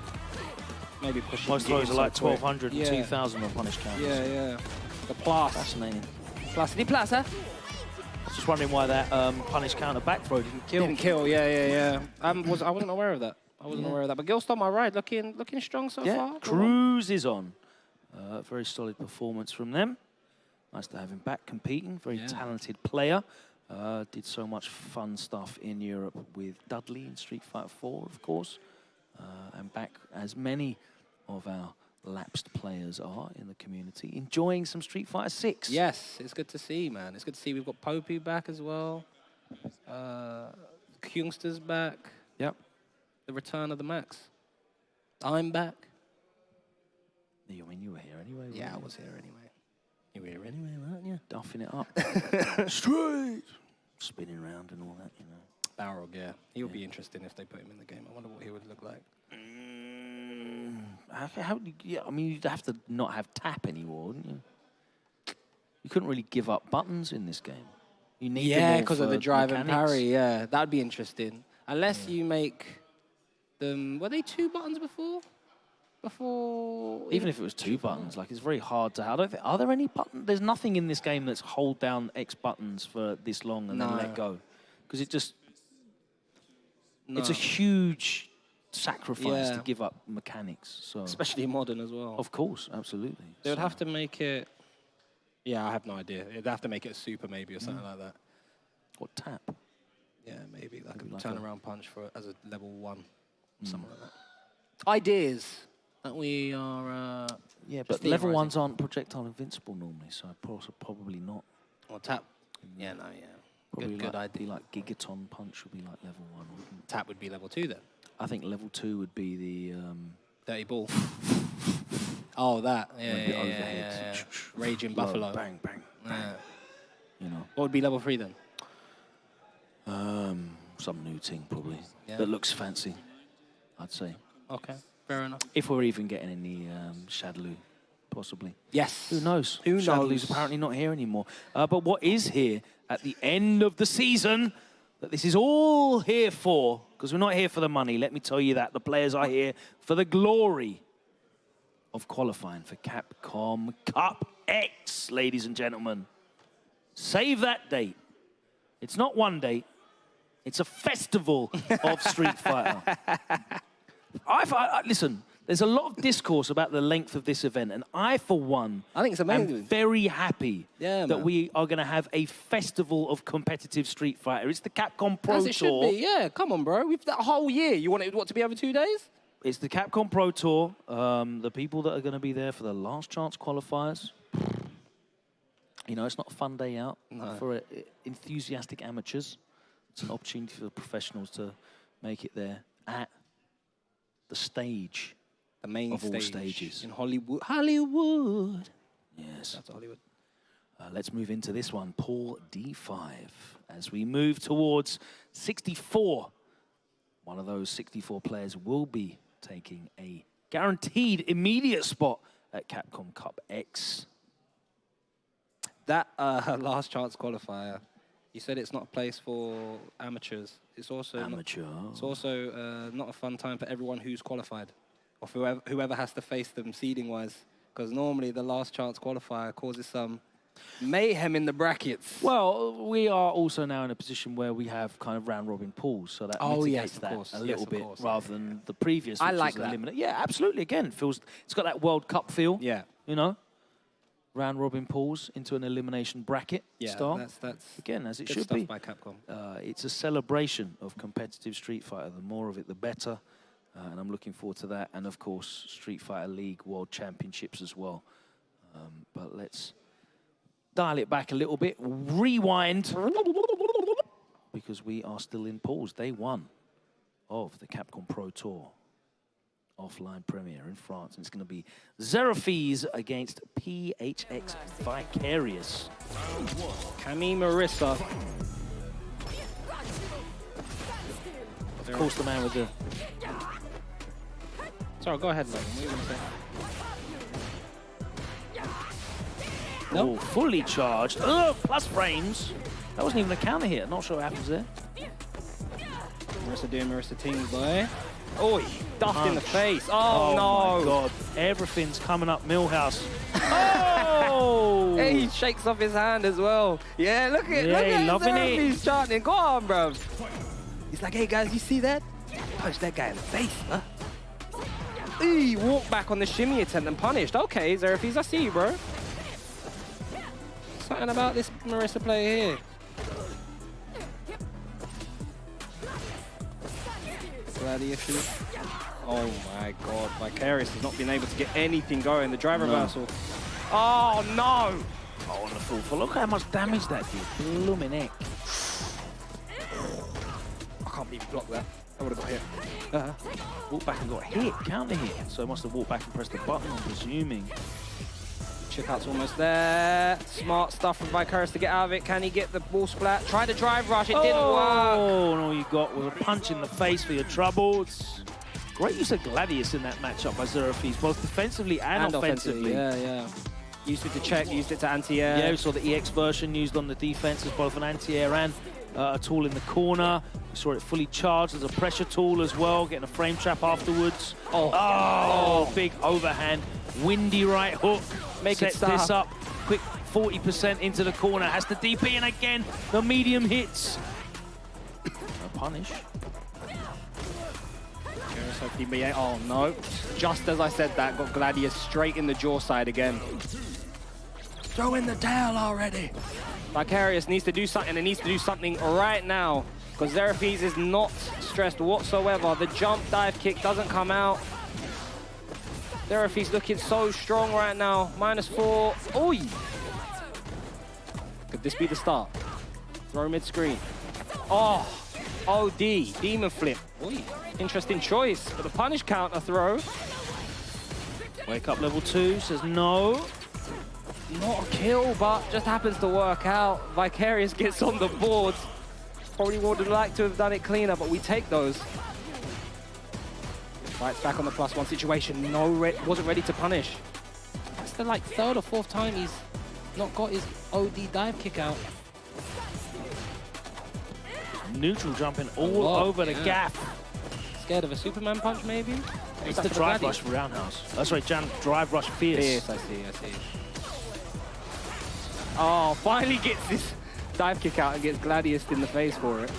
There's the punish and the back throw. Smart stuff from... Oh, no, he didn't back throw. I'm 0 for 2 on that. Oh my God! This and character! Again, the use of the Gladius as an anti-air. Zeraphis, very, very comfortable. Closing out the win there. Look at the smile. That's a very happy man. Vicarious, unfortunately, has to go back to the tapes and see He will be enjoying the rest of the tournament vicariously from the stands. Very good, very smart, very smart. He's good, this guy. Yeah, I've read books and stuff. Okay. I'm lying, it's word of the day toilet paper. And I get through a lot of days, let me tell you that. Let's have a little look at that replay. Yeah, let's have a look at all these anti-air Gladiuses, because there was like a half a dozen of them. Boom, right on cue. Lovely jubbly. I do like the way she's designed, man. She does a lot of damage, but she's bang cool, in the bro. face. Some UFC haymaker. Bang in the face. Oh, Francis, bruv. Gladius is sensational, and Superman punch as well. Did manage to get that round back on the board here for Vicarious. Yeah. But too little, too late. Too little, too late, yeah. Francis Ngannou was not deterred. Had a reset. Bang, I can't believe. armor break, sensational. And then again. Yeah. The anti-air All right, shout out to production on the highlights, because that had literally everything that I wanted to see. All the gladiuses. Out of that. All of the gladiuses, all the cool moments that happened in that match. Good stuff. Production. Thank you very much to everybody involved putting together this event here, the Capcom Pro Tour offline premiere in France. Fantastic vibes already as day one approaches a close, but we have a few matches still to go as we determine who is going to be rounded out that top 64. Our last few qualification games at day one will be after this very short break. Don't go anywhere. Merci. Fighting is an art. And this is our canvas.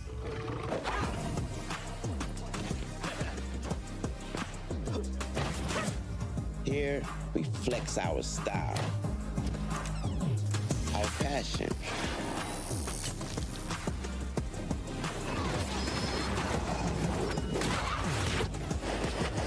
our creativity,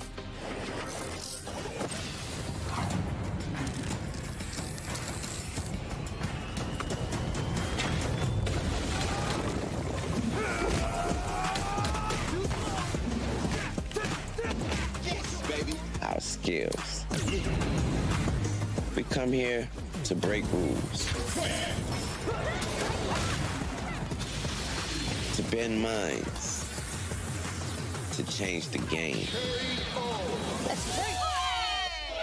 This is where we make an impression.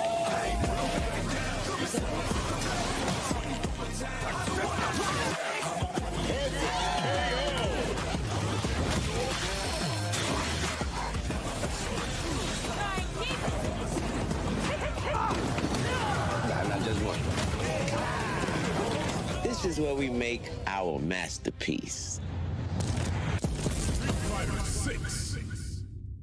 Available now.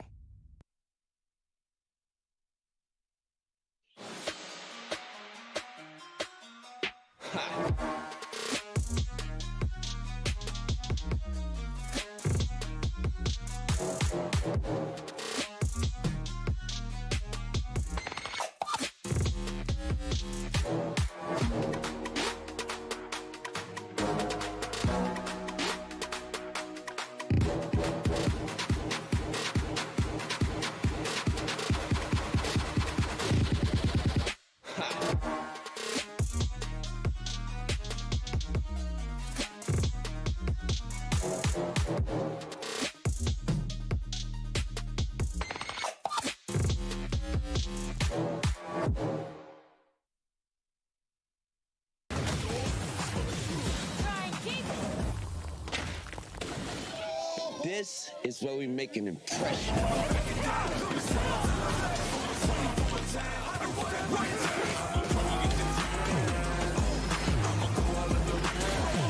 This is where we make our masterpiece.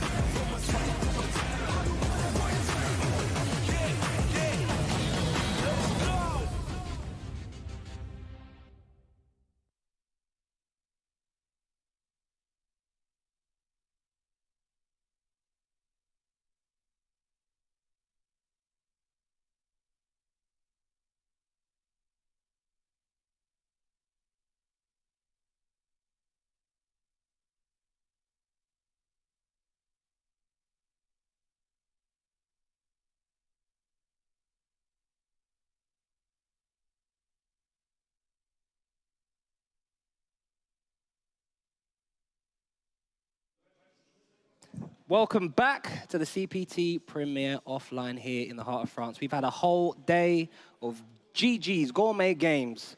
Street Fighter 6 matches from Pool A to B to C. We are in Delta Squad right now, baby. And we have 3 more games left for you. 2 winners finals and 1 losers finals to determine what 3 players will be going through to tomorrow's top 64. Logan, you just having a look through the remaining pools here in this D wave. Fantastic stuff. Oh, absolutely. Pugera already made it through. Looking forward to seeing him play tomorrow. There's a few Japanese players that have braved the streets of Paris and You know, they may have you believe that they're infested with an alien invasion, much like Starship Troopers. The bed bugs team over the... But it's fine. So if you didn't come, you've really missed out, because it's absolutely fine. Yeah, you absolutely And we're having a great time. And we're having a aren't we? great time, mate. The food out here, the architecture, the city. I'll behave. You had to start with the losing. Maybe the architecture. Mate, UK food sucks. No, it doesn't. It does suck. I'm not going to sit here and pretend like we have great food, bro. We don't. Of course we do. Okay. Well, right now we've got coming up in this winners final. We've got fantastic colonials. We've got Mal Dominant, the scariest DJ in France. Well, Fudo's technically in France at the moment. True. From So France. is he the... From France. Thank you for correcting me, Logan. Yeah. Versus... And I'll correct you on the fact that we have... Century. Was that Century? It's fine. Don't worry. When the graphic comes up, I'll read it off the screen.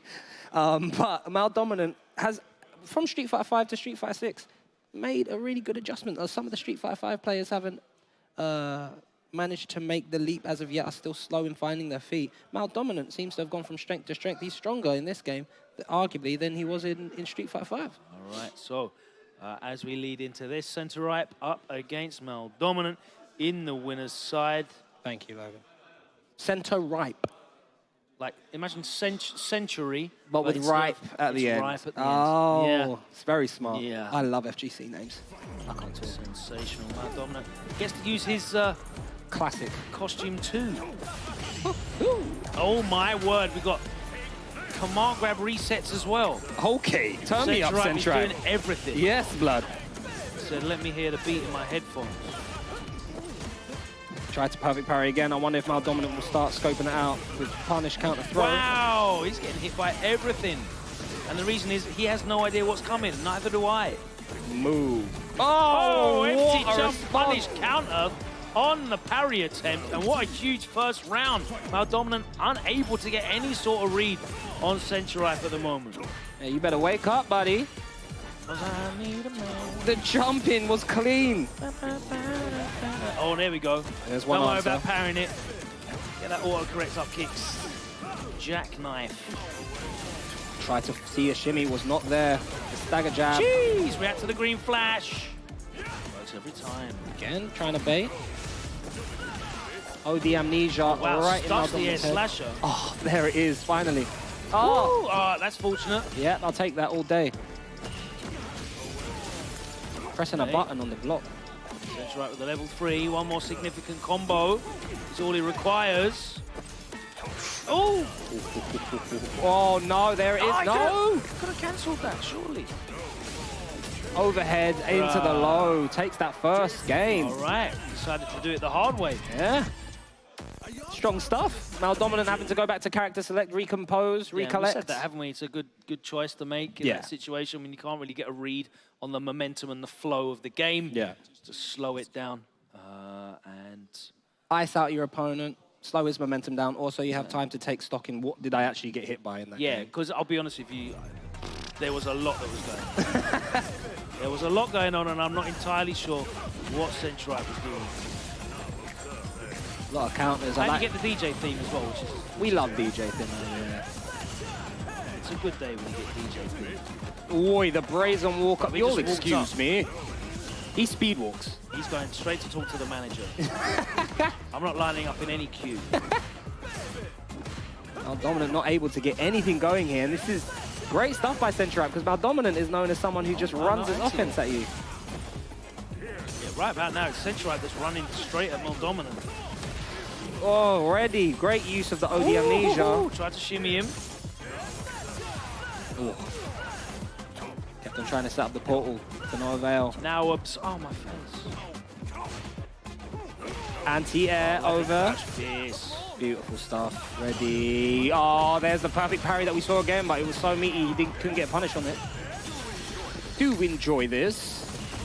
Defense against the Dark Arts. And he's on set point. Centrite. Wow. Okay.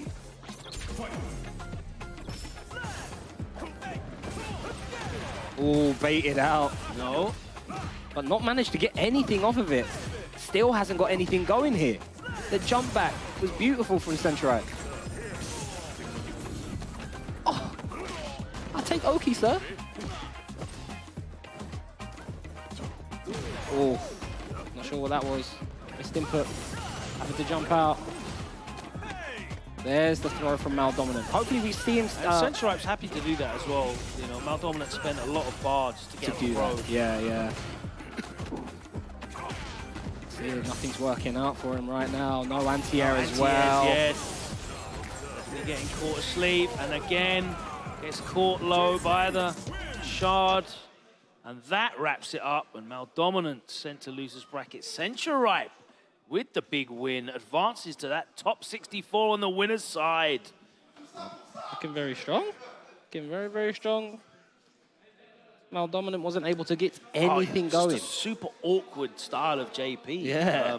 And it wasn't really like, I can't say it was random or crazy. It was just very awkward. You know what it was? It was the perfect parry on those drive rushes. It only happened like Bro, look at two or three times. The first moment of this whole game was him perfect Parrying parrying the jab. Yeah. That threw his head fell off his neck. The departure window, straight into the throw, getting the punish counter on the drive parry. Maldominant was constantly baiting the OD amnesia. Sentryripe didn't do it. The 2 times he didn't bait it, Sentryripe did it. And he did it in a smart, he did it in drive rush stand medium kick as well. It wasn't just on his wake up. He was utilizing that really well. There's the perfect parry. Perfect parry. Could have actually got a punish on that. And then the level nice 2. counter level 2 to the heavy slasher. Beautiful stuff. That +3. Oh no, it would have been more because he drive rushed behind it, yeah. And then wasn't ready for the dagger. Pierce. Beautiful stuff from Sentryripe. Interesting. It moves on tomorrow. Winner side, top 64. Still has both of his lives. Be good to see the brackets for that. See what type of decimation we can have a review. Tomorrow. We can have a review of that at the end. Yeah, it's Oil King and TKR. Well, this is going to be a set, mate. I'm happy for this one. I love TKR and I love Oil King. Oil King, of course, repping his... Rashid had a couple of characters at the beginning of the game before Rashid came out. Tried Menard. Bro, if he was playing Ken and getting results. Yeah? He's just a strong player, man. Super. His awareness on this game is He incredible. was playing Menard and not getting results. Yeah, his Chun-Li looked nice. His Chun-Li was definitely nice. But Rashid is looking very nice in this game. I mean, it's an interesting move from Ken to Rashid. It's not certainly an upgrade, I would say, but he is so well known for his Rashid. Rashid's movement is pretty decent. I mean, it's really early. A lot of people haven't figured out Rashid, right? So Rashid is definitely getting away with like raw drive impacts after certain Oki situations that people aren't prepared for and stuff like that. So, but when Rashid first came out, I could have sworn all the top players were like, no, he's not tournament viable. He's not that now. Yeah, I mean, he didn't obviously do a ton of damage, I think was the problem. But I think his toolbox is fantastic. It's fantastic, yeah. And his movement, which is what I would say is Oil King's strength, overwhelming you with movement and running at you from different angles. And I think he's got like a really good hit and run game. Yeah. A very good like mid-range control game, should he wish to play it. And much like Chun-Li, one of the benefits that he has is he doesn't really have to risk perfect parry in the corner pressure situations. He doesn't have to put his body on the line. He's got a lot of safe jumps. He's got, obviously, Arabian Cyclone. Yeah, if things aren't going his way, he can throw out that beautiful level 2. And, of course, it just tells you to stop playing and respect him when he's got 2 bars as well. So. But also, TKR, no slouch. This should be an interesting set, though. I'm excited for this one. Yeah, I was happy to see Oil King playing, both of these guys playing characters that they care about. Oi! Nice. Didn't get the rest of the hits, though. Right now, it's Oil King, but he messes up his meaty. DP, get off me. Stop that momentum straight away. Doesn't want TKR getting anything going. Oh, the overhead. Oh, the reset. Oil King. Bringing out those bad habits from TKR immediately. What a sequence. Easy. Sit down, says TKR. Starting to get the engine going now. Not gonna stand heavy kicks. Not sure what the lightning kicks, the instant lightning kicks were for. Oil King has that level 2. Whenever he gets a knockdown, he can reset space, but as it happens to be. It's been all him so far. Punish counter on the landing, sets up the level 2 guaranteed. Nothing she can do there, I don't believe. Woo! Blood. Okay, she parries the overhead attempt. And she's gonna hop out of the corner and turns it around. Not ready for the drive impact, and you know TKR's got the greasy stuff in his pocket, ready to bring out at any time. The cheeky man, there it is again! High low. One more guess. It was low. GG's, that's critical art, and you are dead. I respect you spending all the meter. Kill this man. Baited a couple of times, was delaying a lot on Oil King's makeup, respecting him. Maybe that one DP that he did when he crossed him up, put the fear of God in the guy. But TKO is normally his strongest when he's believing in his offense, so... Yeah, definitely a confidence player. Yeah. Medium kick anti-air. Too far away, and Oil King is ready. Micro walk back, yeah, I saw that too.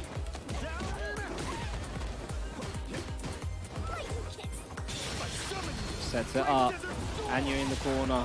TKR just opts to just get rid of it. I want to rush into it, and it happens to work out for him.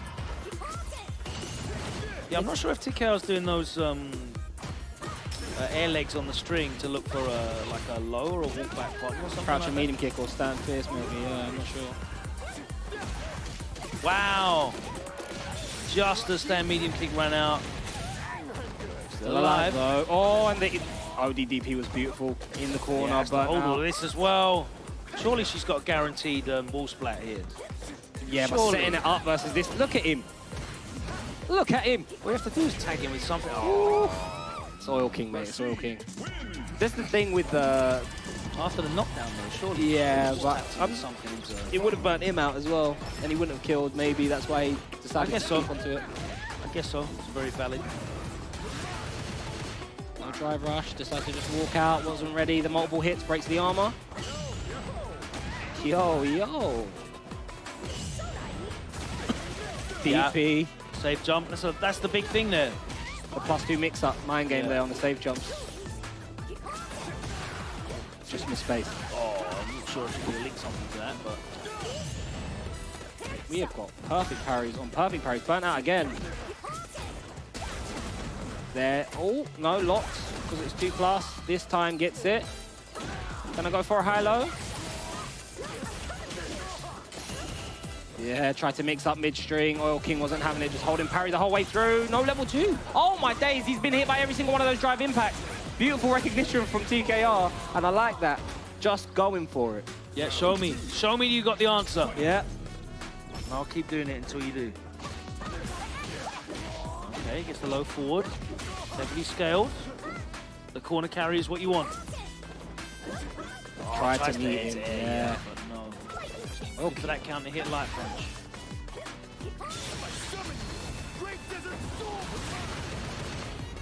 Desert Storm. Kick it into you. Wise choice to parry. Beautiful drive reversal. Mitigated that very well. That could have been a lot more damage. TKR's defense, the delay on that drive rush. Oil King pressing nothing. Nice tech, really good tech. Beautiful anti-air. Confirm. Straight into the counter hit, whirlwind, but no follow-up. Has burnt himself out. He's almost got level 2 again. And TKR can tell he's applying the pressure now. I'm not going to give you a moment to set that up. Tries to get away and opens himself up for it. TKR is going to equalize that, make it 1-1, and the French crowd hear it, lets him hear it. Yeah, might be from Lyon, but you're one of us. Yeah. We rep the same country. We rep the same smart tech. Oi, what an opening. Oh, there's the response. There's the answer. Now you've shown me. Yeah. Now you show me. All right, what we got next then, TKR? What's the next level of pressure? Again, looking for that air legs. Fight back. I knew that he was too far away to get any overextension. Oh no, punish counter, but let's get a link off of it. I'm sure if we can. Oh no, that's horrible. Mistimed it. Horrible.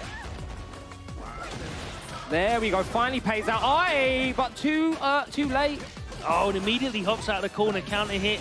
Big damage. Level 1. Spends the level 1. Just kills. Subscribe to my YouTube. Set point for Oil King. Yeah, Oil King's been so good at, like you said, that hit and run style. Deciding and choosing when to engage and when not. But TKR coming in now. Oh, opened up with the me TT. I'm coming for you. Oh, overhead. Shimmy? No, this time throws. Same sequence. All right, sets up the level 2. What have we got here? You're mine. Oh, burnt out on the level 2. Oh, my God. That gets reset. Punish counter. Out the corner. Hopping all over the place. How do you stop this man? It's parkour season. Just away from the wall. Oil King with the throw. One more touch. Oh. Good blocks from No, TKR. nice, level 3. Oh, my days. The level 3 and it's critical art. Back of damage. Be close. Yeah, and the setup afterwards. Oi, oi, the block. What's your defense saying? Double KO! And Oil King with the double KO takes the win. He couldn't have been closer.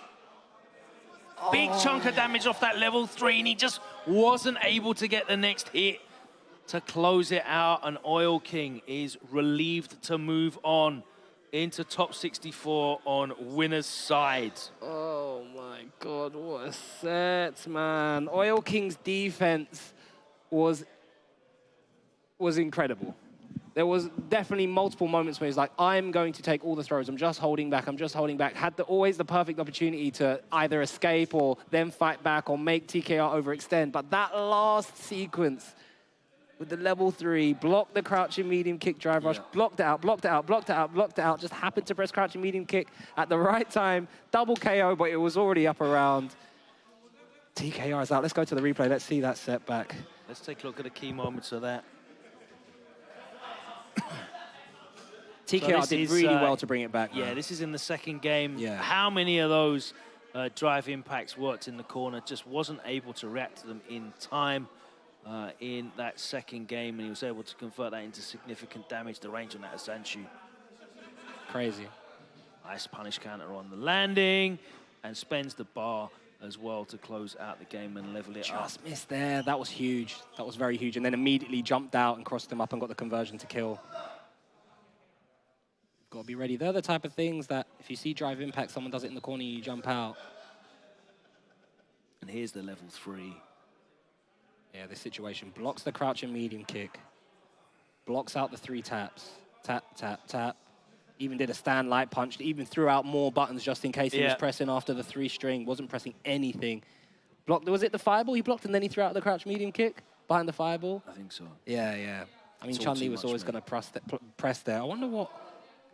I didn't know if it was that plus because of how far away he was, the range, yeah. That's a lot of and I think maybe specific stuff, which I'm not going to pretend is in my locker as of yet, but something to I respect you research for that, it. I have to say as well, that was one of the hardest pulls because the loser of that now goes on to play Noble, the Japanese player, in losers finals. Noble, I'm not aware of Noble.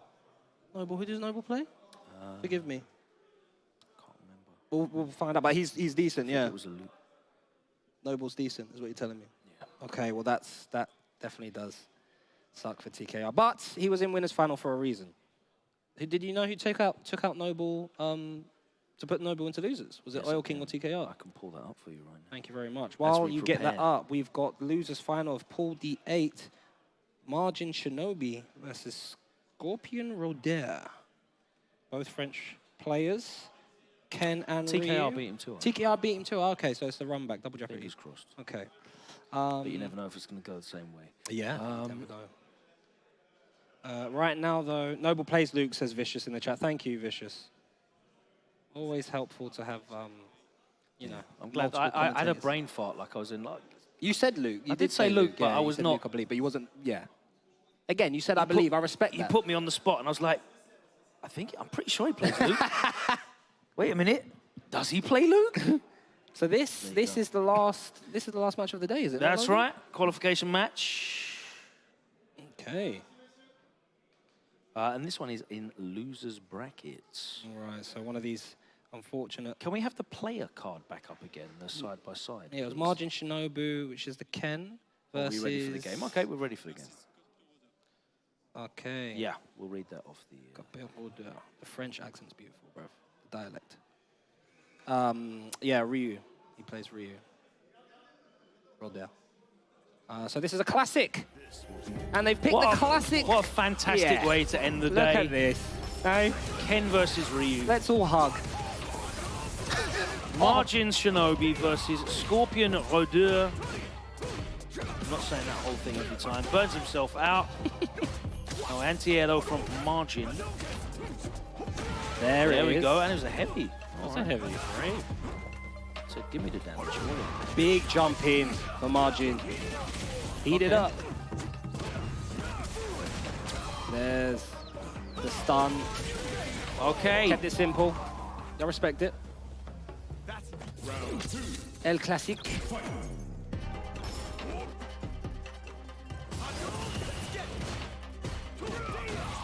Watching his toes. Right, no follow-up.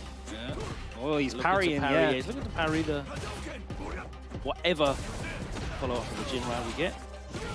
It's good insight from Margin. Yeah, I like that. Decent chunk of damage as well. The light touch into the medium DP. Trade.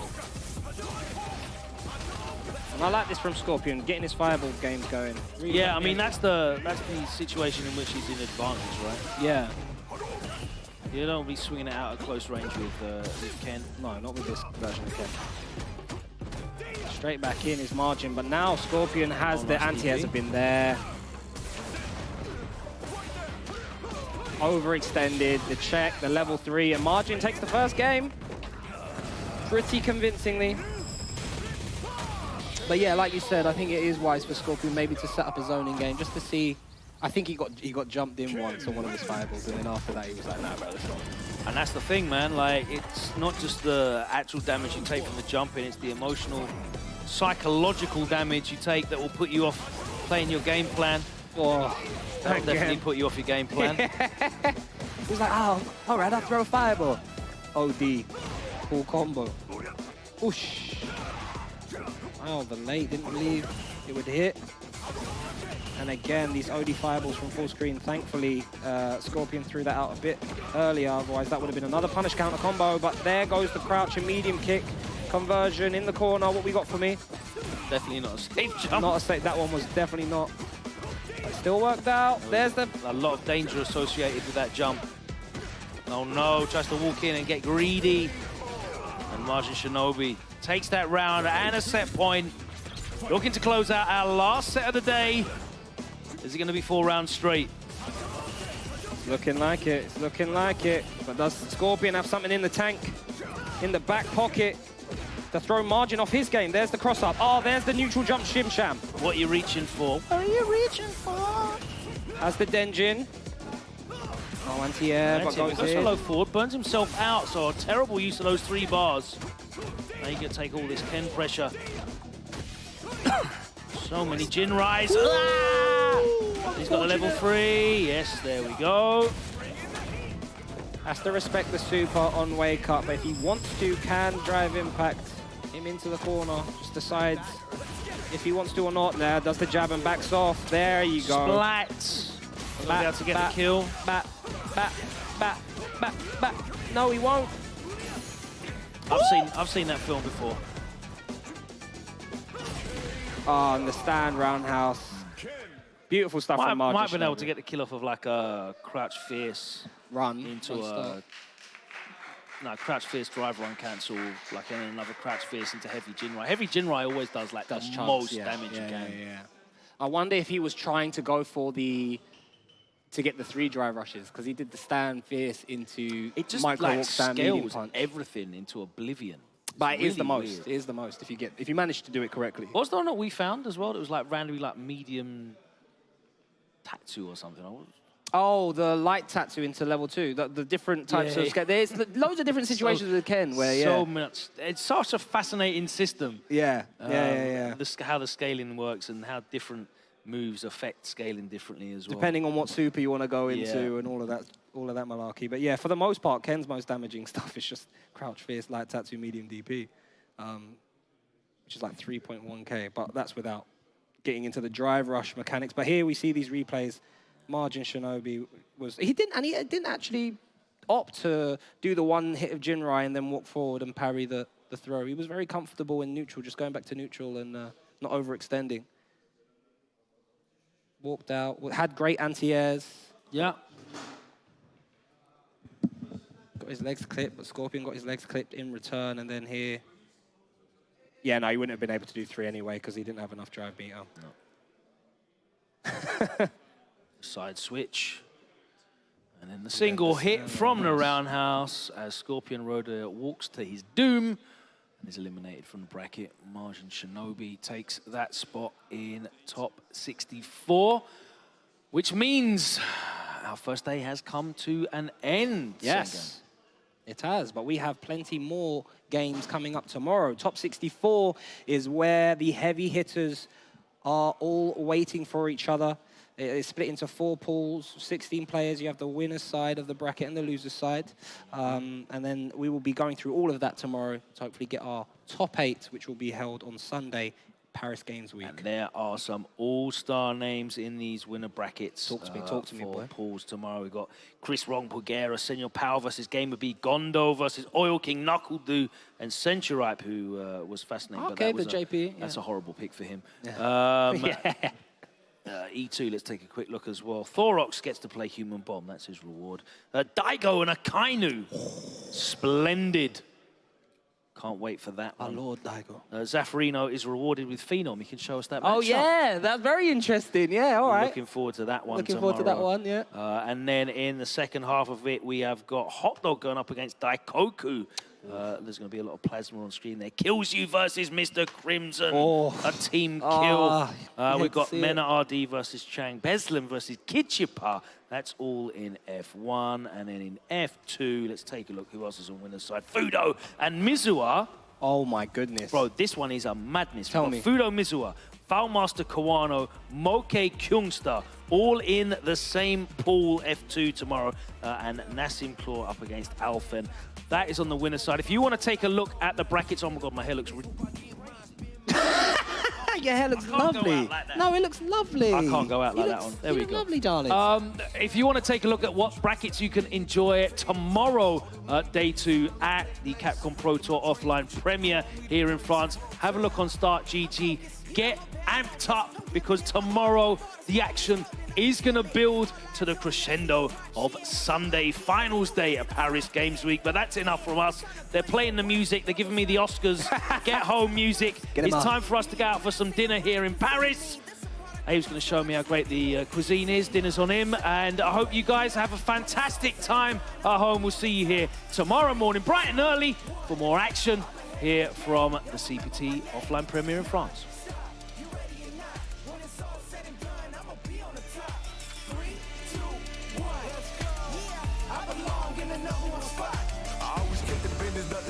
When you always see nothing, I just barely scratch the surface. Roll me in the rain, let me do my thing. That they hit me down, fight through the pain when I'm in the zone. I ain't never say much, but you see me up top. You see my numbers healthy, the pressure don't stop. Until I'm in the top, see the bottom seeds watch. They almost see me flop, but I'm stepping on them, watch, let them watch. Born ready to fight, this is my moment. Coming for it all, just show me my opponent. Wanna be great, I'm a legend in the making.